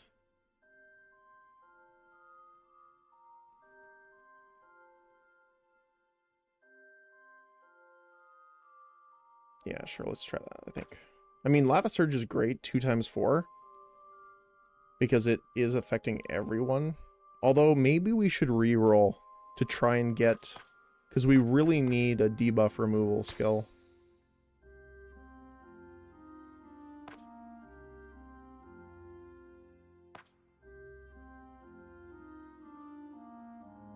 Ooh.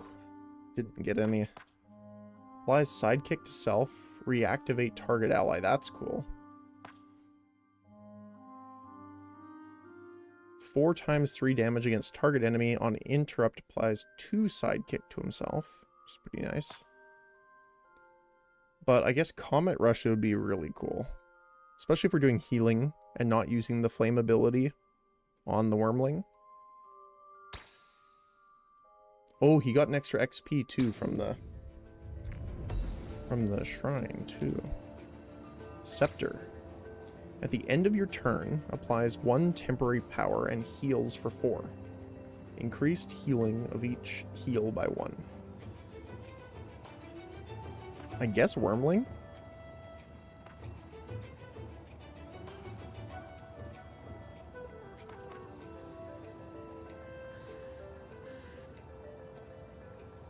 Although we could put it on the ooze.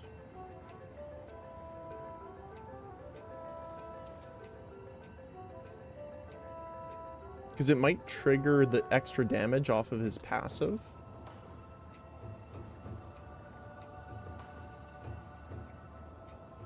So that sounds cool. We can do that. Anything else? Yep. Hello. Giant creature under the lake.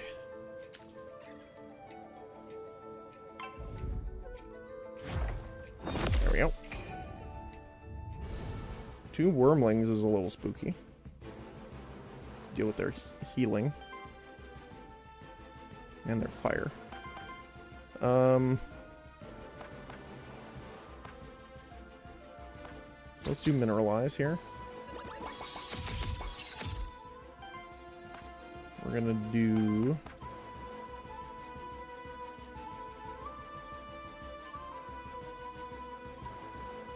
snow mark on and redirect because both of the wormling and wolf are attacking the top line, and then the one redirect will prevent him from attacking us in the middle.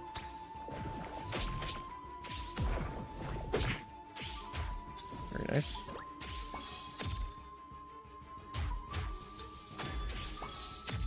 Oh, it was just a visual. Okay.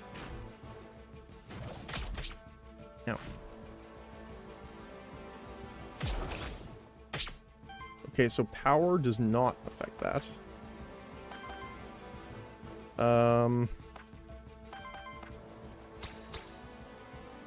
Let's poison wave. Poison sacs going. Fire, wind.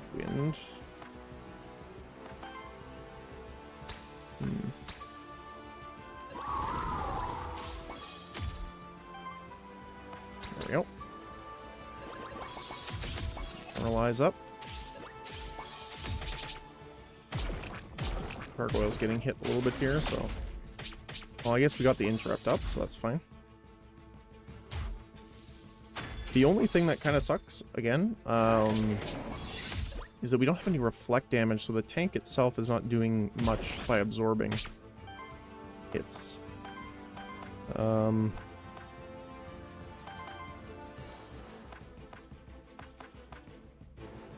of just need to thin their numbers a little bit here.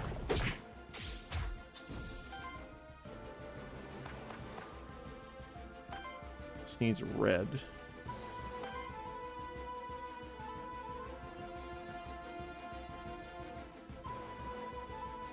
So they're going to heal and buff.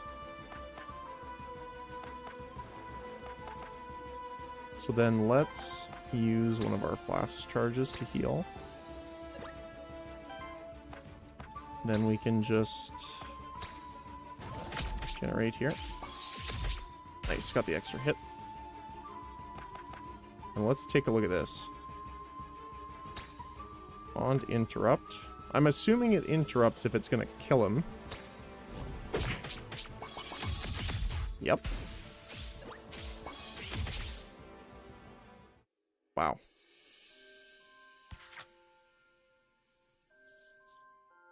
Wait, what cleared all the debuffs for that to proc? Oh, I'm gonna have to check that one sec. Did I miss something here?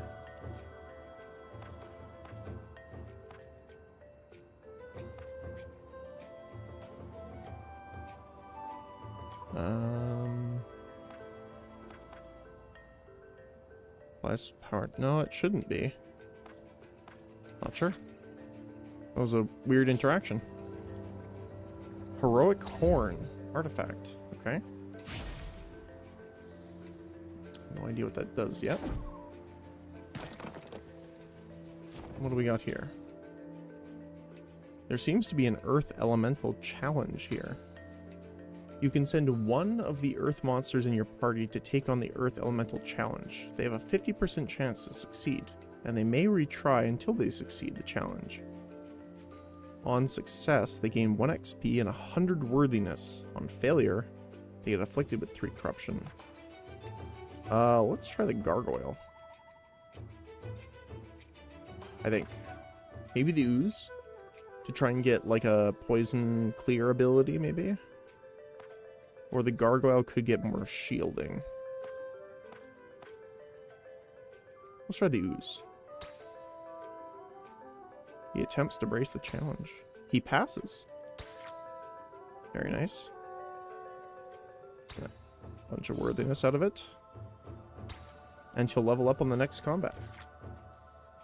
What do we have down here?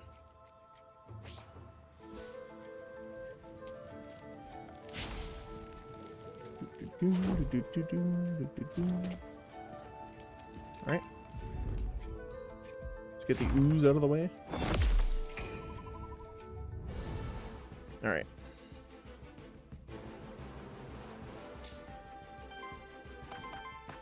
Shields up.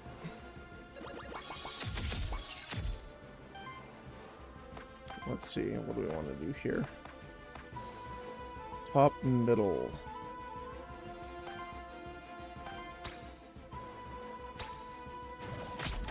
So I just want to do some generation here really quick. And then we can attack you.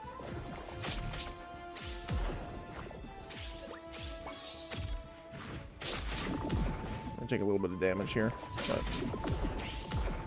fortunately don't have too big of a way of dealing with that.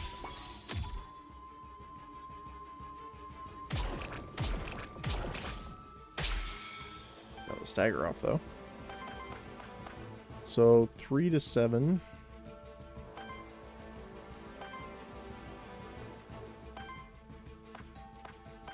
So we don't. We have 1 fire we can use.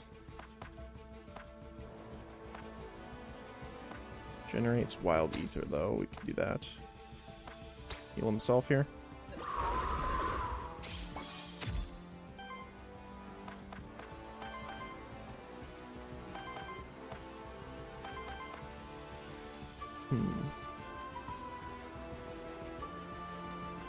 So he's stunned, so that doesn't really do much for us. We can try and see if we can get him low enough.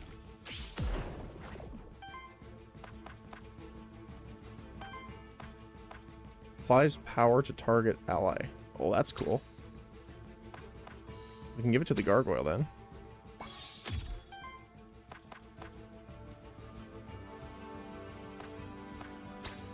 This might. If one of them crits, or we get any of the bonus damage off, we can do it. No. Unfortunate. But we do get the cleanse off. So it's something that the slime is doing that's triggering the cleansing. Hold on. I want to see this.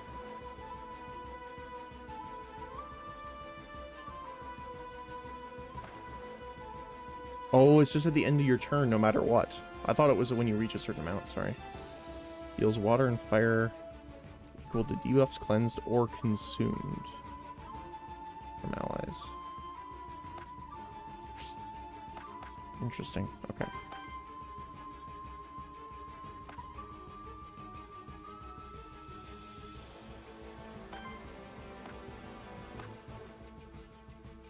So he has it. If we use this,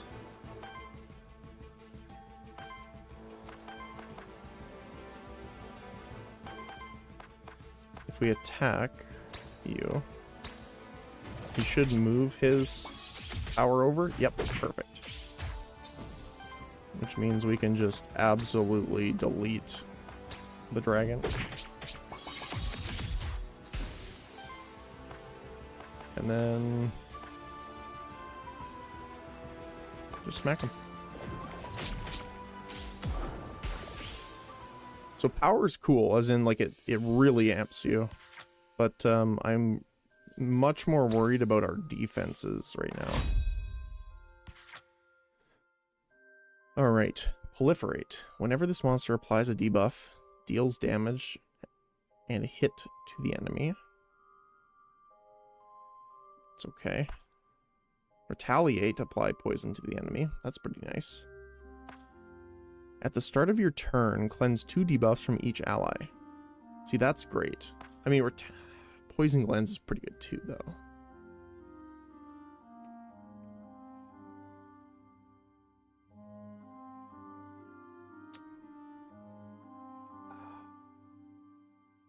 I think healthy cleanse is probably good, though. Because that'll really help. Sheriff Soul and Mandragora Soul. Nice.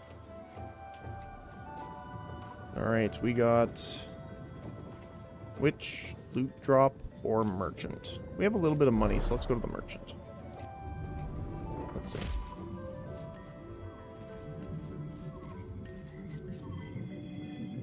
What do we have available? Ah, we have the Domovoy here available to us.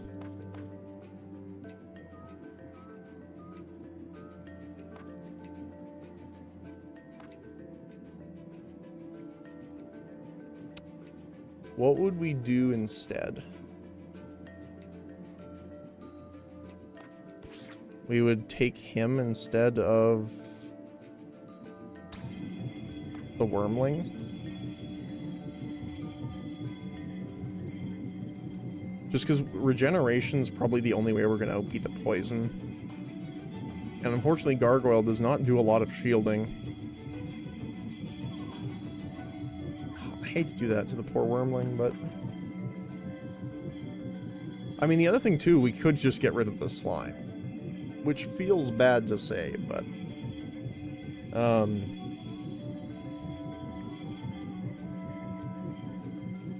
we could focus on regeneration. But the...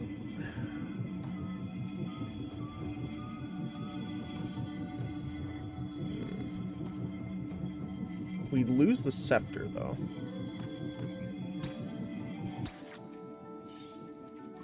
Oh.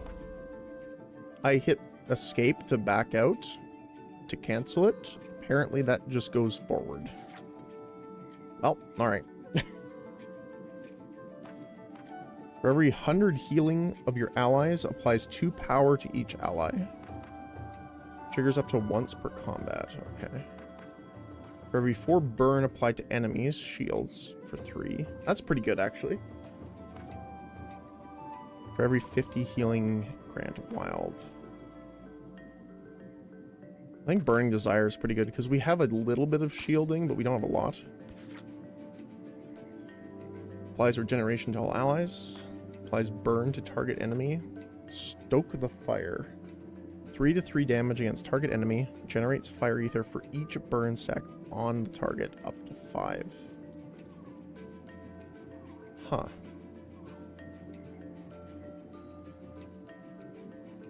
I just realized that the icon for Stoke the Fire is Elmo in the fire background.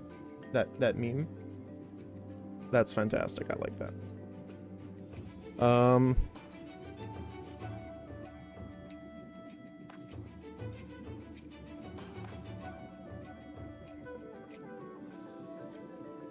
I don't really want to have more earth. I guess we don't have a ton of earth now because the slime's gone. Let's do the free regeneration, I think.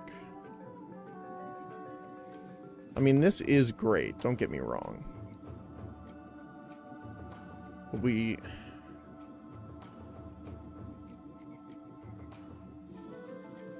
5 fire ether is really good, though.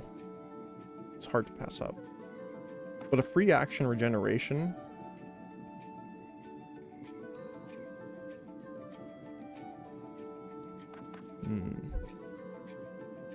3 times 3, 15. Or just regeneration. 15 healing. Since we have 3 people using fire ether, I think we'll choose Stoke the Fire in this case.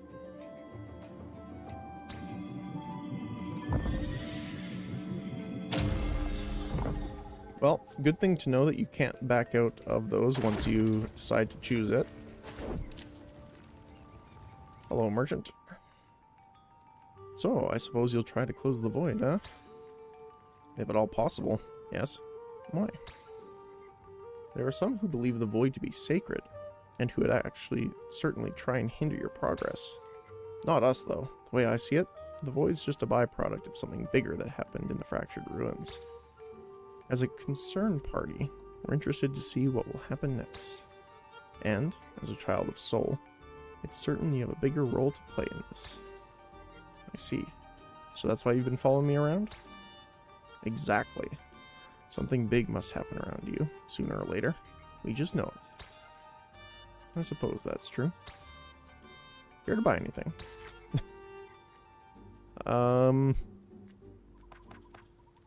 Let's see. Purge enemy ether.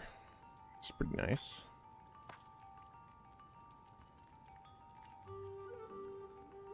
Skull would be pretty good on the Domovoy. Converts one random ether into wild and shield self. Evasion and water generation up. That would be good too.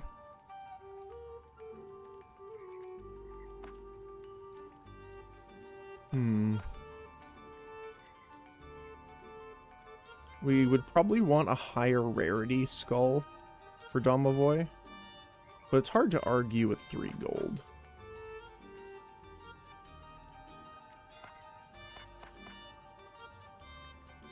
So would that be 13, 20, 24? We wouldn't be able to get the harp.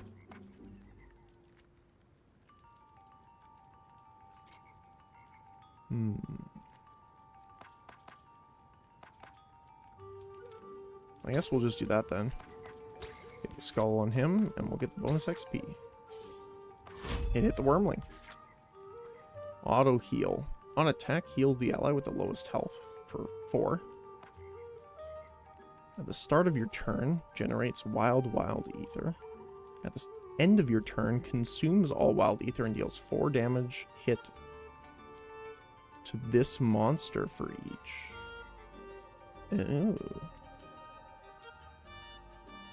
So he generates 2 wild ether at the start of your turn, but if you don't use it, he deals himself damage. That's interesting. Whenever this monster generates or consumes it, shield self to the amount generated or consumed.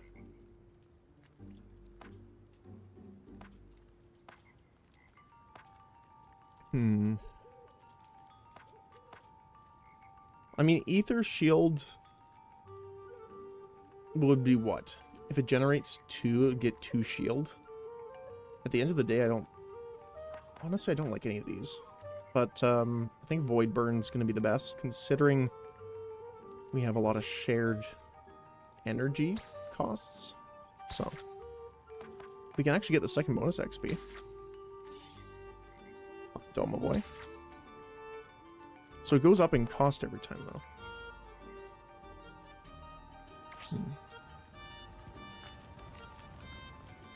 Let's see.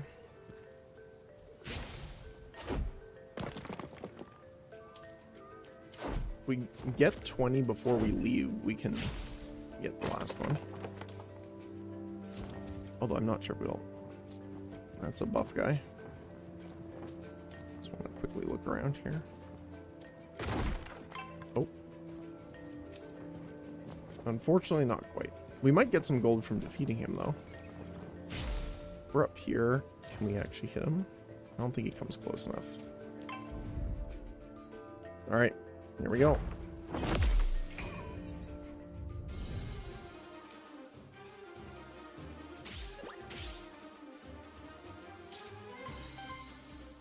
So.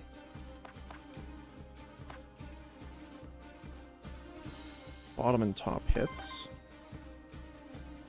I can't see the Elmo now. I can't unsee it.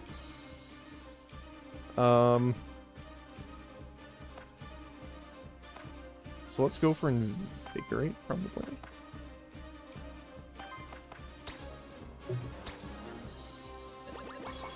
Stir it up.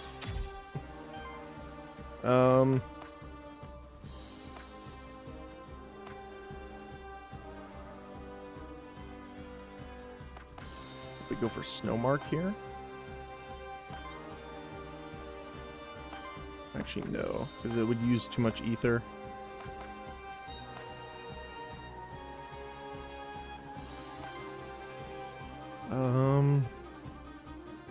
I guess we kind of have to Snowmark him.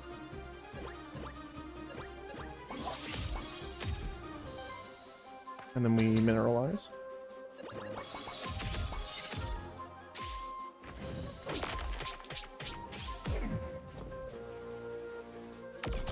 Would have been better to block the Wormling, but that's okay.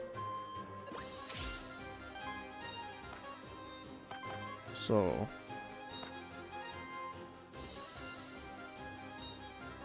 consume all cooking stacks and apply 4 burn per.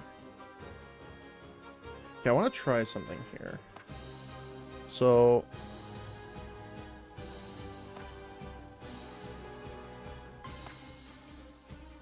if we boiling soup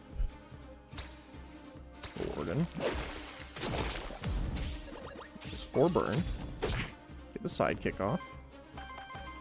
Then we can Rod of Command the Domovoy again to stoke the fire, which generates us a bunch of fire ether.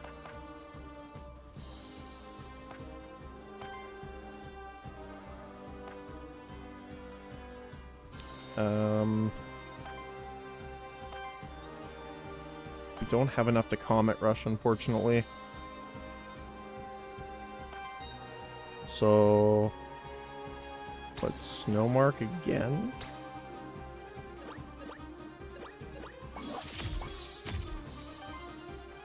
And mineralize.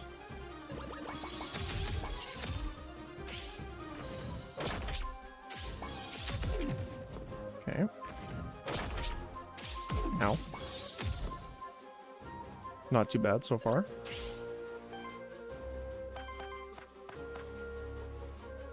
So we stoke the fire again.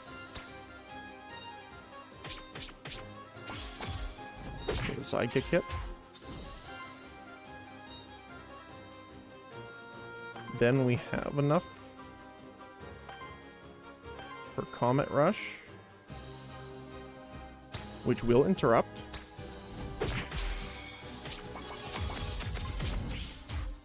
Look at all that. And then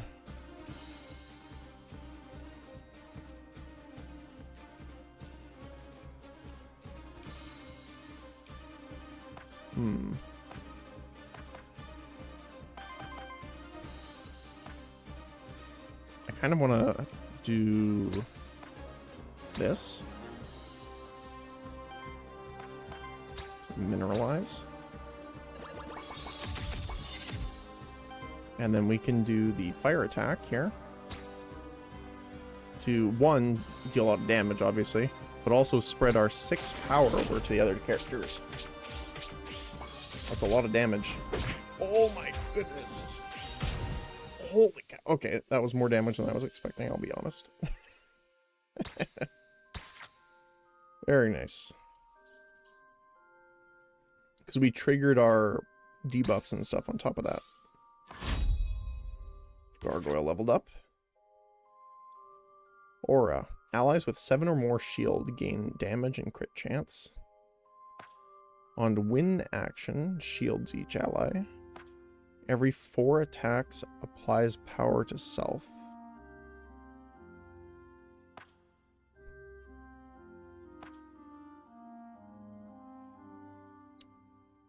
I think we need more shielding, so I'm going to take that instead. Okay, so we have enough gold now, too. Ooh, rare staff.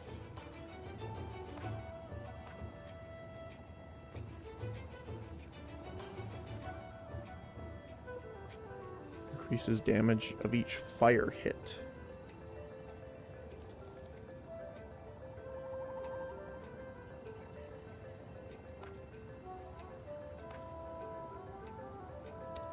Huh. I mean, the funniest thing is I kind of want to do that on the gargoyle because he's got the huge melee hit.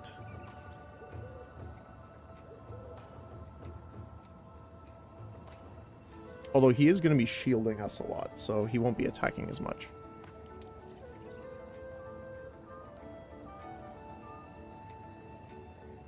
But the thing is that the Wormling doesn't do a lot of hits on the fire attack.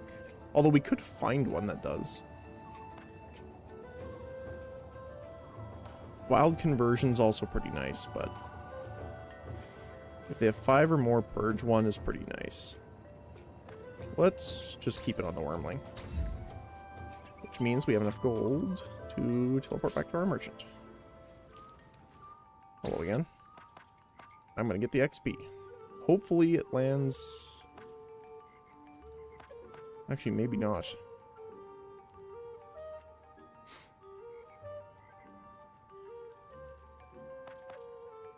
We could get the Hexing Harp.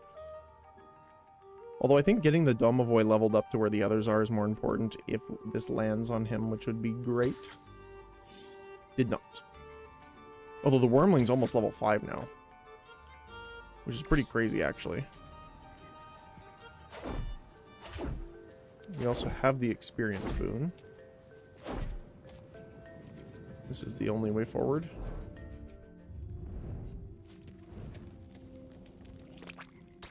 Alright. Hey, buddy. Sorry, what do you mean? The ether crystals. Gustavo has told you, yes? They're very important to me and Sally. I get that, but what does Mayor Gustavo have to do with it? Why, the crystals go to me, of course. Who else would be fit to handle them? Yes, I've been wondering about that.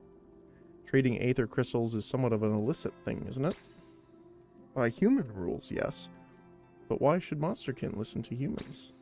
Especially here, in the Fractured Ruins, where humans never dare to tread anyways. Ether crystals are only dangerous when they come close to humans or animals, after all. We're not hurting anyone, you see. Me and Sally, we know how to move the crystals. Pilgrim's Rest profits from our wheelings and dealings, of course. I see. Not exactly how Gustavo put it, but I suppose it makes sense. Care to buy anything? Unfortunately, no. Belt. On interrupt, chance to apply power to self.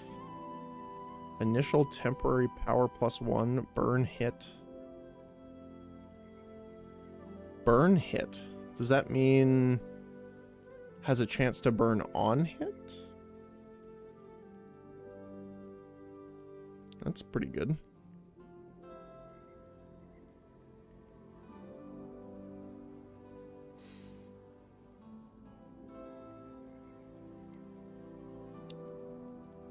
Huh.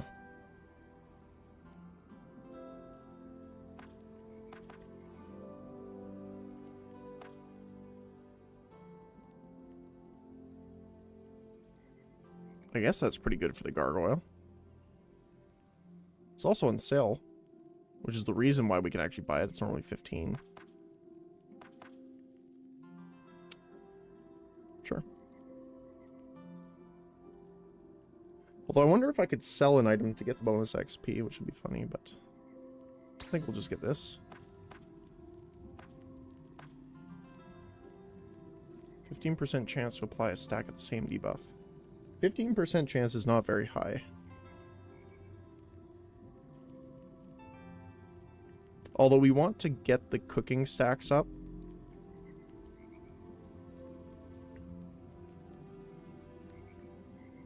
Although it is on hit, so since the gargoyle's doing a lot of hits, we'll get that. I just want to check this really quick. Yeah, okay. Alright. Onward we go.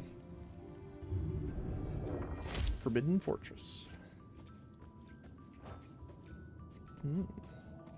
Oh. Hello, friend. You know, the Forbidden Fortress looked much scarier on the outside. Did you hear something? Must be some ghastly monsters around the corner. Are you scared, Mirren? Iron. What? Me scared? You gotta be joking. Those monsters better run from me. I suppose you're right. You seem scarier than anything else in the fortress. Thank you. New perk.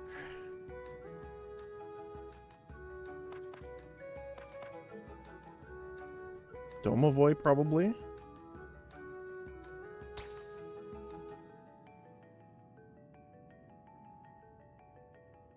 Crit chance, more evasion or damage. 25% crit chance is pretty good, but we're not really worried about his damage too much, but evasion's pretty good. Because it says 50% more damage rounded up in poise damage, so a critical hit doesn't necessarily apply more of a debuff.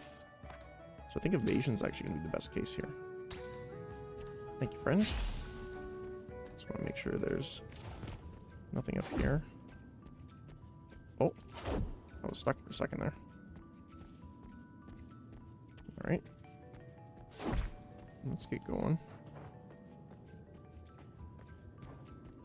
Got someone over there. Oh, it's a altar. Not something I need right now. We'll take the chest, though. Thank you very much. Anything up here? Oh! Yep. Harry. Alright. Here we go.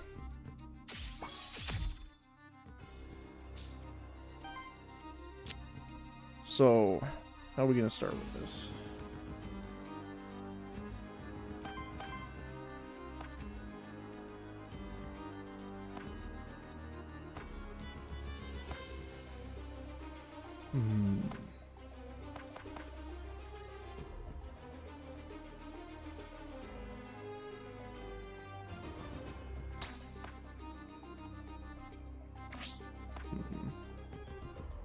Might want to get the invigorate going.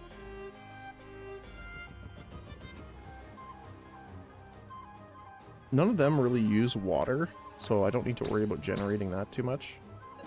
But we do want to get the stacks up and going. Like, Snowmark is the only thing that really does. So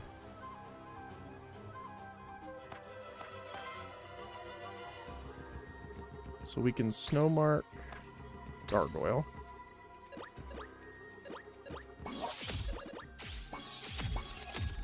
Gives everyone a little bit. And then Mineralize. Gain the power.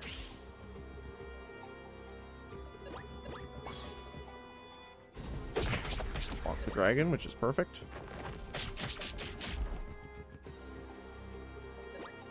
Alright.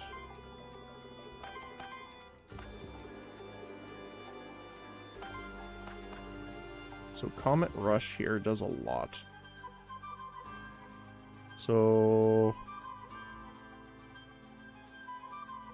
they're doing ice attack in the center. So let's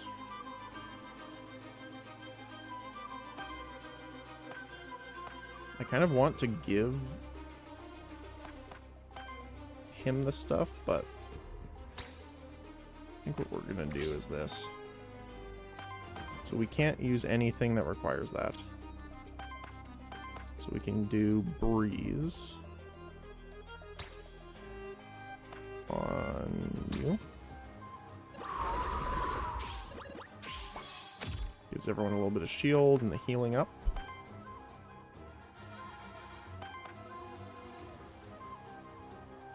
And this uses everything except for one. Right? Yep. So we can invigorate here. And then we can use Comet Rush on you. Smack, smack, smack, smack.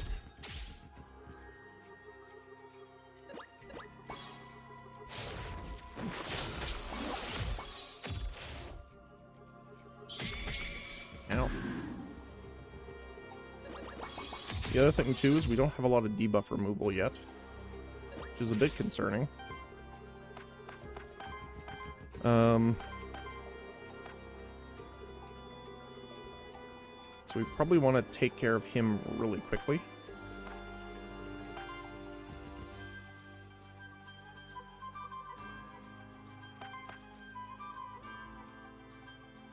I could boiling soup the bat here.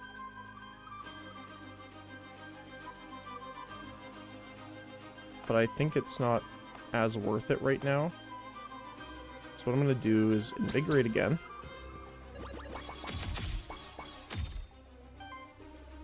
We're going to use Fire Dash to break him. Never mind, he's going to interrupt. Ow. Ooh. Okay, that's unfortunate.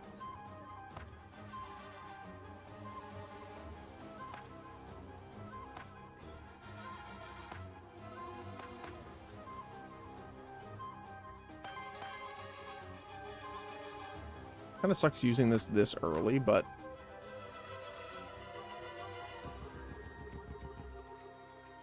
I think I should.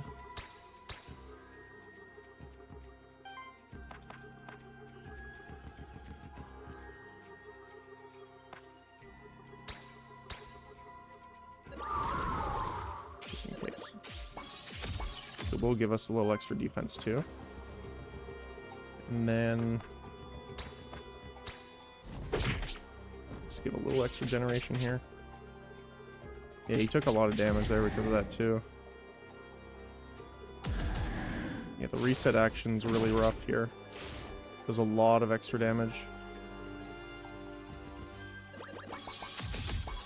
And they're gonna shield up, I think, from that. Yep. Reset reaction. Regeneration definitely helps though.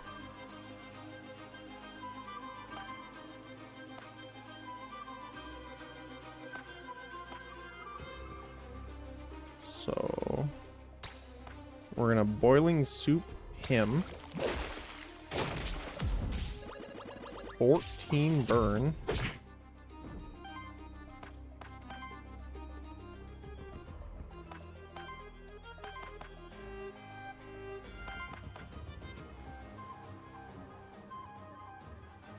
You're going to hit him first. Stagger off. Perfect. And then you are going to Comet Rush the Shambler.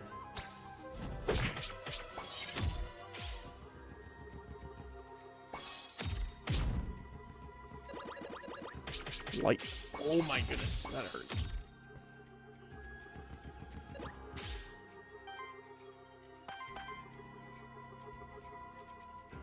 We don't have the bat yet, but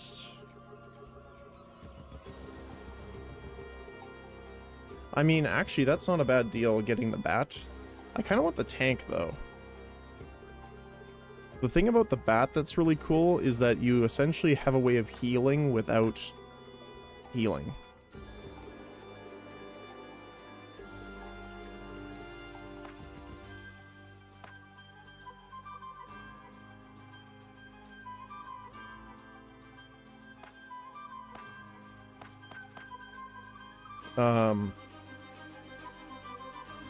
Yeah, so Terror on enemies does more damage and heals the attacker for 33% of the hit rounded up, which is great. So you could build a tank team with him as the damage, but the tanks are healing themselves from the damage they do instead of having a healer. Sure, let's do that. Nosferatu. Water and wind. Alright. So actually, we're going to stoke the fire here. 14 burn stacks. Generate 7.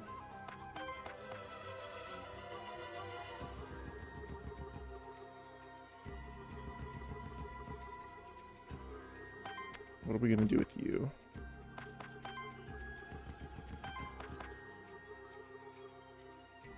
Okay. Oh, he's getting attacked by both of them, though.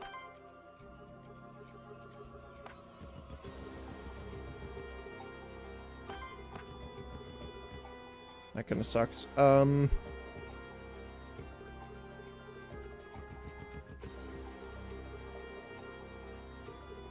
We'll have to just do... So 4, 8.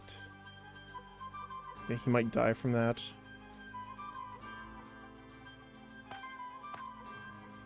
So we're gonna have to...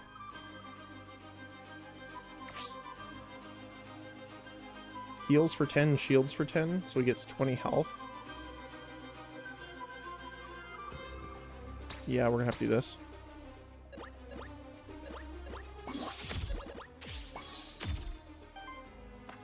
And then we just need to hit... Can we hit you? It says we can, so I'll trust it. There we go. That sucks.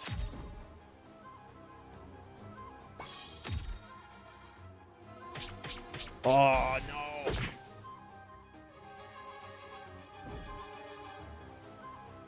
That really sucks.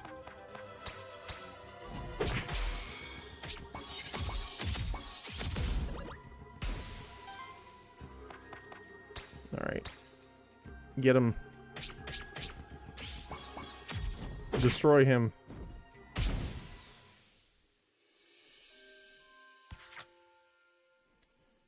Alright, well that's unfortunate.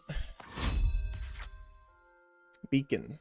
Whenever one or more regeneration stacks are consumed by an ally, consumes a burn stack on a random enemy to apply another regeneration stack to the ally. That's pretty cool. Whenever regeneration triggers on an ally, shield them for 4. That's alright. For every 4 burn applied to enemies creates a fire ether. I think Beacon's probably going to be the best here. So we got to teleport back and get a new guy here. I don't remember who was available though.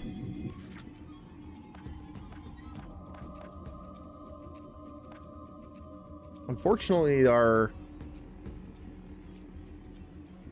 guy there is not with us anymore.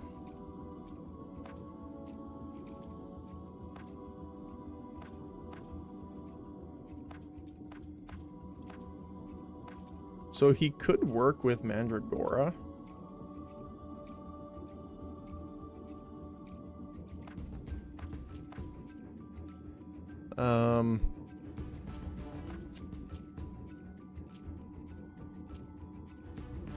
So burn,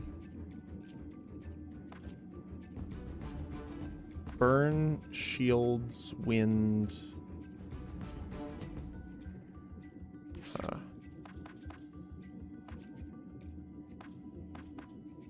Burn, shields, and wind.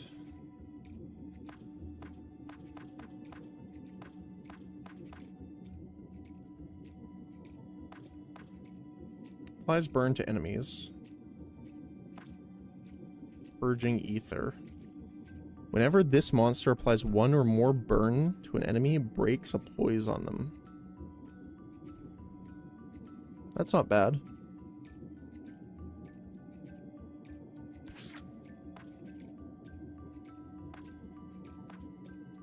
Nosferatu's not bad either to help us with our regeneration. He also has dodge.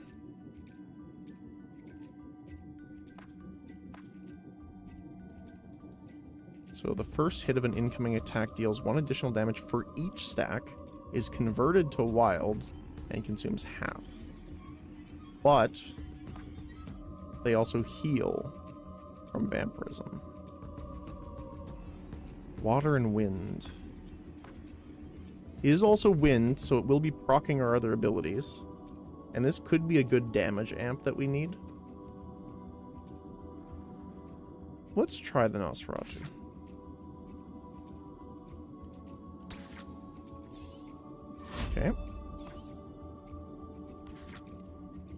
concealed.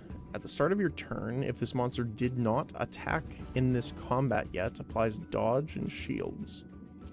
Evades every second hit of an incoming attack. Each incoming attack consumes a stack. Okay. Healing +1. Whenever an ally is healed to full health, cleanse 2 corrupt... That's really good. Terror application +1. Wild damage hits of your allies gain 1 poison. Oh, that's also really good.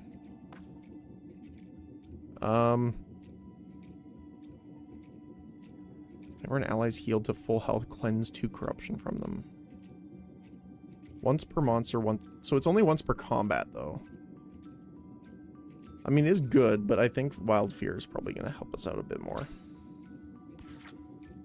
Water Charm. Heals target ally 2 to 4. Free action. 3 times 3 damage against a target enemy. Heals all allies. 2 to 5 damage against all enemies. On interrupt, applies dodge to all allies. That's pretty nice. Solar Wind. We have a lot of fire ether generation.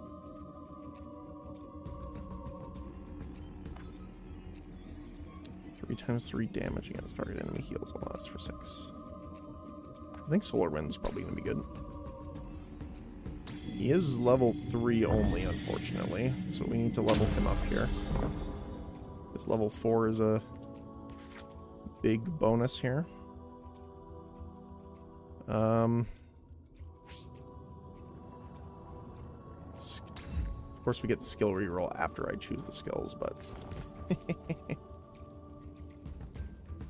Alright. Can we get a combat bonus here from them? Maybe.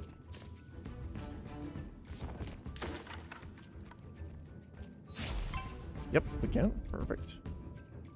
Yeah, we're gonna have to take rid of you real quick.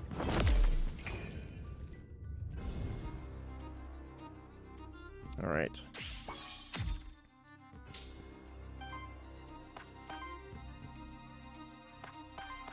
Yeah, so we lost our extra 2 mana per turn, essentially. Which really does suck.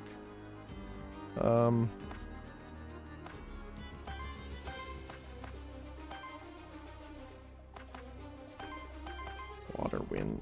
Yeah, we don't have a lot of earth generation anymore.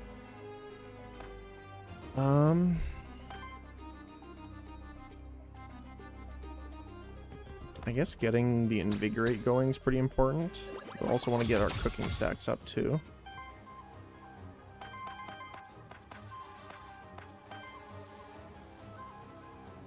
Water damage, wind damage.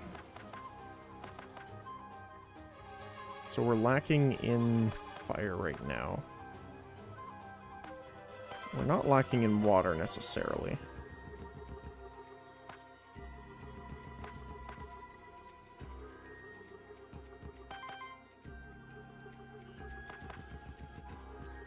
Actually, he's not getting hit at all. So I'm just going to get him to do a basic attack here. You're going to shriek.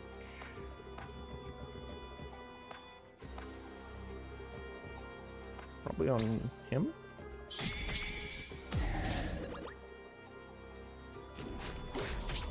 Wow, that hurt. Like, look at how much corruption and damage they're doing now. That's kind of rough.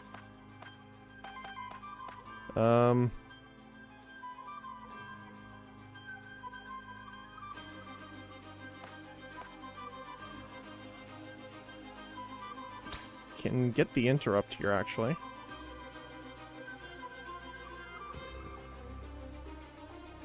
Seems good.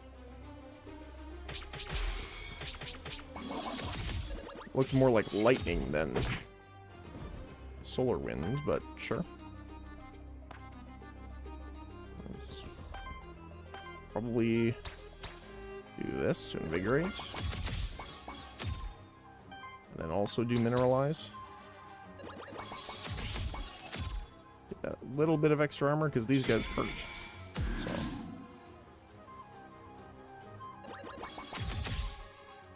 I hate that they can use our skills. Fair enough, though. So he's gonna screech. They're gonna armor up. Oh, nice. So let's apply the boiling soup to the Nosferatu. 10 burn. Sidekick. Shield up. Alright. That dodge is really nice for the second hits.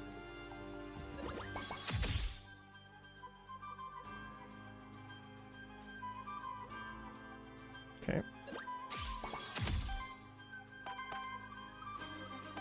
So we don't have enough for that. Unfortunately.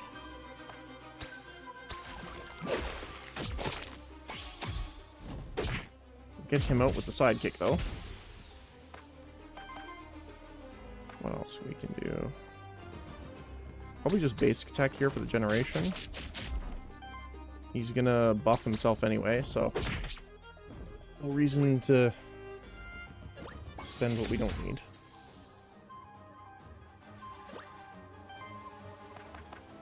And we can just absolutely decimate him here.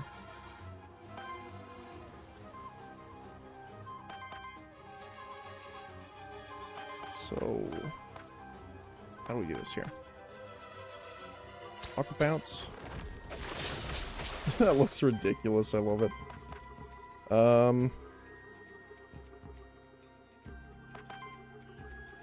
So we have one open. Sure. Alright. And then absolutely blast him.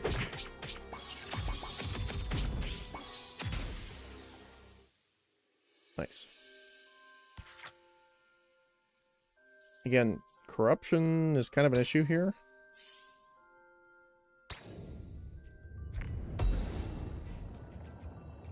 Belt epic equipment. On interrupt applies power to self. Increase damage of each earth hit by 1.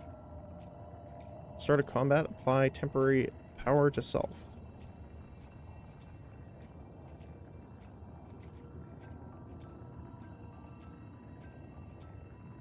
So that's pretty great.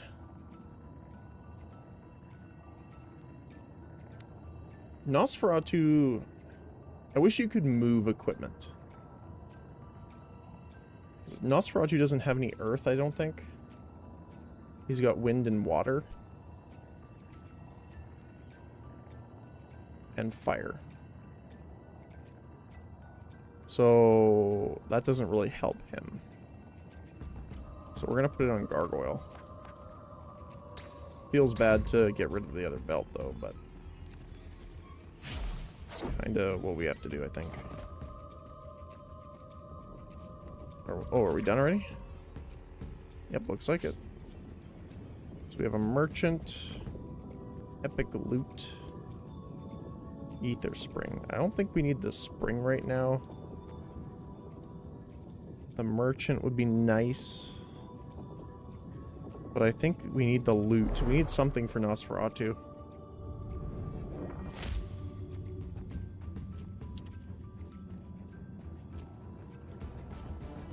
Okay. That is not exactly what I was talking about.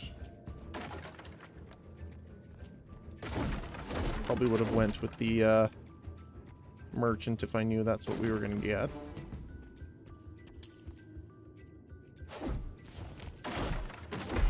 Oh. Harry. Oh, goodness, okay. So a lot of bottom hits.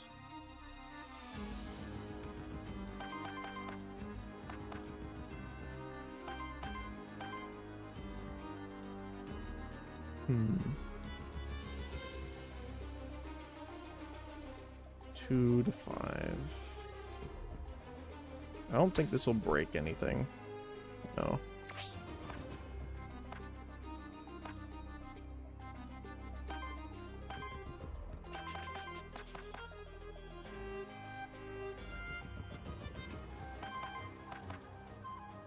I guess we have to invigorate here, so we're going to take a lot of damage.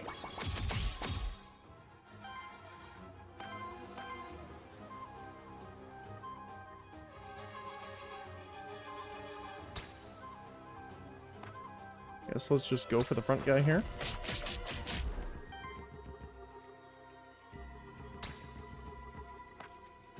And go for him for the earth generation. Ow. That's so much damage. Ooh. Look at the corruption, too. Okay. Mineralize for sure.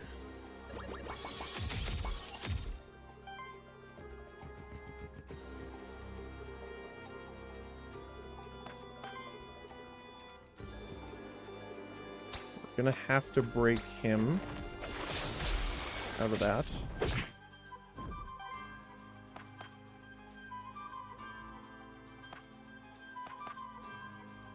How are we gonna do this here?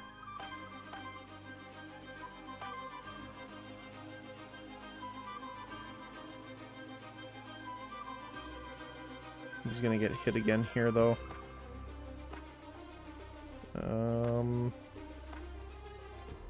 Probably have to do this.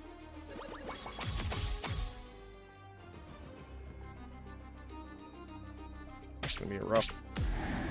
We do get the dodge, though, thankfully. 2 HP.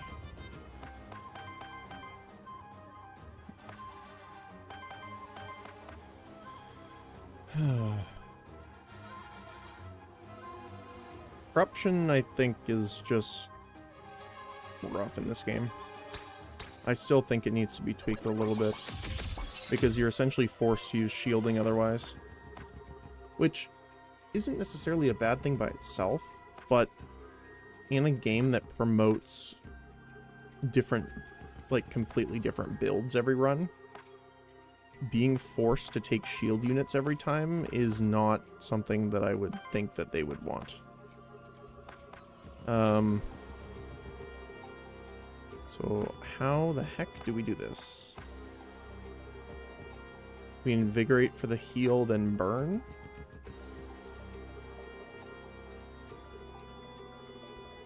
It's the only thing I can think of.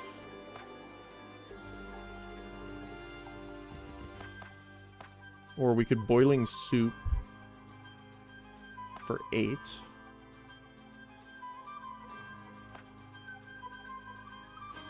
We might have to do this.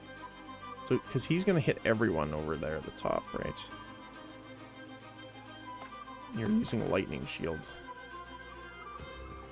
Shields everything for 8. Deals damage to all enemies equal to the shield on this guy. So everyone's going to take 8 damage from that. So...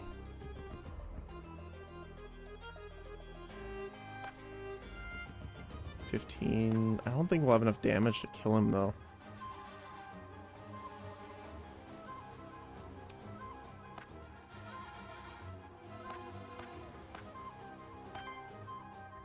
The other thing, too, is we don't have... Actually, we don't have enough ether for that. So we'd have to boiling soup. Boiling soup and invigorate. I think the only thing we can really do then is mineralize again.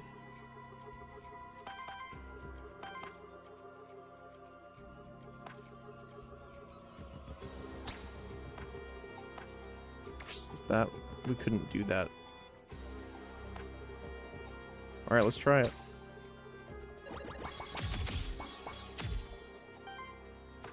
And then we have to rod a command... Mineralize?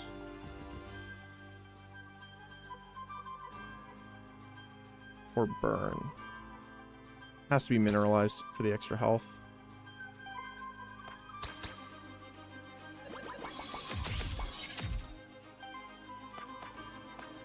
Unfortunately, we can't use solar wind right now. So we have a lot of wind, actually.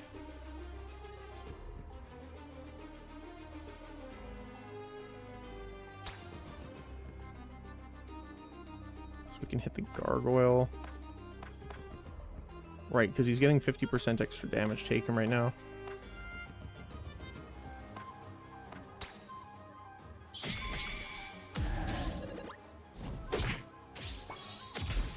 Oh, we take him out because of that. That's great. Oh, he's going to take extra damage from the terror here, though. Yep.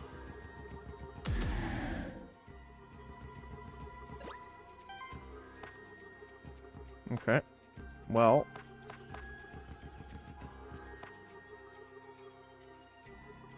Double Shriek against us. Which is going to do an absolute ton of damage now. I think we lost this one, actually.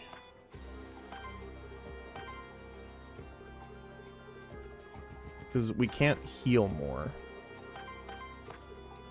3 attacks, 2 for 6. Yeah. Unfortunate. Well, let's use this anyway. We'll Shriek. Get the terror up, which will give us a little extra shielding. Oh, yeah, we can't Hurricane Punch then. Let's generate the extra ether.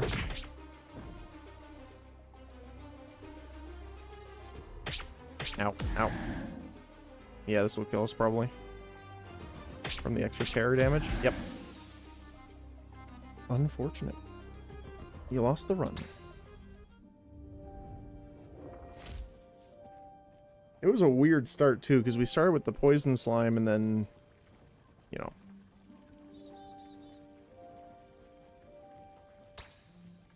Tell you the truth, I don't know for sure if it can be closed. I appreciate the honesty. Let me be honest too. I don't think there's anyone around here apart from you who stands a chance of closing it. So basically, I'm putting all my trust in an Aethermancer. What else is there for a mayor to do at the end of the world? So...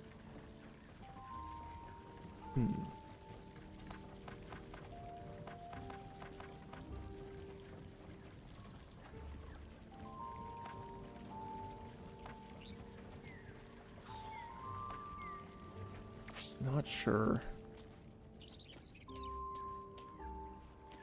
Is it still the same text? Yeah, okay.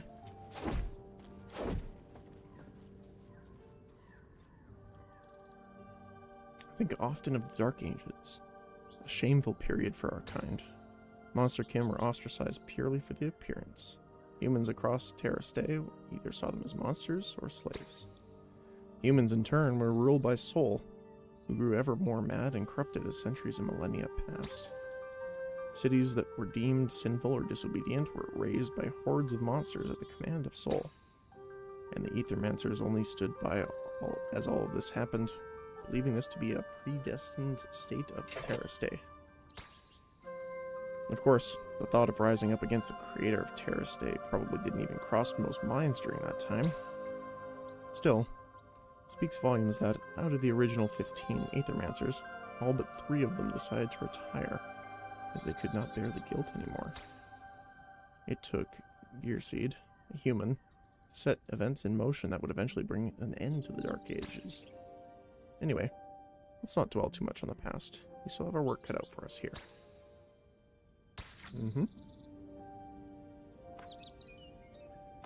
Okay. So I want to go down. So I'm assuming all of the monsters from the second area we cannot do. You told me you came across Pilgrim's Wrath by happenstance. What were you doing in the area? Some other monsterkin wanted to see the Holy City. They wanted someone along who could mix healing potions, of course. So they asked me. I was bored, so I agreed to go. Without payment, of course. I just wanted to see the Holy City. And so I saw the Holy City. as well as Pilgrim's Rest, the perfect place of rest for the weary pilgrim such as I. Once we got this void business under control, can you do me a favor, Syrinx? When you're traveling across Terrastay again, if you meet any monster again, please do tell them about Pilgrim's Rest. I will. So yeah, it looks like you can only start with these guys.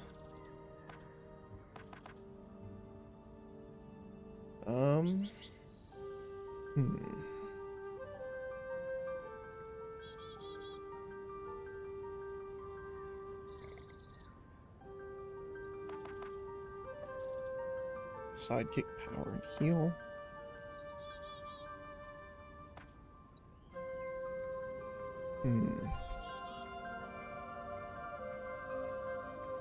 I wonder if Tazzleworm would work. He has a +2 crit chance for every poison stack on enemies. That's pretty nice. The only thing with the ooze is that it doesn't apply stacks to enemies. It applies stacks to himself and then deals damage to them. So unfortunately it doesn't really count. The Warden's cool though.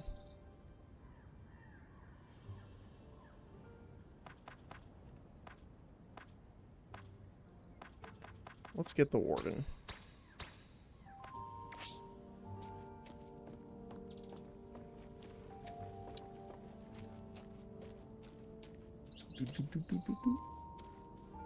Alright. That scene is still really pretty. Only I could get him to look in the corner direction.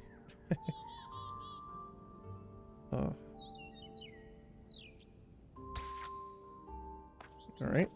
So we are going to start with Warden.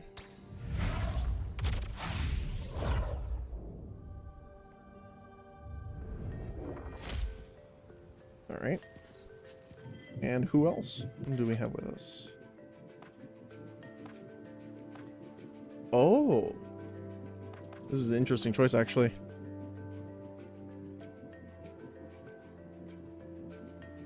So we could try building up self-healing.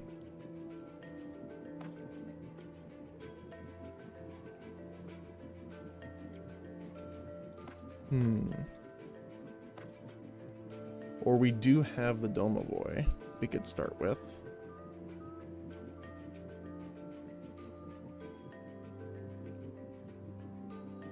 Because he does have defensive abilities.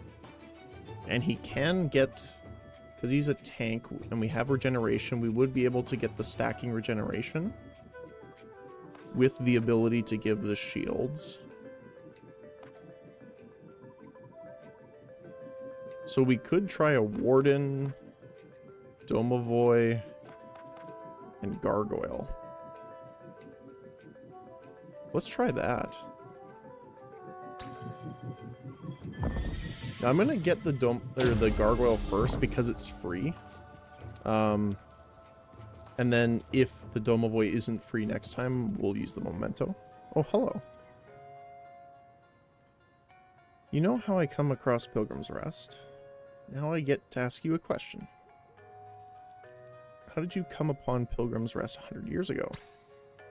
Don't you Aethermancers mainly stick to... I'm gonna keep messing up this name.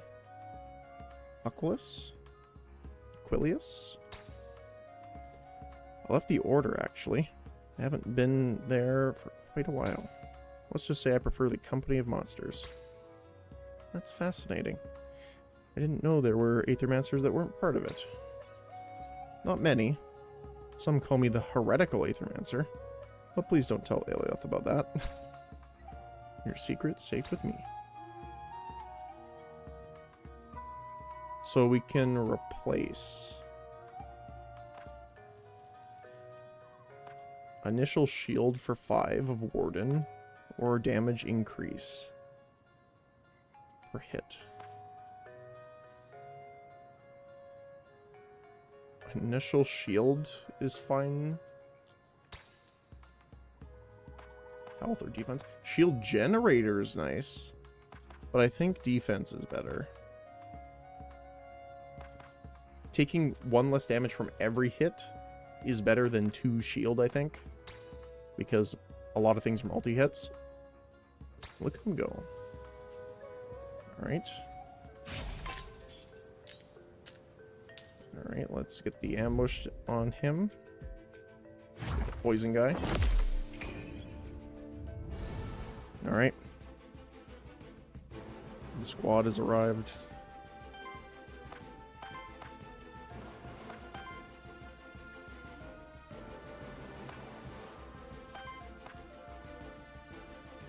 Start with Mineralize. It'll give us some power too, so that'll make our basic attack hit that much harder.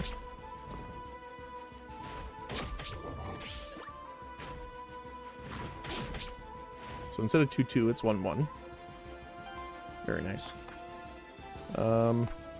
We don't have any water stuff yet, so probably just gonna hit him really hard here. There we go. And we got the wind up. Ow.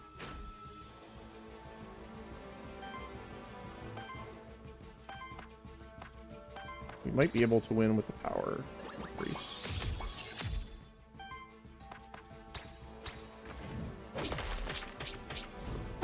Nice. Victory. Only 1 point of corruption.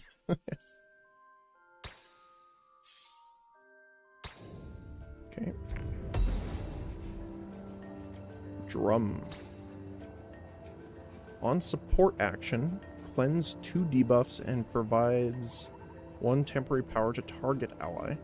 Basic attacks generate an additional wind ether. Converts the first ether generated into a wild one. I would have liked to put that on the Domovoy, but the Warden is a pretty good choice.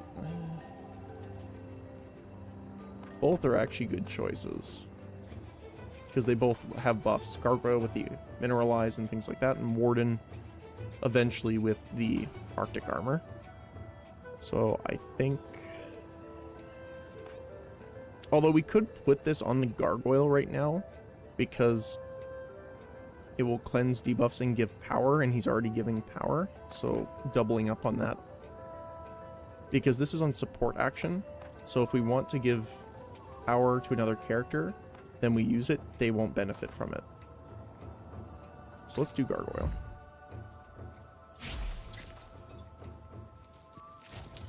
That is my thinking anyway. Oh. Yeah, let's get you. Alright. So we can shield up, which should give him 2 power. Yep. Oh, it gave it to him, actually. So it can be himself, which is interesting.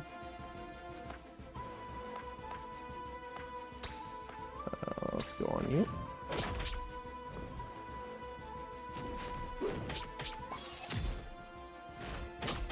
Ow.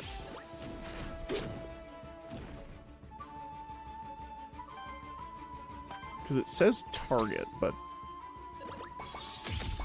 Oh, I guess it's on himself because he's targeting himself with it. That makes sense. We can just obliterate that poor boy down here. And then we get the follow-up.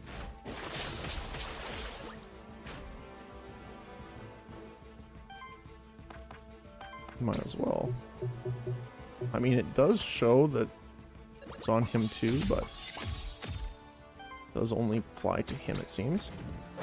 But hey, that actually works, because then he can just build up extra power while he's protecting everyone, and then just absolutely just bonk someone. Alright, let's see what we get here. Apply sidekick to self on interrupt. Whenever this monster purges or steals ether, break a poise of the same element on all enemies. Whenever an ally purges or steals. I'm going to reroll, I think.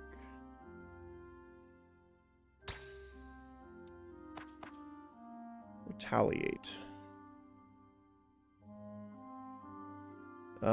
Shield self for 4. If this trait triggers 3 times, cleanse 3 corruption from himself. At the end of your turn, if it has less than 7 shield, shield up.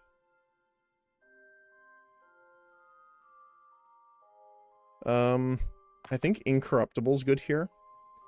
And the reason I want to do it on Warden is that he's going to have the winter effect, hopefully. Which means that he's going to interrupt for others, so he's going to take a lot more hits. What about you? Whenever an ally triggers Sidekick, shield both attackers for 2. On wind, action from any ally shields each ally for 2. Or on attack, cleanse 2 debuffs from self and heal self for 3.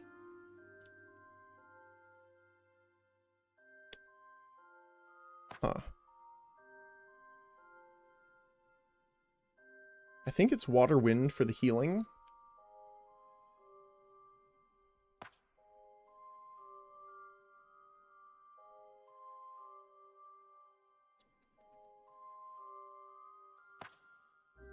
This gets more though.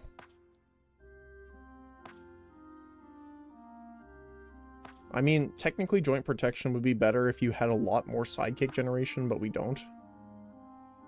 So probably shielding winds is the best bet here. Gargoyle soul. You have multiple gargoyles at the same time. Let's head back down here. Just a normal altar. Yeah, okay. It's the same one as before. Alright, we got the Void Meteorite. Basic attacks. We're gonna give it to Warden.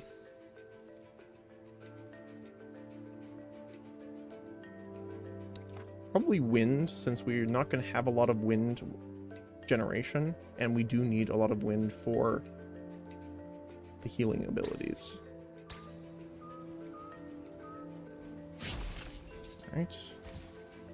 Some free money. And we can head on out.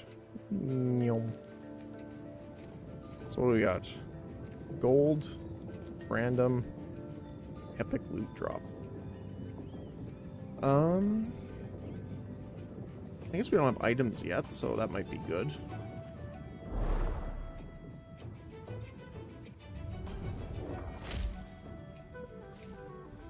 I do want to pick up our character first, just in case.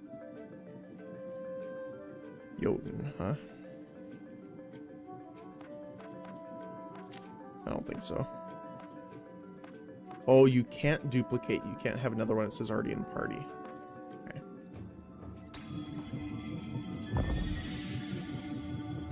It'd be interesting if you could stack same monsters up. That'd be pretty funny. The reason I wanted to pick him up first before we keep going ahead is that just in case it's equipment that he can use. Scepter. Epic. At the start of your turn, apply 1 temporary power and heal self. Basic attacks generate an additional earth. Increase damage of psychic on allies by 1. 10% chance to evade each incoming hit. Temporary power. Generate. Huh. Probably on Warden. Because we want the extra regeneration item, if possible, on Domovoy. Not sure if we'll get that, but you never know. Oh, there's an item over here. An ooze soul. Oh, monsters here. Let's do it on the Warden. Alright.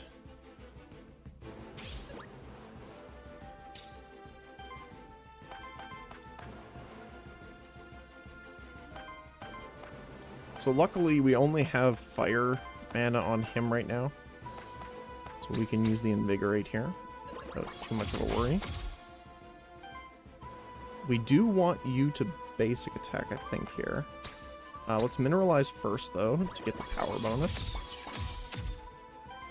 And we will smack... probably the Warden.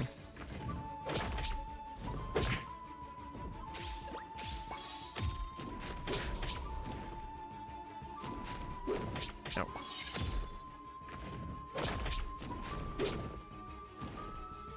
A lot of sidekick. Which does add up quite a bit, actually.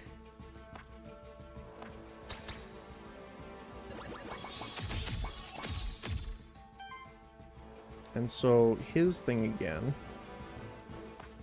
So he's going to shield. Wind generation, wild conversion. So...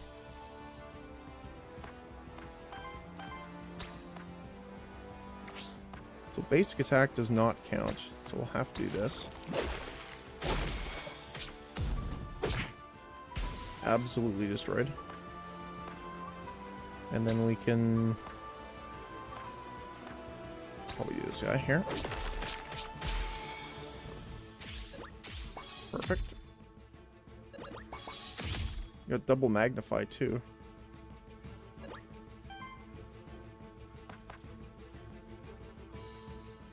Earth generator.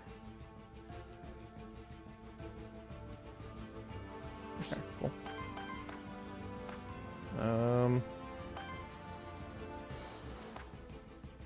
Guess we'll just keep mineralizing here for now. We'll demolish this one. Which gets a wind-up attack here too.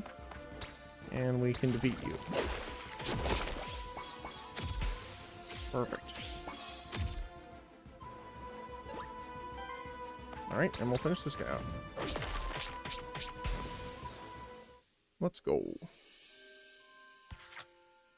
Alright. Almost got worthiness level 2 on Gargoyle, which is nice. Really need to get that Domovoy up now. A level behind really sucks. Tea of many spices. Don't remember exactly which one that was, but...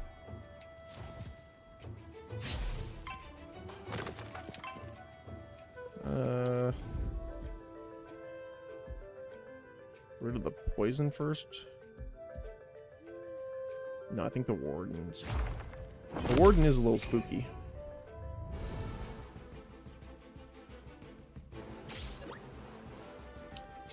Alright.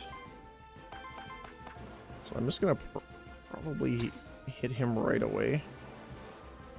Just a break. Alright. Mineralize here.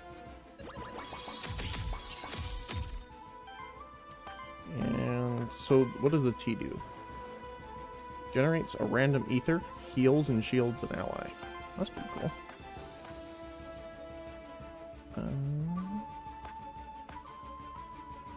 Generates 2 wind and 2 earth ether. That's really nice.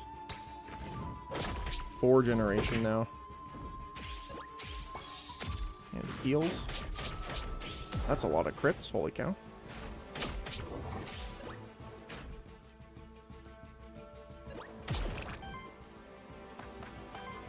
Fortunately, we haven't gotten a lot of shield abilities yet. Regeneration going. Alright. We can take him out with a basic attack. Follow up. Hits the doggo. Ow.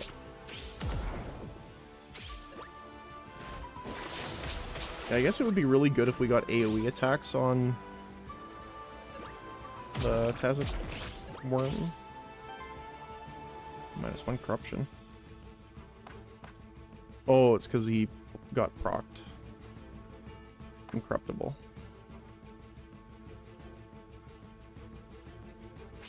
Okay. Let's see, what do we want to do here then?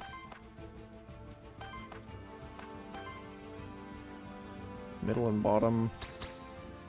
We're gonna mineralize here then. Going to probably invigorate,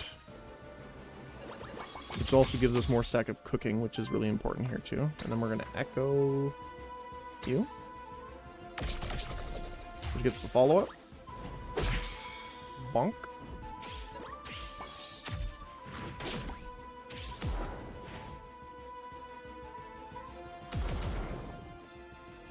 Yeah, the reset reactions are also really strong. Now, we can just get rid of you here. Then we can boiling soup. Apply a ton of burn stats. 12. Actually, we can just defeat him here, I think.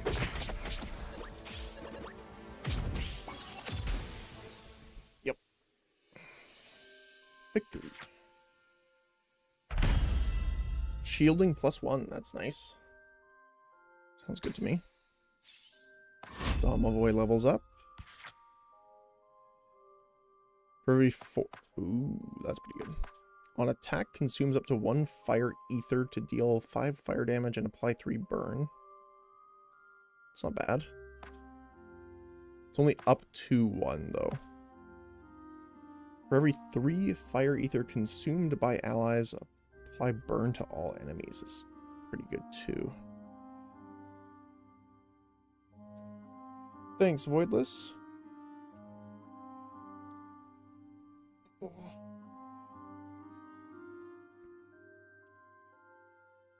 Stretch and posture, and then hydrate. With some very good tea. Green apple and cinnamon.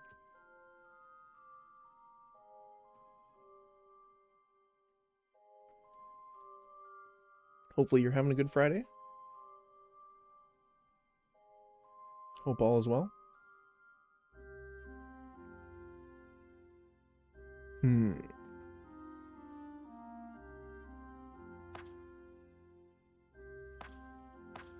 guess Burning Desire. The problem is we're not applying a ton of burn. But we are consuming fire ether a lot. Because the only burn that's applying is in a burst. So maybe Burning Fire is better here. Because it also counts the fire ether consumed by his healing abilities, too. I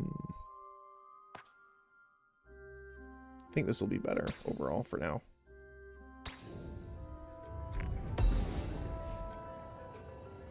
Alright. Skill reroll. Of course, we got it after we leveled up. Unfortunate. I think we missed something up here, though. So I want to go take a look at this.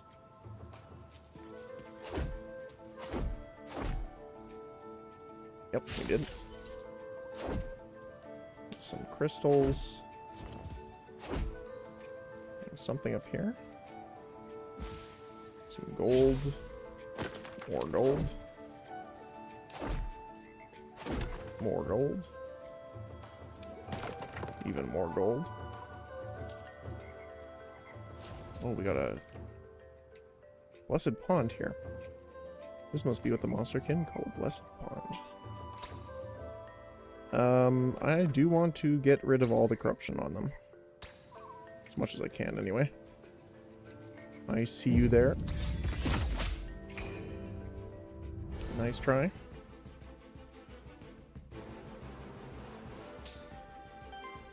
Alright. So they're going to start off with spores. We're going to mineralize first. Get that power up. Invigorate. Get the regen and the extra shields. And then we're going to basic attack just to generate extra Aether, probably. Plus an extra free punch. Ow.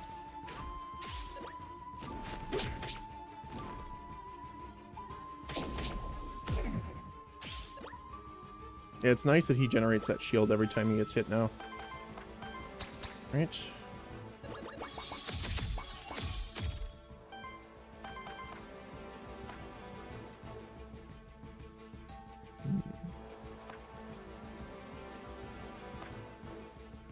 We can toast him.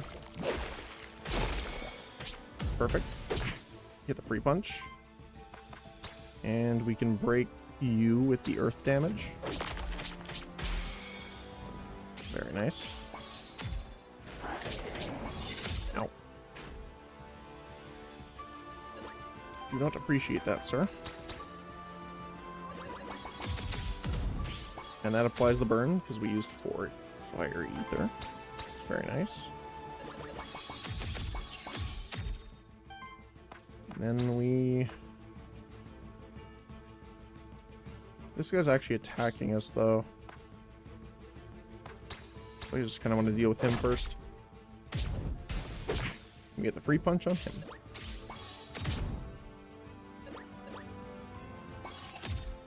Yeah, he gets rid of the burn, unfortunately. 5 sidekick stacks. Kind of intense. Let's just absolutely barrage this man into oblivion.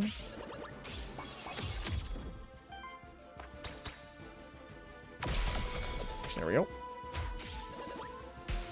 Done and done. With only a single point of corruption damage. And they leveled up. Alright, Warden. Sound wave. 2 times 4. To all enemies. Applies weak to all enemies. That's pretty great. Applies weak to a single enemy. But then heals all allies. Gemstone Crash. 5 hits of 4 damage against a target enemy and deals 8 damage to himself and purges 2 enemy ether. That is pretty nice.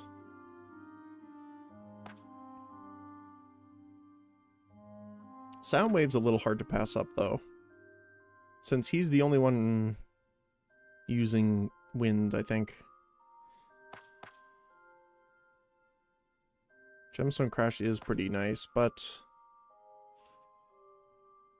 I'm tempted to reroll because we really need the defense stuff on him.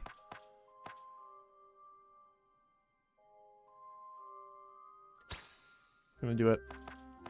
So there's Winter's Guard. 3 to 5, or sorry, 2 hits at 3 damage against all enemies. Purge an ether on interrupt, generate random ether. It's pretty good. 4 times 4 against an enemy and weak. But Winter Guard is what we're going to do. Shields all allies for 3 times 3. Cleanses 3 debuffs and redirects himself. Which is why I took the redirect attack. The counter attack, essentially. Gargoyle. 3 times 3 against a specific enemy. On interrupt gets power. Then shields for 2 for each power stack. It's not bad. 2 times 3 against an enemy, cleanses 2 debuffs from himself and applies sidekick to himself. That's not bad. Shield tank shields a target ally for 3 times 4 free action.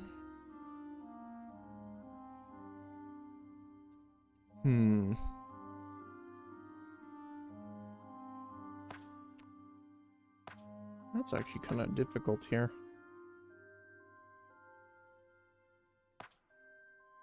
Applies sidekick to self is pretty nice. I guess Diamond Charm is pretty good because we have the +1 bonus to shields. So it applies 3 times because there's 3 different instances. Cleansing debuffs is nice though, but we have the winter. I mean, technically that's not quite enough considering how many debuffs get placed on us sometimes, but getting an extra sidekick is nice.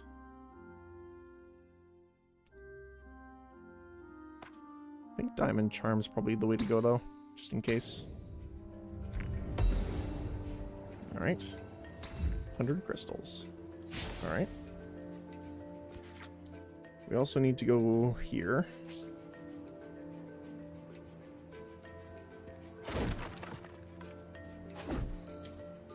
Up this way and around. Oh, there's just one thing there. Okay. I like that you can fast travel like that. It looks cool too. Alright. Aether Spring. Envoy or Knight. We have equipment with all three of them, I think, right? No. Envoy does not have equipment. Let's go to the Knight.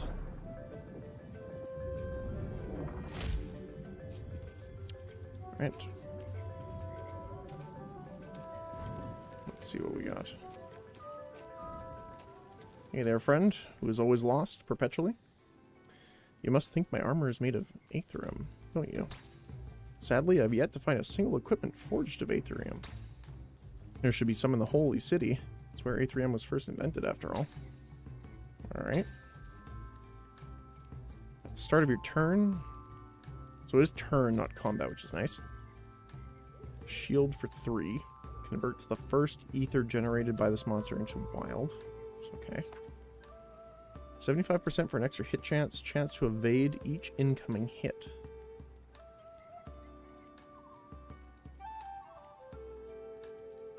So it would be Domavoy that would be getting this.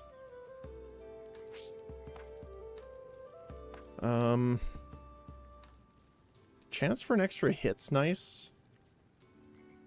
But he's not really hitting much. Evading is nice.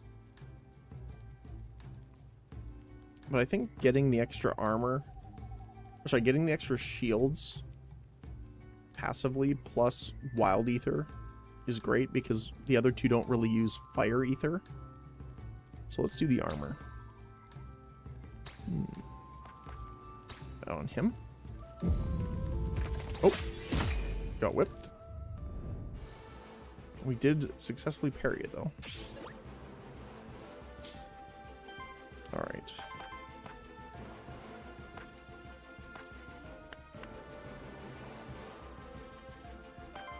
What do we want to start with here? Probably the Mandragora. Because we don't want him regenerating a lot. Although the fire worm is a problem. Well, let's do this first.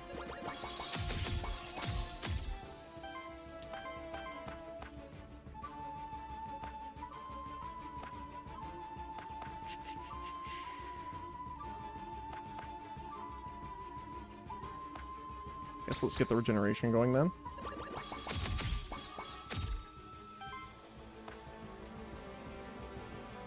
Unfortunately, we don't have a lot of things that are weak to different things that we have right now.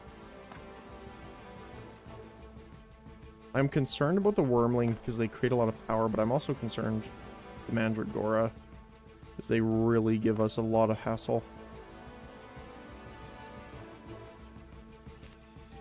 I think we have to take the Wormling out first because he gives power to everyone else in the party, which is not great. How?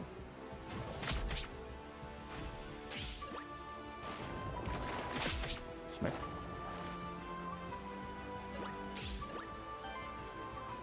All right.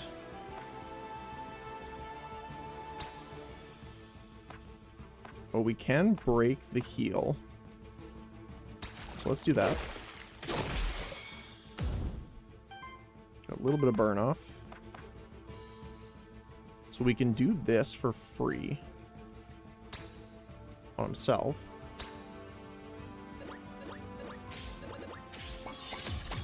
So he gains a lot of power out of it. We can materialize again for extra power. Then we can Winter Guard here. Shields all allies, cleanses debuffs.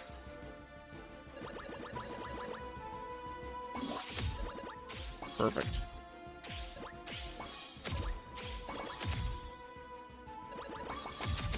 Yeah, the Invigorate.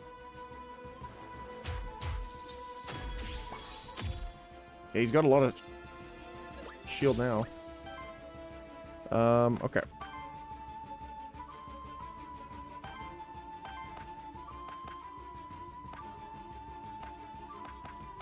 We have enough for this? No. So let's mineralize first.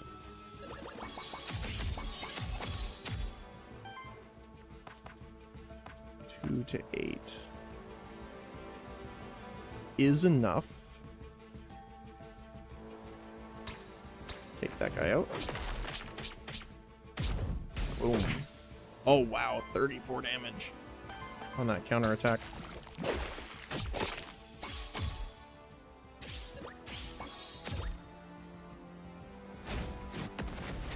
Ah. The dodge. Alright. Now we can just give him the boiling soup. I think we can just... Yeah, we can get rid of him here. Little Fist of Fury going on. And then the Earth. Perfect. Alright.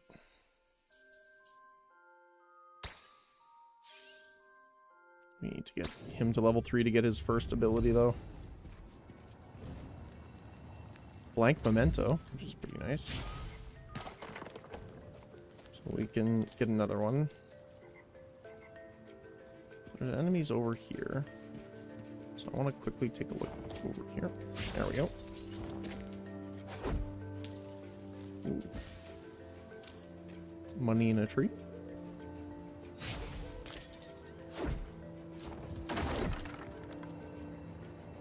Nosferatu soul. That's pretty nice. More enemies up here too. Huh.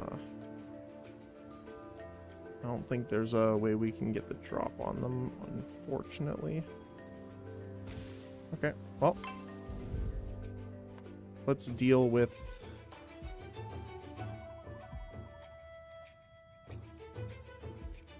him first.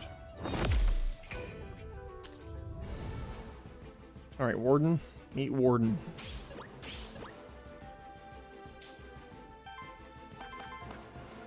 Right.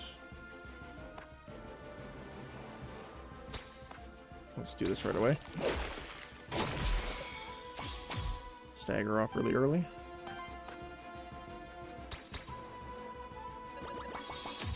Mineralize, which gives us the extra damage. Unfortunately... I mean, we could purge the ether. I think that's fine, though.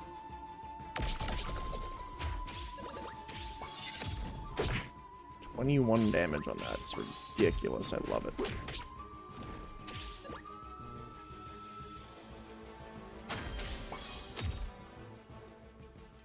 Okay.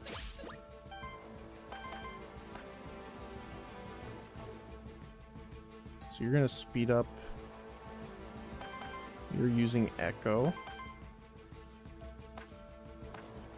I wish we had more water moves, but fortunately we don't.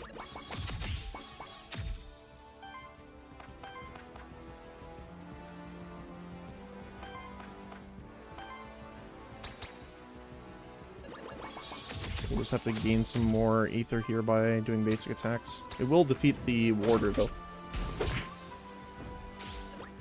So that works out. So yeah, he's getting power now, and then he'll be giving it to the rest of them, which is not great.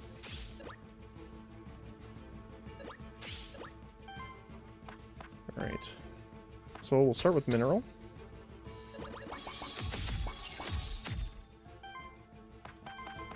We can do Boiling Soup on him. It's a free punch. And have to use that to take him out. Because if he doesn't attack this turn, which he was planning on doing it, he's just going to spread the power around to the other guy too, and the other one, the Volpentinger, has a lot of crit. So, crit chance plus power for base damage bonuses is not good for our health. So let's see here. We can just generate here. Alright. That hits 4 times.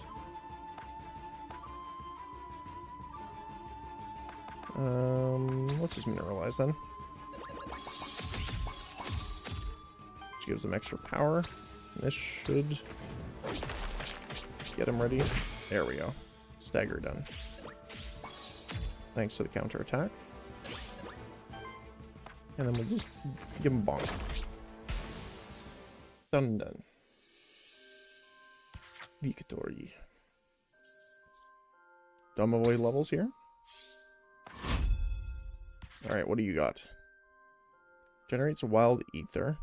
Applies cooking to self. Free action. That's not bad. Lava bolt's pretty good. Unfortunately, we don't have the ability that we had last time.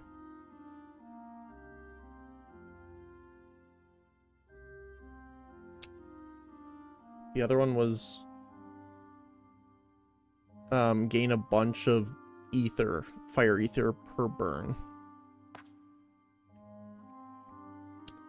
Damage against target enemy. Purges ether if they have burn, otherwise applies burn. It's not bad. 13 damage is nothing to scoff at, though.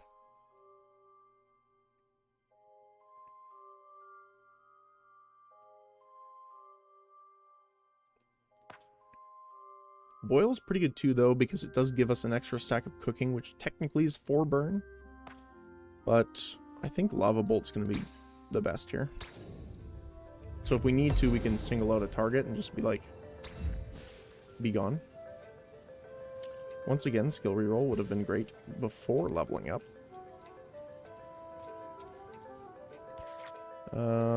We have to go down and over to the right.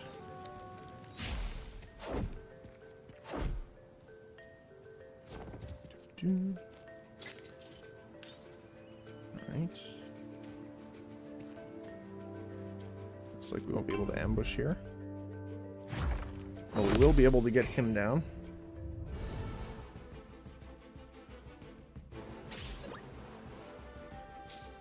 Okay, let's see. It's only 2 hits, though.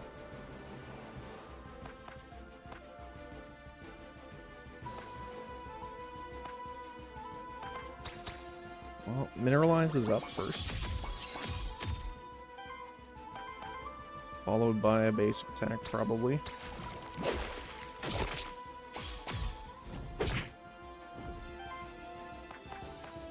And probably Winter Guard here.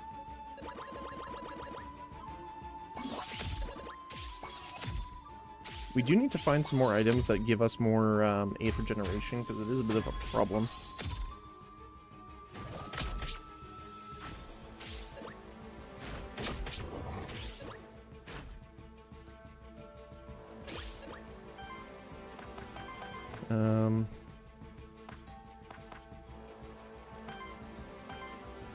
Wait, what's consuming? Oh, their fire rituals are taking our ether away.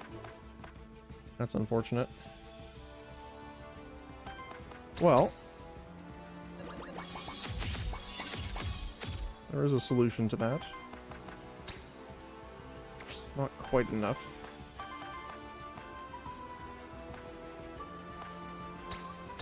Let's get some more.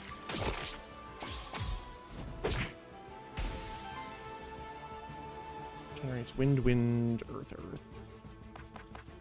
Fortunately, we need fire, which is not something we are currently generating enough of.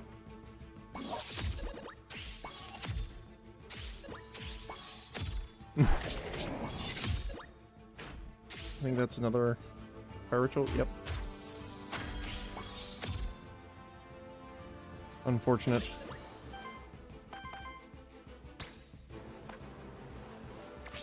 Well, let's hit him, I guess, with this.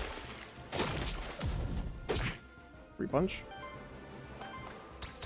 Get the mineralize. He's gonna hit the center only.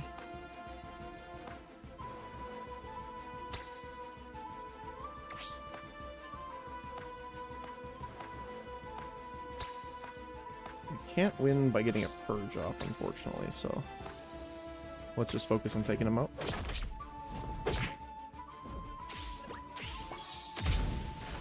Nice. Fortunately, he did get some corruption off.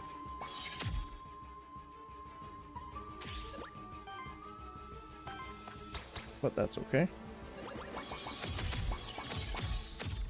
Okay, he now has 4 in power here. Let's do this. See if the extra in power lands on him.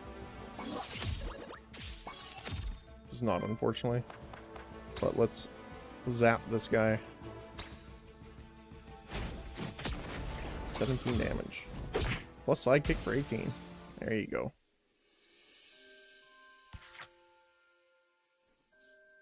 Alright. They've almost leveled.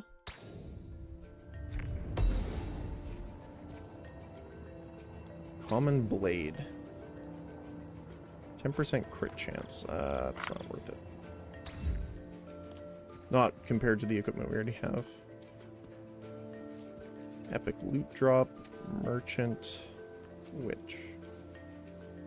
I think Witch, because she has a chance of upgrading our equipment. We don't have a lot of money. Although,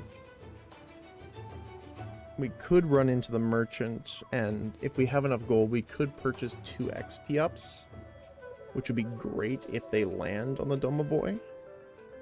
But I think upgrading our stuff is better.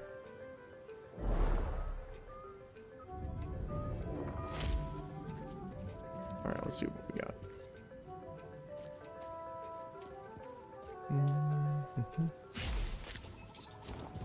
Hey there, friend. You walk the pilgrimage path, Cyrix. Do you feel enlightened yet? Personally, I've always feel calm around here. Even with all the void and monsters, believe it or not. Reroll an action. Contains the memories of a monster's past life. Give it to a monster or replace one of their skills with a new skill. Oh, okay. What would we do?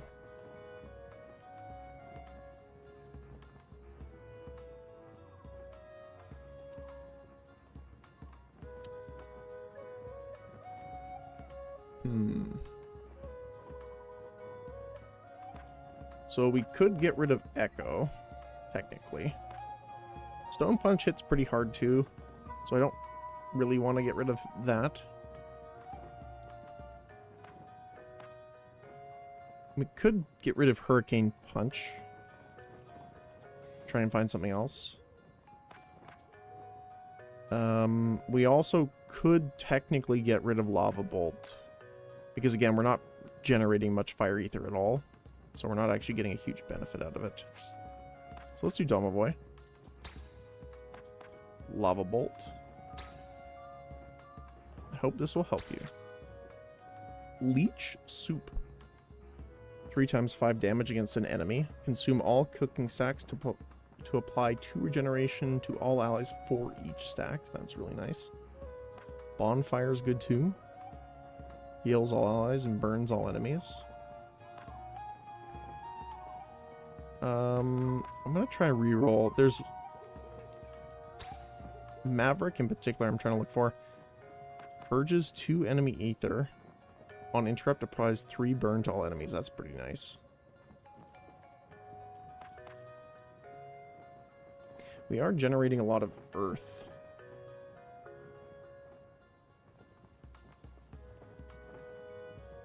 The only problem with Lava Fling is that it really requires you to... One, it requires us not to heal our guys with him for the turn. But 2, it actually requires the interrupt to be effective for it really to do much. And unfortunately, I would like more fire generation right now, so I'm going to try rerolling one more time.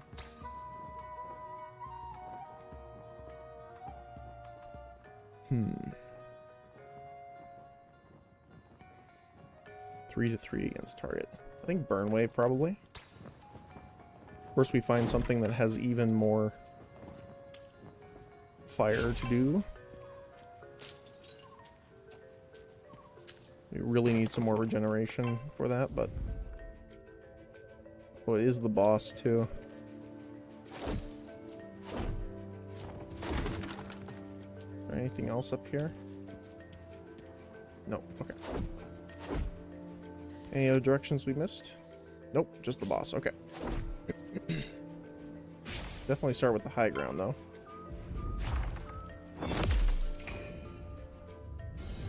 Alright, here we go.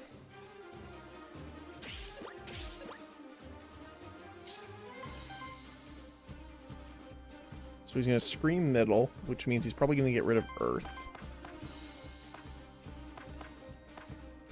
So let's start generating here.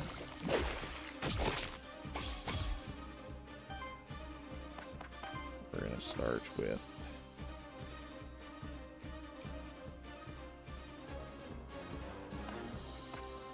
Let's do Diamond Charm on Warden, because he's going to get hit pretty hard here. And then we're going to mineralize. And then we're going to just basic attack here. An 18 damage sidekick. There we go. Gets the reflect too.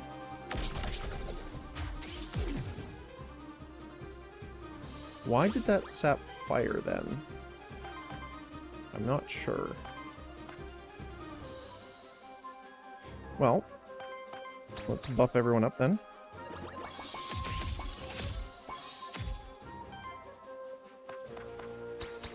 Ninja guard.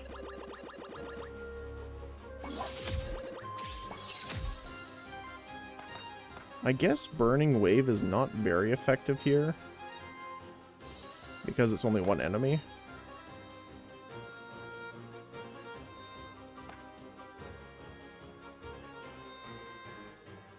Three to 7, so what, 14, 21? 21 damage.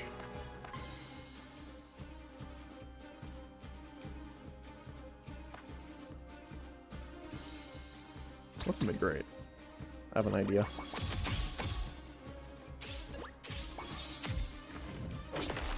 He's gonna block that, which is very nice. Oh. Getting the weak hit though. He does get minus corruption though, thanks to his passive that we got on him. He's gonna hit middle and bottom.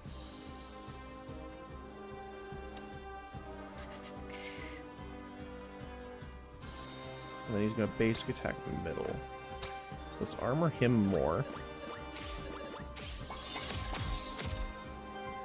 Mineralize. So the cool thing about our guy at the bottom is that the more we protect and stack up, the better he does. So whenever he does support abilities, he gains cooking, which gives him different interactions essentially.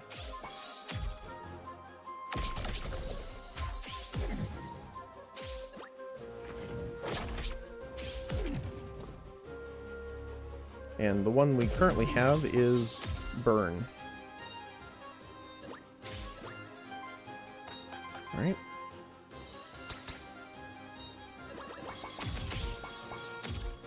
We're also generating extra heat here.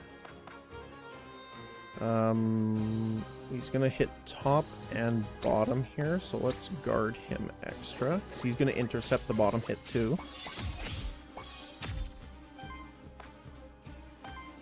We don't have the... Generates a random ether. Heals the target and shields them. Sure. That is not the ether we needed.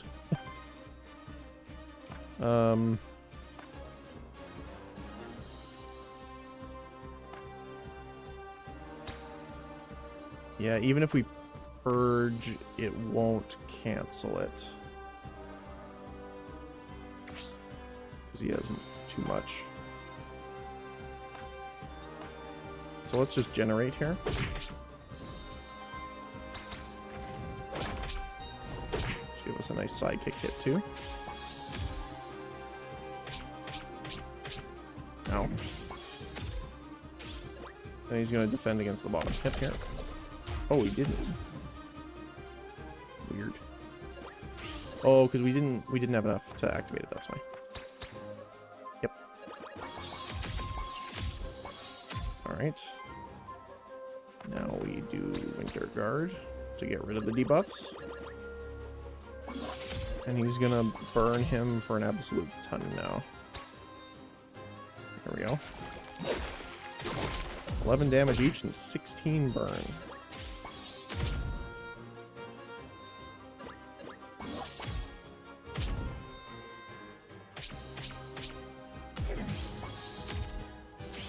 Alright.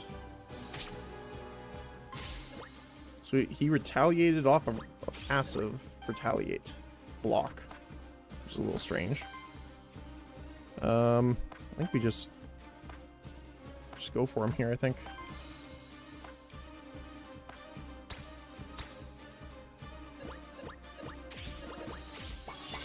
Get the bonus power here.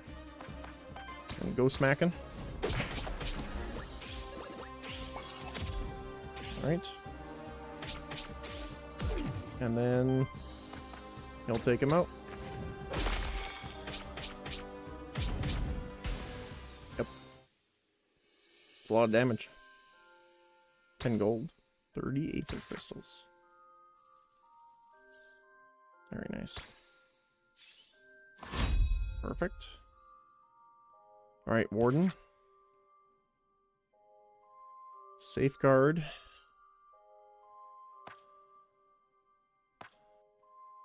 Generates random ether when he gets hit.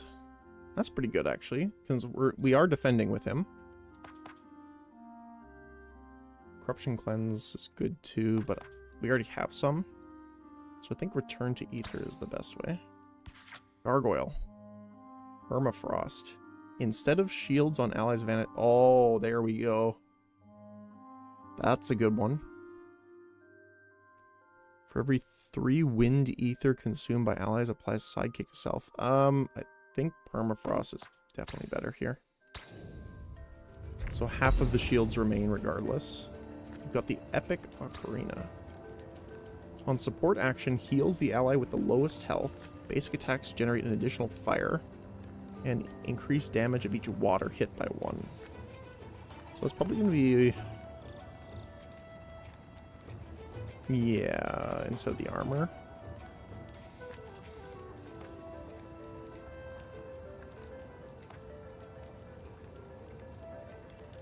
Yep. Alright. Boss one down.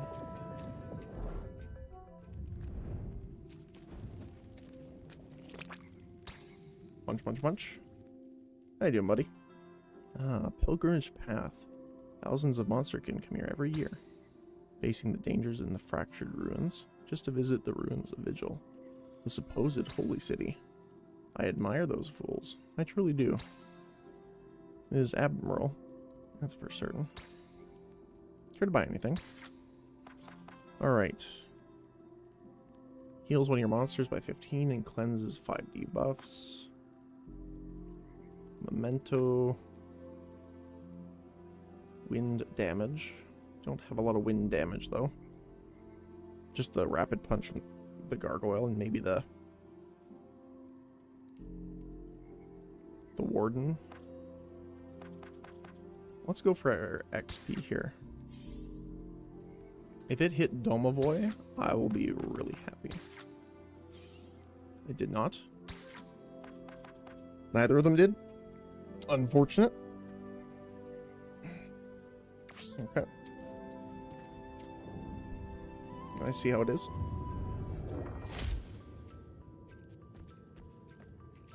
This way. Oh, hey. I'm afraid to ask, but I'll do so anyway. What are you doing here in the void, Mirren? What's that supposed to mean? Don't I look like I can defend myself? I'm sorry. I was just wondering what reason you had to go into the void in the first place. Well, the end of the world has come crawling up to our doorstep. It's not like I'm getting a lot of customers right now either. So, I'm doing whatever I can to help deal with this whole void business. What is it you're doing here, actually? Scouting, beating up monsters, whipping up food for Lily and the others here in the void. What don't I do? Sometimes, I even get inspired by some of those void-infused ingredients around here. Fragrant and potent. Don't worry, I'm not talking about monster parts or anything like that. Can't eat those, silly. Here, let me show your monsters what I got this time. New perk.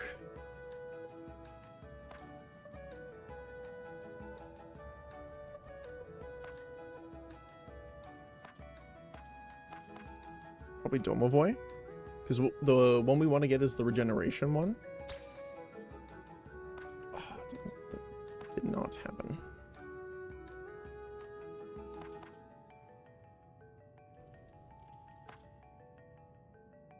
+1 hit. I didn't know you could roll that, actually. That's a cool stat. Deals an additional 2 damage hit.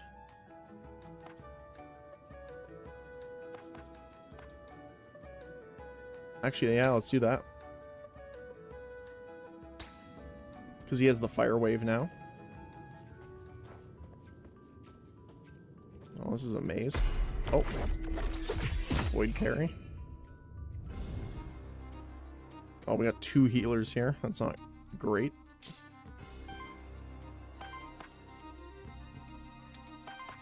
We're missing wind.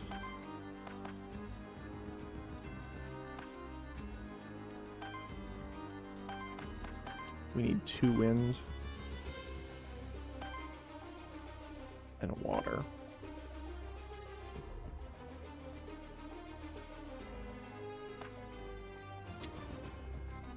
Okay, let me think.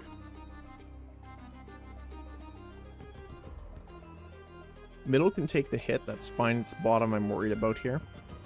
So let's use Diamond Charm on Domovoy. Give him that extra protection. Then what we're going to do is basic attack. How about you? So that'll generate 2 so that we can Winter Guard.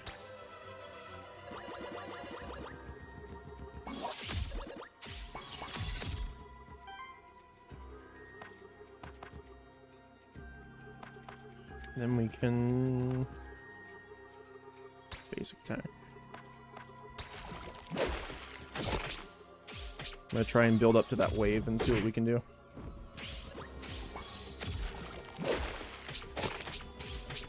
Ow.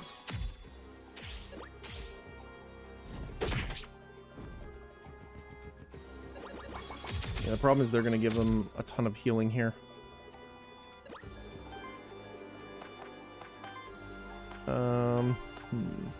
We can burn wave here actually, so let's do that. Let's mineralize first,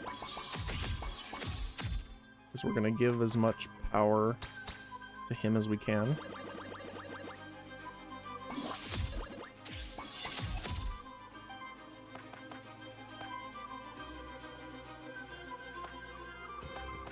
All right, here we go. Burn wave.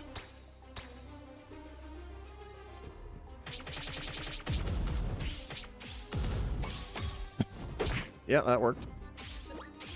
Love damage. Oh, he dodged it. Nice. Well, they're healing back up again, though.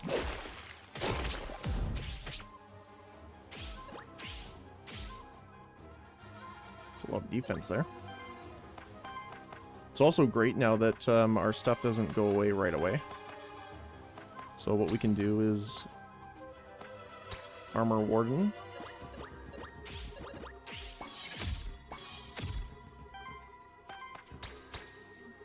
Mineralize. Then what we can do is head into Winter Guard.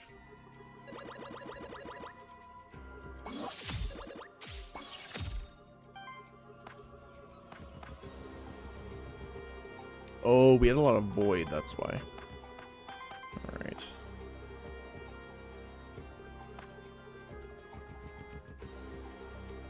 Okay. It's a big punch here. 20 damage. Pretty good. 3 misses, too. Oh.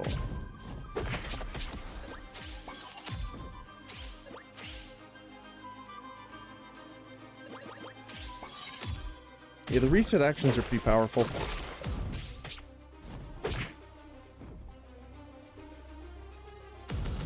Look at that. 12 damage he's going to take here because of that. Let's put that on you. Get that up. Mineralize.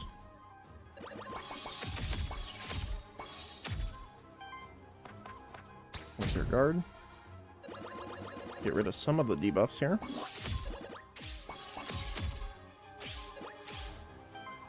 And then you can just absolutely smack them with another fire wave.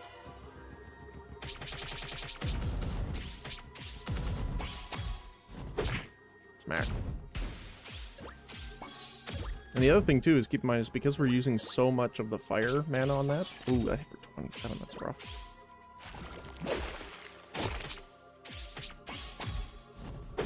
Ow. Let's see. Where is it here? Burning fire. For every 3 ether consumed by allies, it applies more burn. So it does a lot more burn than it looks. A little short on wind. So let's do...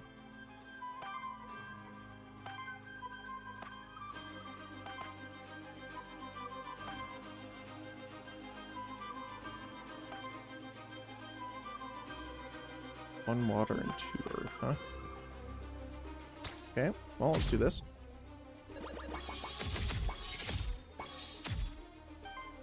Hit him with another fire wave. Smack, smack, smack. Burn, burn, burn. Next for punch here. He's out.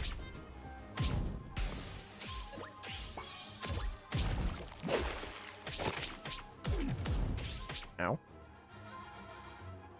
That's a lot of damage, actually. But we can take him out here.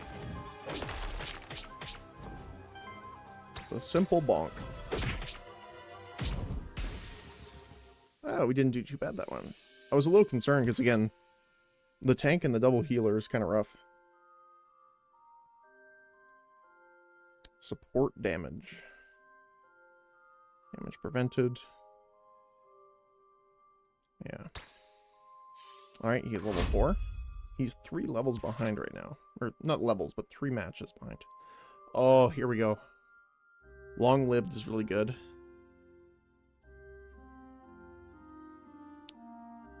Blood Pact is also really good. So long-lived, whenever regeneration stacks are applied to an ally, it applies an additional one, but healing is reduced by 1, which is totally fine.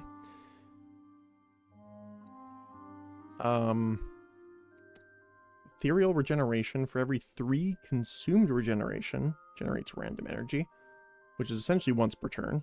We get a random extra ether. Blood Pact at the end of your turn deals water damage to all enemies. Damage equals 1 for every 5 healing received by allies that round.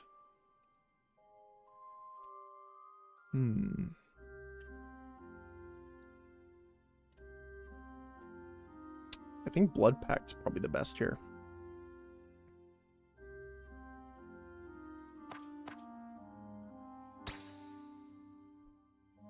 Alright.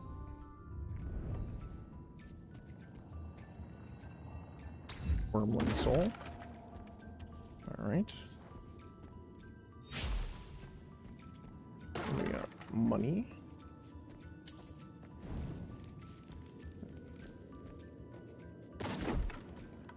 Perfect. More guys here, actually. I want to take the bat out first. The bat is my enemy. They add so much damage to everything else.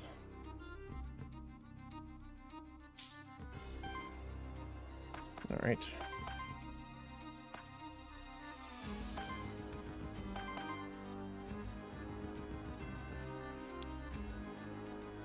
Do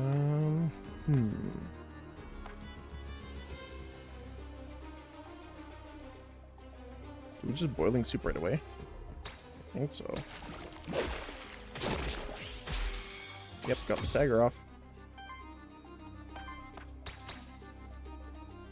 Mineralize. And unfortunately, we don't have a lot of ether at the moment, so let's just hit him pretty hard here with a basic hit, plus sidekick.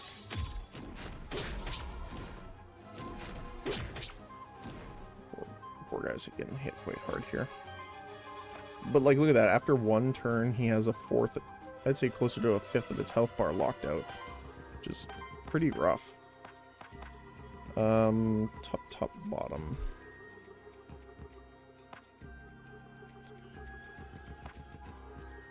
Okay, so he's gonna get scalded here, so let's help him out with that. Oops. Mineralize. Gotta build that armor up. And Winter Guard.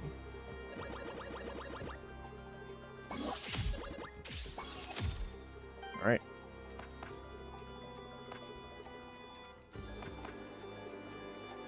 Let's invigorate.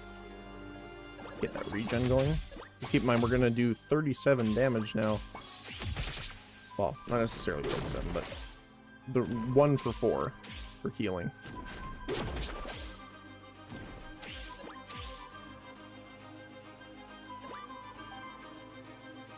Alright. Wind, earth.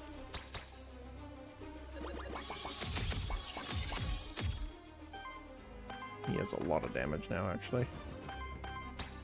We can delete one of them here. Absolutely wrecked. 42. Alright. They're almost level 5. Very nice. What do we get? Rare staff. Okay.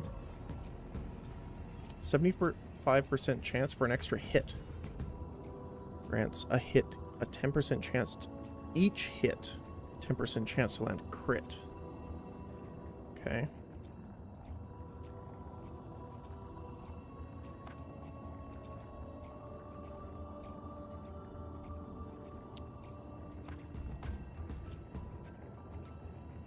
That's hard, actually. Because this has a chance... I'm assuming this counts for his...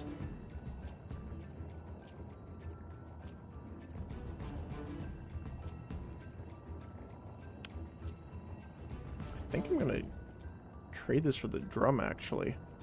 So, he consumes all of his sidekick stacks at once to do another hit. But it's only one hit. But it hits like a truck, obviously. Like, I think it did 34 damage in a hit there. This means it has a 75% chance to do it again. I'm assuming. I don't know if it procs off that. We're about to find out, though. This is the boss area, okay. I want to head back this way. Head down here. Oh!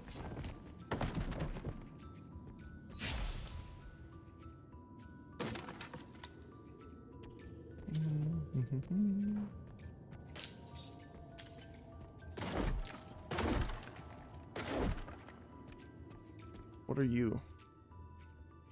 Fire Elemental Challenge. 2 XP.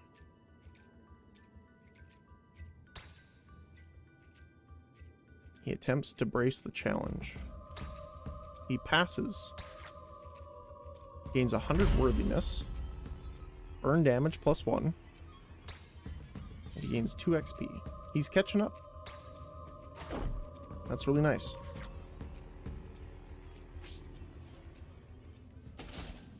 Alright. Epic loot drop. Night. Ether Spring.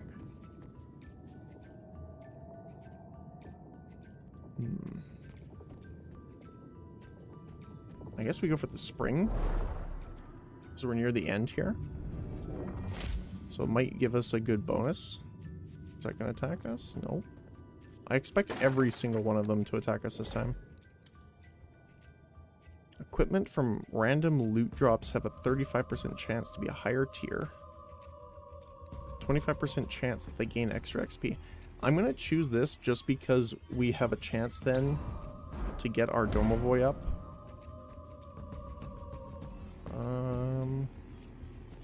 This is a little bit of a spooky one, but I'm going to deal with that first.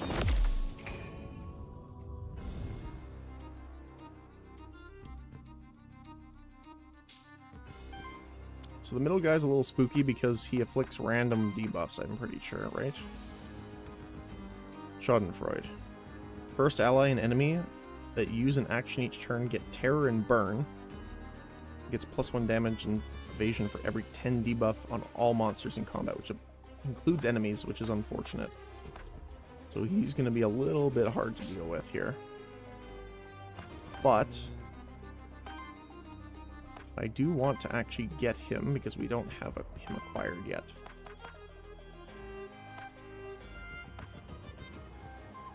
For some reason, we didn't generate any fire either. It's a little strange.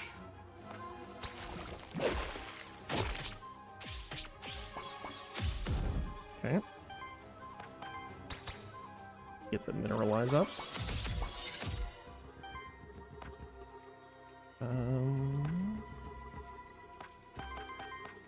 I'm actually going to use this now, I think. Because he's going to get hit by 2 different attacks right now.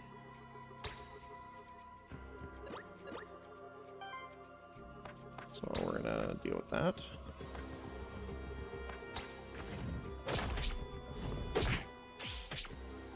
Yeah, so this... it adds a second hit, but not necessarily full power.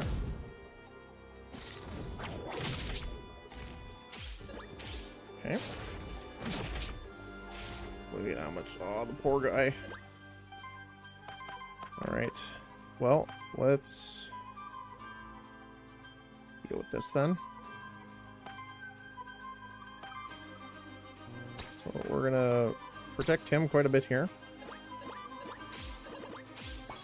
Okay. And we're gonna mineralize. And we're gonna winter guard.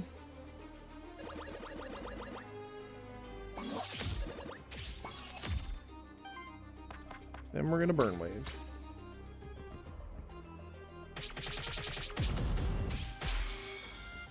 So let's hit the stagger.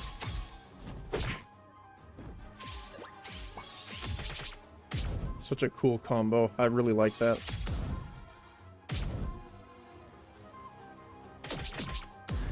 Ow. Yeah, that's a bit of a problem. So I do want him, but the problem is I don't want to kill him. And we might accidentally kill him here.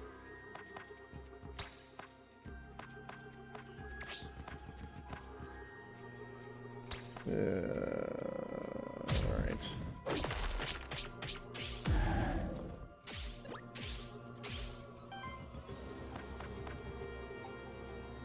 Don't have enough to do that as well, so let's just mineralize here.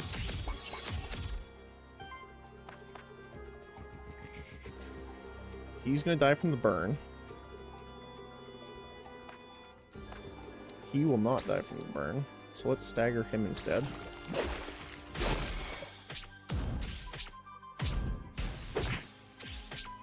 There we go. Oh.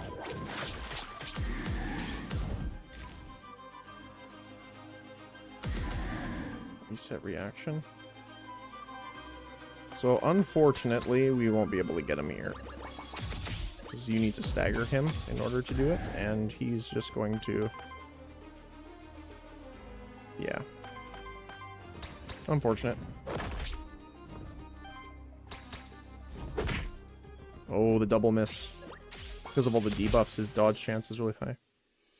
But, that's fine. Alright. Warden. Safeguard. On single target attacks from any ally, if the enemy has less than 2 weak, apply 1.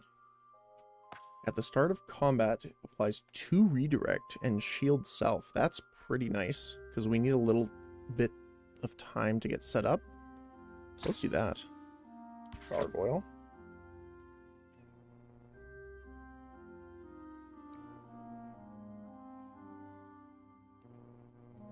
For every 3 wind ether consumed by allies. So make it double.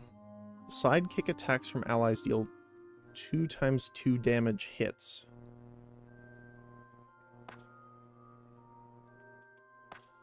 Or at the start of your turn, shields all allies for 3. Triggers 1 more time for allies with 60% less health. We have our shields sticking around quite a bit, so I'm going to try and make it double and see if it procs both of his stacks on it. And oh, Domovoy got the extra proc. It was worth picking. It was worth picking up. On attack, consumes up to 1 fire ether to deal 5 fire damage and apply 3 burn.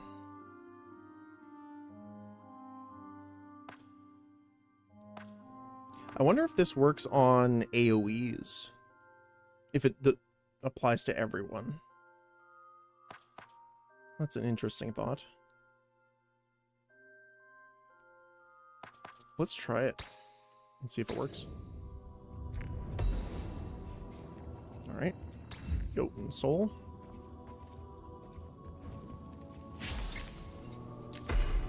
Oh, hello. But I'm good at parrying those guys. Ooh.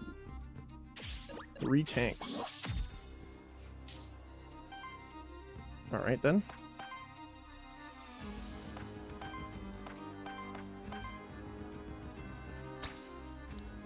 Let's deal with you first, I think. Because the other 2 are going to get staggered by the fire wave pretty often. So I'm not too worried about that.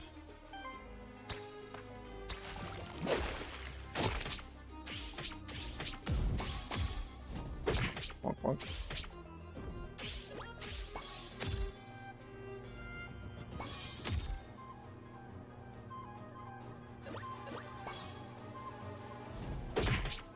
Yeah, that extra taunt at the start is really nice. Alright, so we're gonna keep going here. So I do want to hit him before we stack up our mineralize here.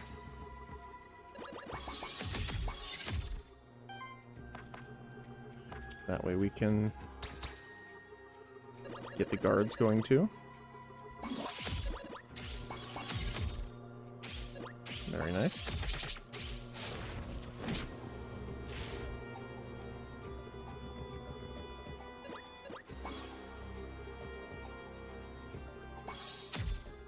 Those guys do look cool too. We haven't gotten one of them yet actually, so we could. I do want to try like a full burn build though. That's why I was considering trying to get our hound friend. So this is going to take all 4 though. We want to test with more than that, so it does impact both hits. That is good to know. That is cool. I like that.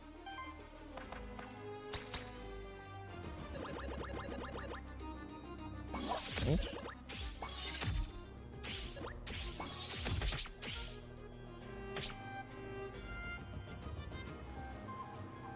The wild ritual is also pretty cool. No.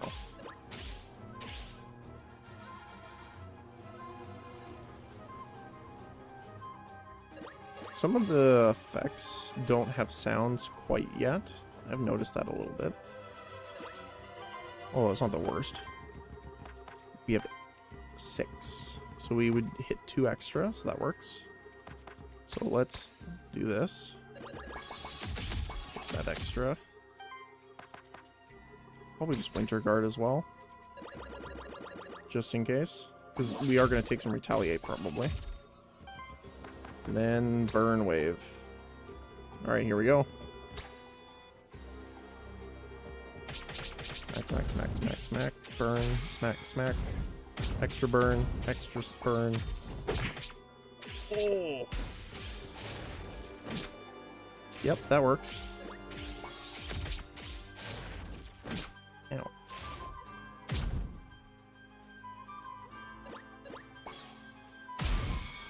Okay, he staggered himself from the burn. Capture. Shambler memento acquired. Alright. And now we can cook him. He may look like a crab, but today he is becoming a lobster.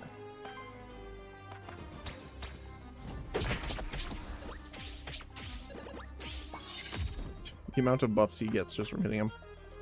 But look at this. Absolutely disgusting amounts of damage. 17, 17, 17, 35. Wow. Don't get me wrong, we're not quite where I would like to be, because our shields are a bit low, but it's not too bad. Not too bad, if I say so myself. I don't like the look of that fountain. Must be a torment blessing. A desperate attempt by the fortress's final commander to defend the holy city against the army. Witness the results of the commander's torment, or Commander Torment's experience with dark arts. By submerging an equipment in this cursed water, it grows stronger but at a price. It allows you to grant a special upgrade to one of your monster's equipment. You may choose from one of 3 rare affixes, but the equipment also gains the curse affix, which can never be removed. Okay. So, upgrade tier and pick a rare affix and curse affix. Upgraded tier.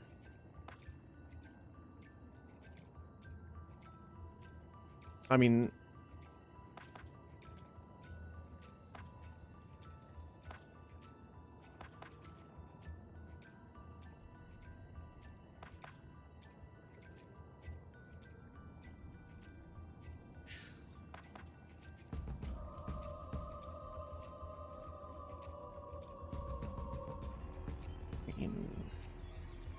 maybe? I think we kind of have to do the scepter probably, because it could be power upgrade.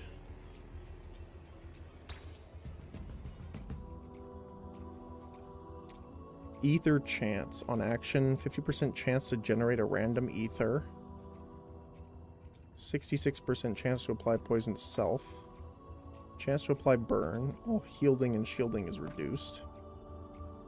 Start of your turn, shields self for 2. Chance to purge one of your own ether at random. Ether chance up is really good. Alright.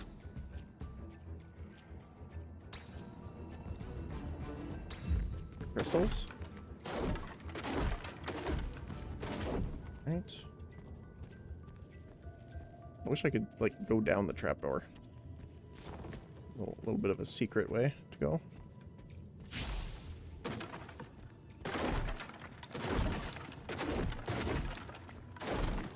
Imagine you are the box maker for this castle, and you see this man doing this. You must be having not the best day. There's boxes down here I want to break.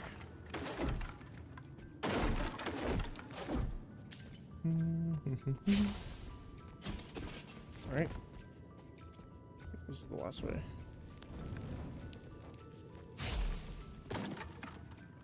I'm assuming this is an enemy here. Nope. That one might be. There's something here, though. This pentagram holds a dark power that is not native to Terrastay. It is a sacred place dedicated to something grander and far out older than our world. You You stand before the pentagram of forced rebirth. It allows you to rebirth any of your monsters by force. They will be reborn as the same monster, but all of their corruption will be cleansed and all of their skills will be reset. A large payment of gold is required for a complete rebirth, which results in no XP loss. Okay.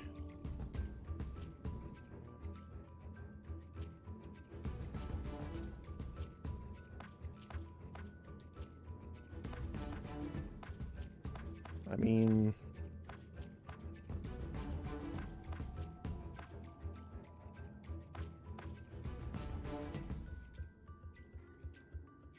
burning fire I might get rid of. Blood pack's pretty good though.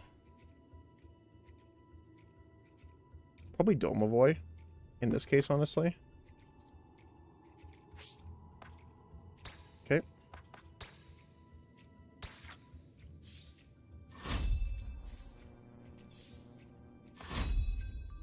Alright. On action from any ally triggers regeneration on them. That's pretty nice. Start of your turn, this monster heals.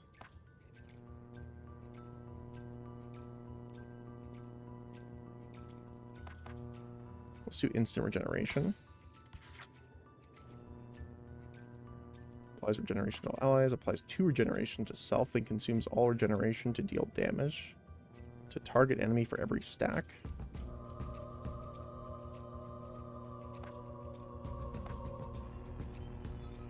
Probably regeneration bloom, because it doesn't cost fire, and we need fire. First aid. Whenever regeneration is applied to an ally, heal them. That's actually really nice. Cosmic healing. For every 50 healing of your allies generated wild. Regenerated primes are really good though.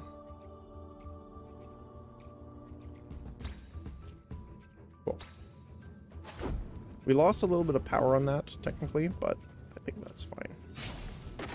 We didn't get the giant AoE. So, who do we want to deal with here? Probably the fire guy with the bird. I think it's not a bird, it's a bat, but... Alright.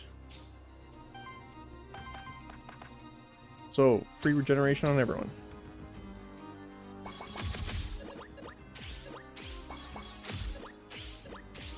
Look at all those buffs. That was all because of... So the Ocarina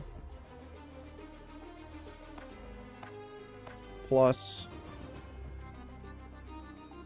power plus healing. Yeah, that's cool. I like that. It works out better with him as our healer like this, I think.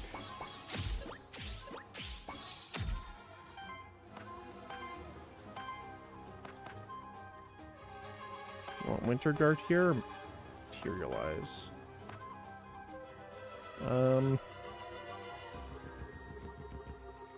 gonna have an AoE attack here. So I think the generation's probably gonna be better.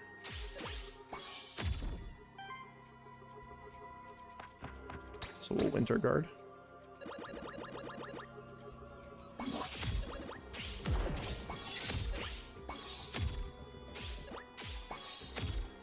Ridiculous. Alright. Ow. Ow.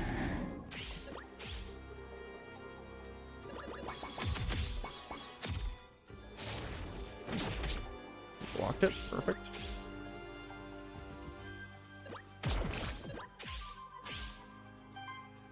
Alright. Free regeneration for all.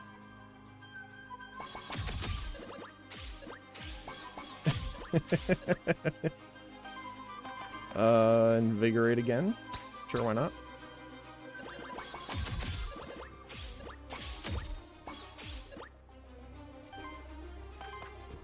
Mineralize.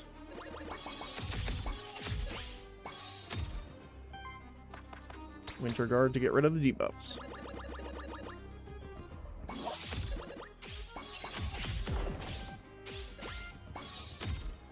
He's gonna hit like an absolute truck soon.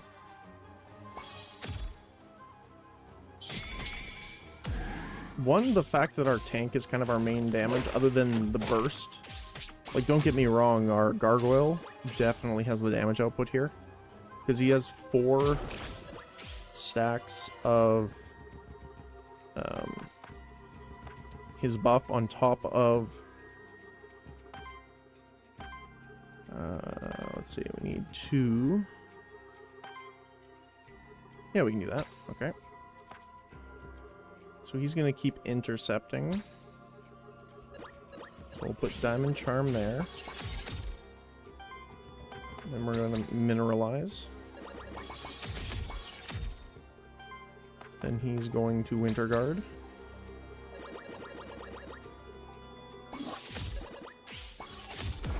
The amount of buffs is fun to watch. Regeneration for free.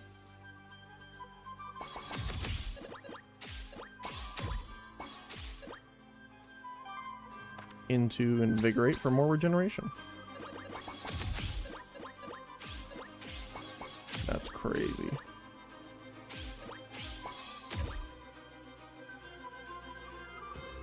We're gonna take a little bit of damage here from that, but plus the rest action, which is a little unfortunate. Ow.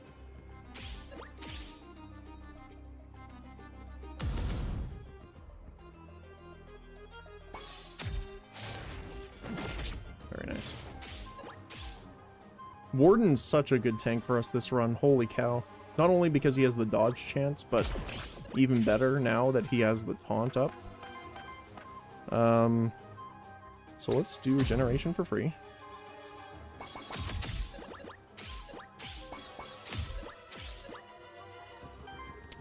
Then what we need water for boiling soup. So let's invigorate.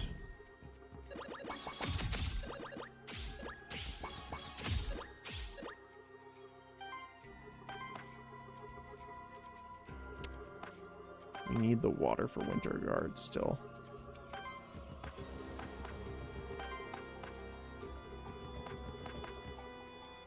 Let's just mineralize here. Okay, someone is about to get absolutely deleted. Who will it be?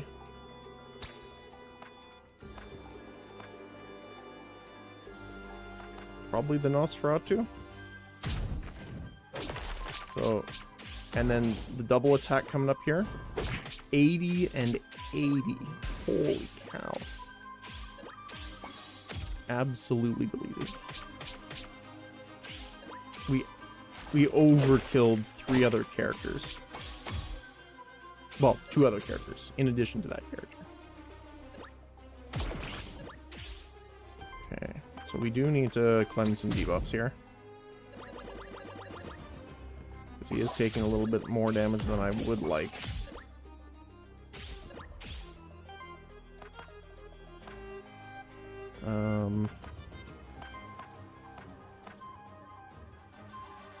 Alright, let's do... We do have 2 water. So let's regenerate.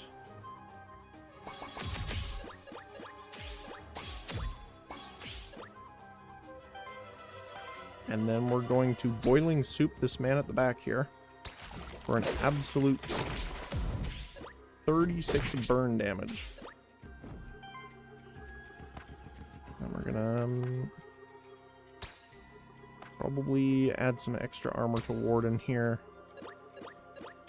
And then mineralize.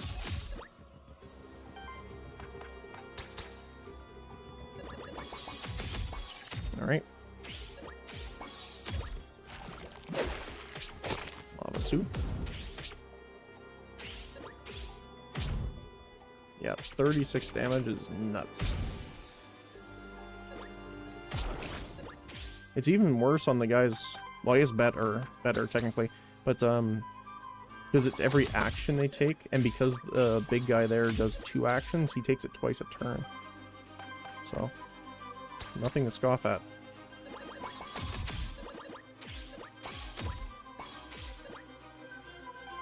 Alright. Let us deal with this man. Stagger. Perfect. Which means this will be his end. Sidekick. Yep. We got a little bit of corruption, but other than that, we're full health, which is pretty nice.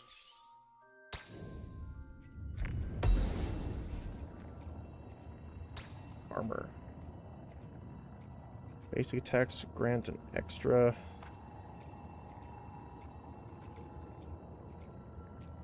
Fire ether.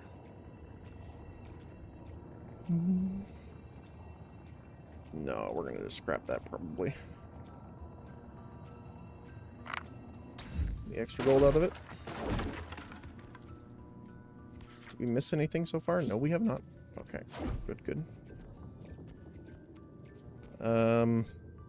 Which loot drop or merchant? I guess which? Which might be able to help us out.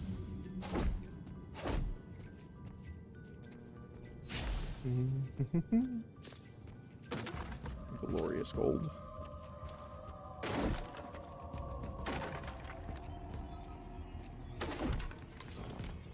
Where the heck is she? Oh, hello. Epic Scepter. Increases damage of each critical hit by 2. Increases the damage of each fire hit by 1. Applies 1 temporary power and heals for 1.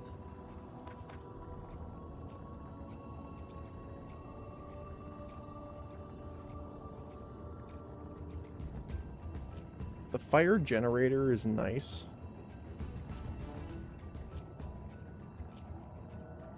But the power upgrade's pretty good too. But I think scrapping is fine. Which feels bad, but... Hey there, friend.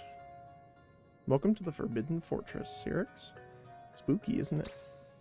This is where Commander Tormund stood his ground against the army of Goldland many years ago. Some say that the tortured souls of the warriors that died here still haunt these halls. But we both know that's nonsense.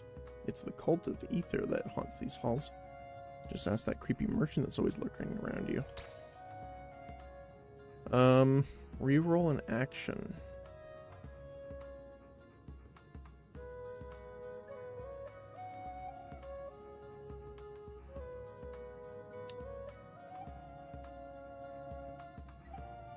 What would we get rid of?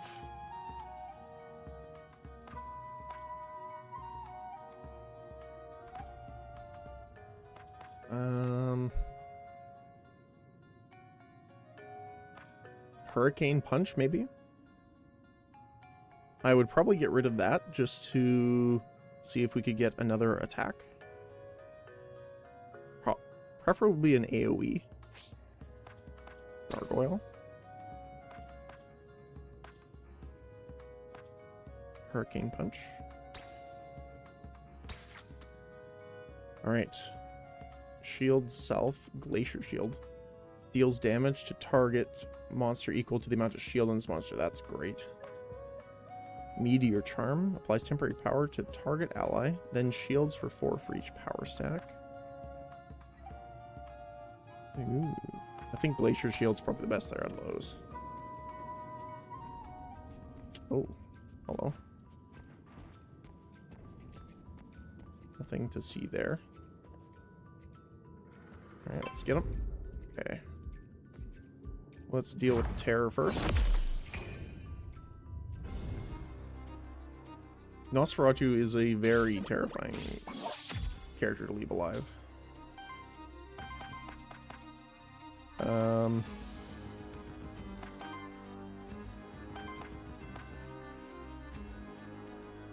So they're going to hit top and bottom. So I'm going to Diamond Charm him. Because he's going to interrupt it. We're going to Focus on taking him out right away.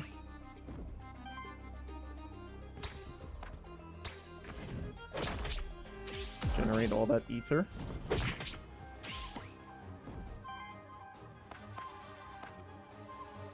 can see if we can get the double extra hit here. Fortunately, do not. But that will stagger him next round.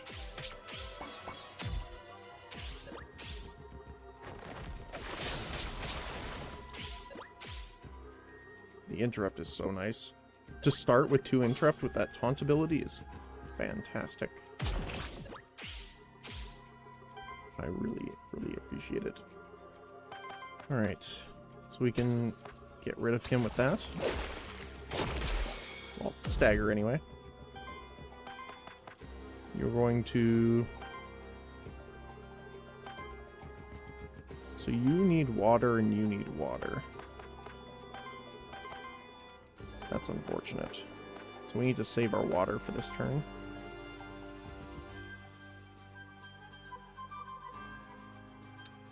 So in that case, let's mineralize, and then echo you. Just gonna get sidekicked.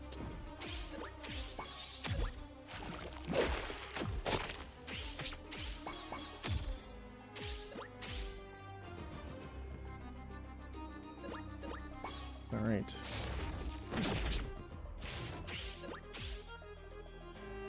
Round 3.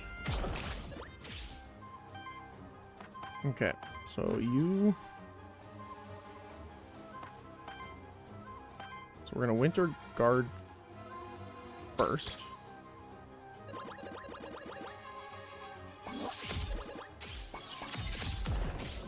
Okay. Then what we're gonna do is... Yes, we will have enough, okay. So we're gonna Diamond Charm on himself.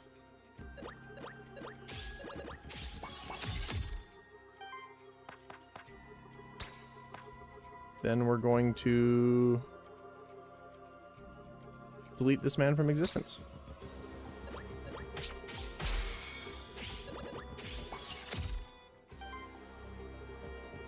I will...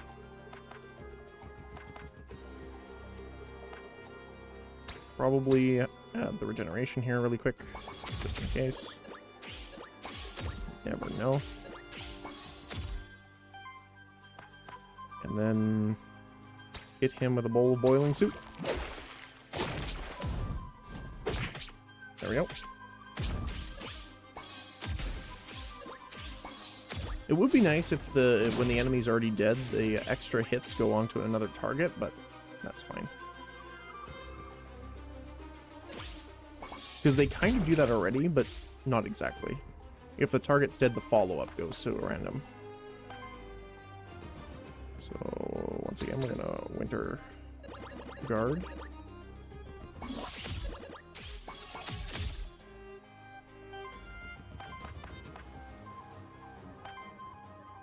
We only need 1 for this, so we can regeneration.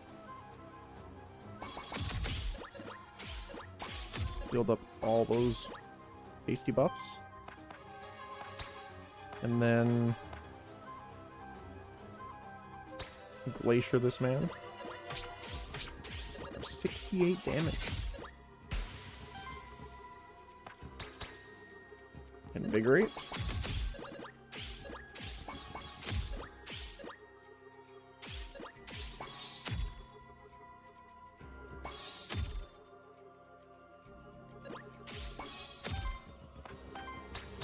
Mineralize for the extra attack damage. Alright. And let's blast him with stone. Here comes the sidekick.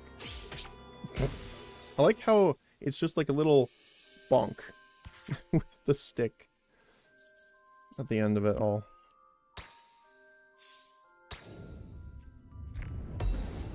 Right. Dome of Void gained XP. Very nice.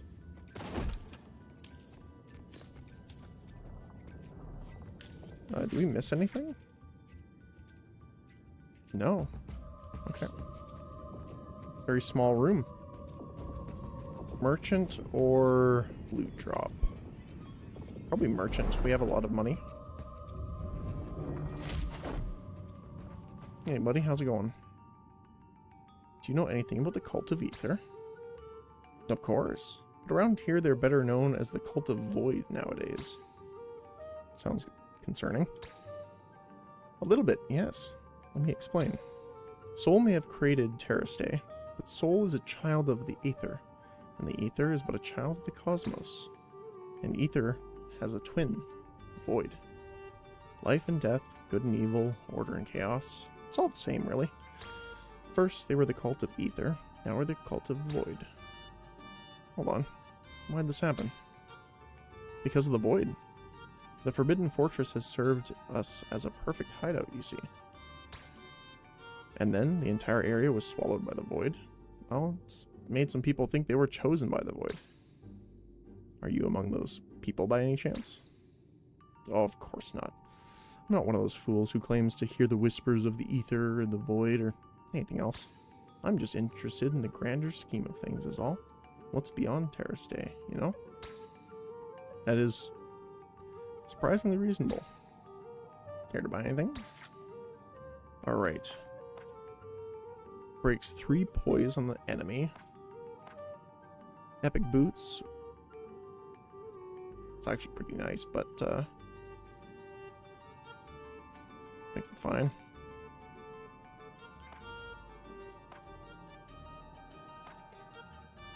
We could technically put this on the gargoyle. I mean, the extra crit chance is nice, but it's not doing a ton for him. The extra hit's nice, but it doesn't do the full damage that we expected it to.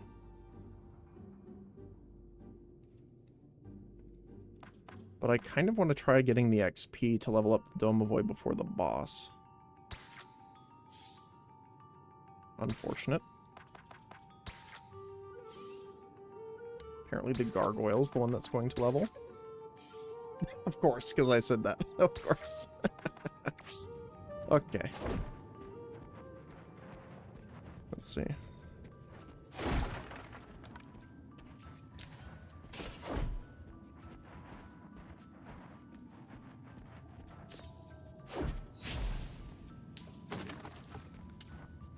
Unfortunate. Oh, definitely go up here. Get the high ground bonus. Let's go. Alright.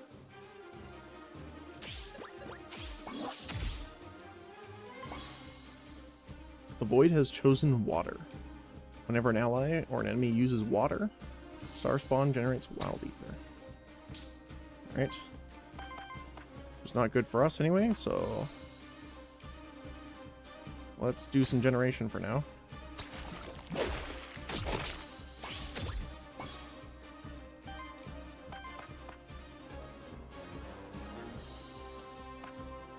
Let's mineralize.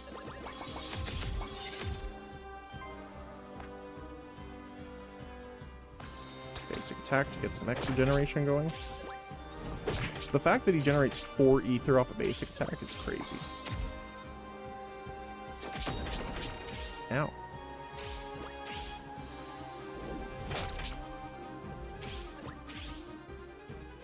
Alright. Wind. Unfortunately, wind is kind of all of our stuff. But not all of it. I like that the regeneration bloom here too, the one that doesn't cost us our action, actually gives us a stack of cooking as well. So we can do this quite nicely. 2 cooking per turn is nothing to scoff at. Let's just basic attack, maybe? Yeah.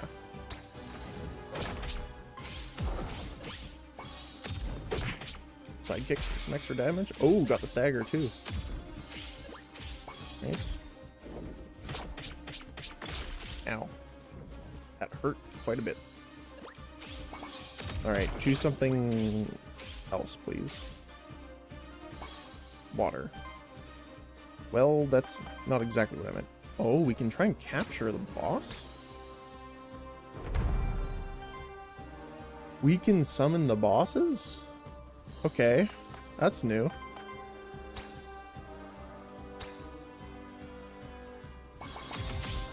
Did not know that.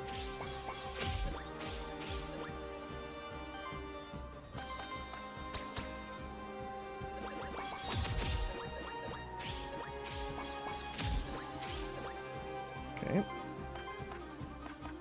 So it's on water. So let's just do this then. So he's going to attack middle, then everyone. So let's protect him. He's going to cross tank for us here.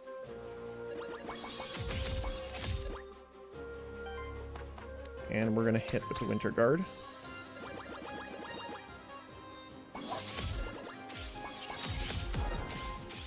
Okay.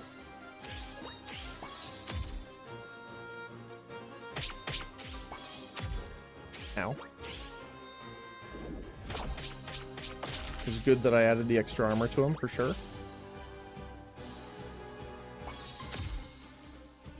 Alright. He should be using his Void one now, right? Yep, he is, okay. So...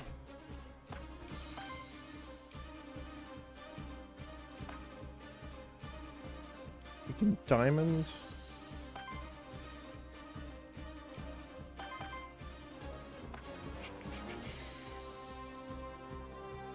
It's gonna be a lot of damage if we don't, we could echo to get rid of it, which is probably what I'm gonna do.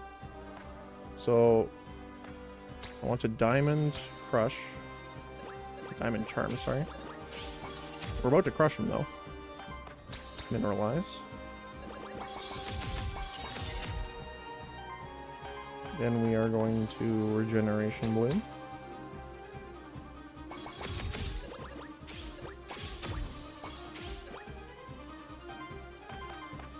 Then, oh, if we invigorate though, that's a fire move. He will be cancelled.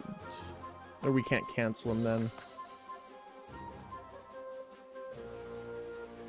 So let's just smack him normally.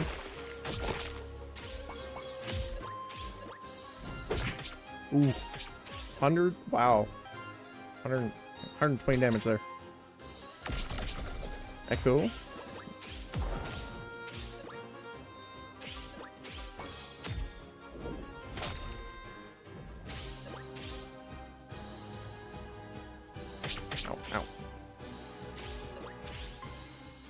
Okay, he's no longer staggered, which is fine by me. Because then we can do the boiling soup. Have 28 burn.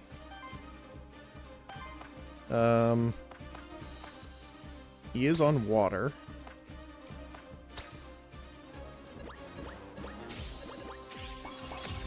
So we're gonna mineralize here.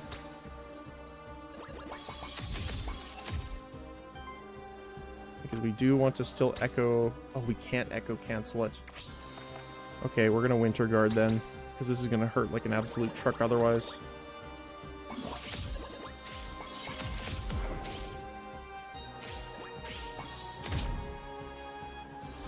Yep. Ow.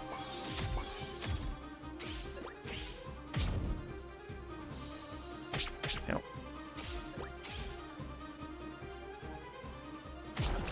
Alright. We got him here. Earth? Okay. That's fine. Get the regeneration going. Get that in power. All those little healing stacks really add up.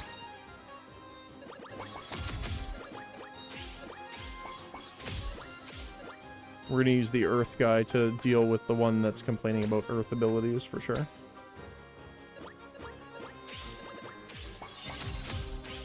Alright. Neuralize. And then let's see this. You know what? Let's even do the extra charge on him. Delete this man.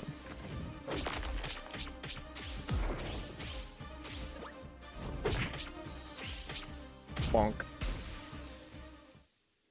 Victory. 10 gold, 30 crystals. Defeated the boss. Level up worthiness. Extra sidekick damage, which is pretty nice. And then once again, we have this guy here.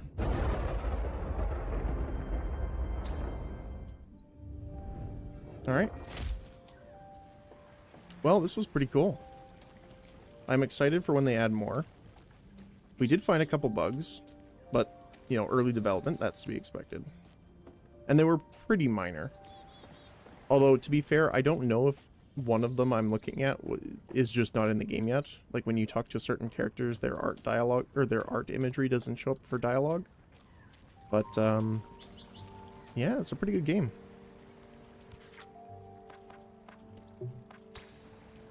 And you can see all the mementos of everything. So yeah, we can even summon the star spawns. That's pretty crazy. Alright. Well, I just wanted to say thank you to everyone for watching today. I really appreciate you guys. Hopefully, everyone enjoyed this. I really enjoyed this game, though. Thanks, Jackie. And yeah, let's see. It's a great one. We'll probably come back and play more, actually. I don't know if we'll do it next week necessarily. Probably when they add more stuff to it, though. I'll keep an eye on it, though. So, hope you guys have a great rest of your day. And hopefully we can see you next time. Hopefully, if I don't see you tomorrow for our stream, hopefully you have a great rest of your weekend. Get some rest. And if we are seeing you tomorrow, I look forward to our stream tomorrow. Once again, just wanted to say thank you guys so very much. Really appreciate you guys being here. And I hope you have a great morning, afternoon, or evening in your guys' time zone. So, thanks again. And bye-bye. See you guys.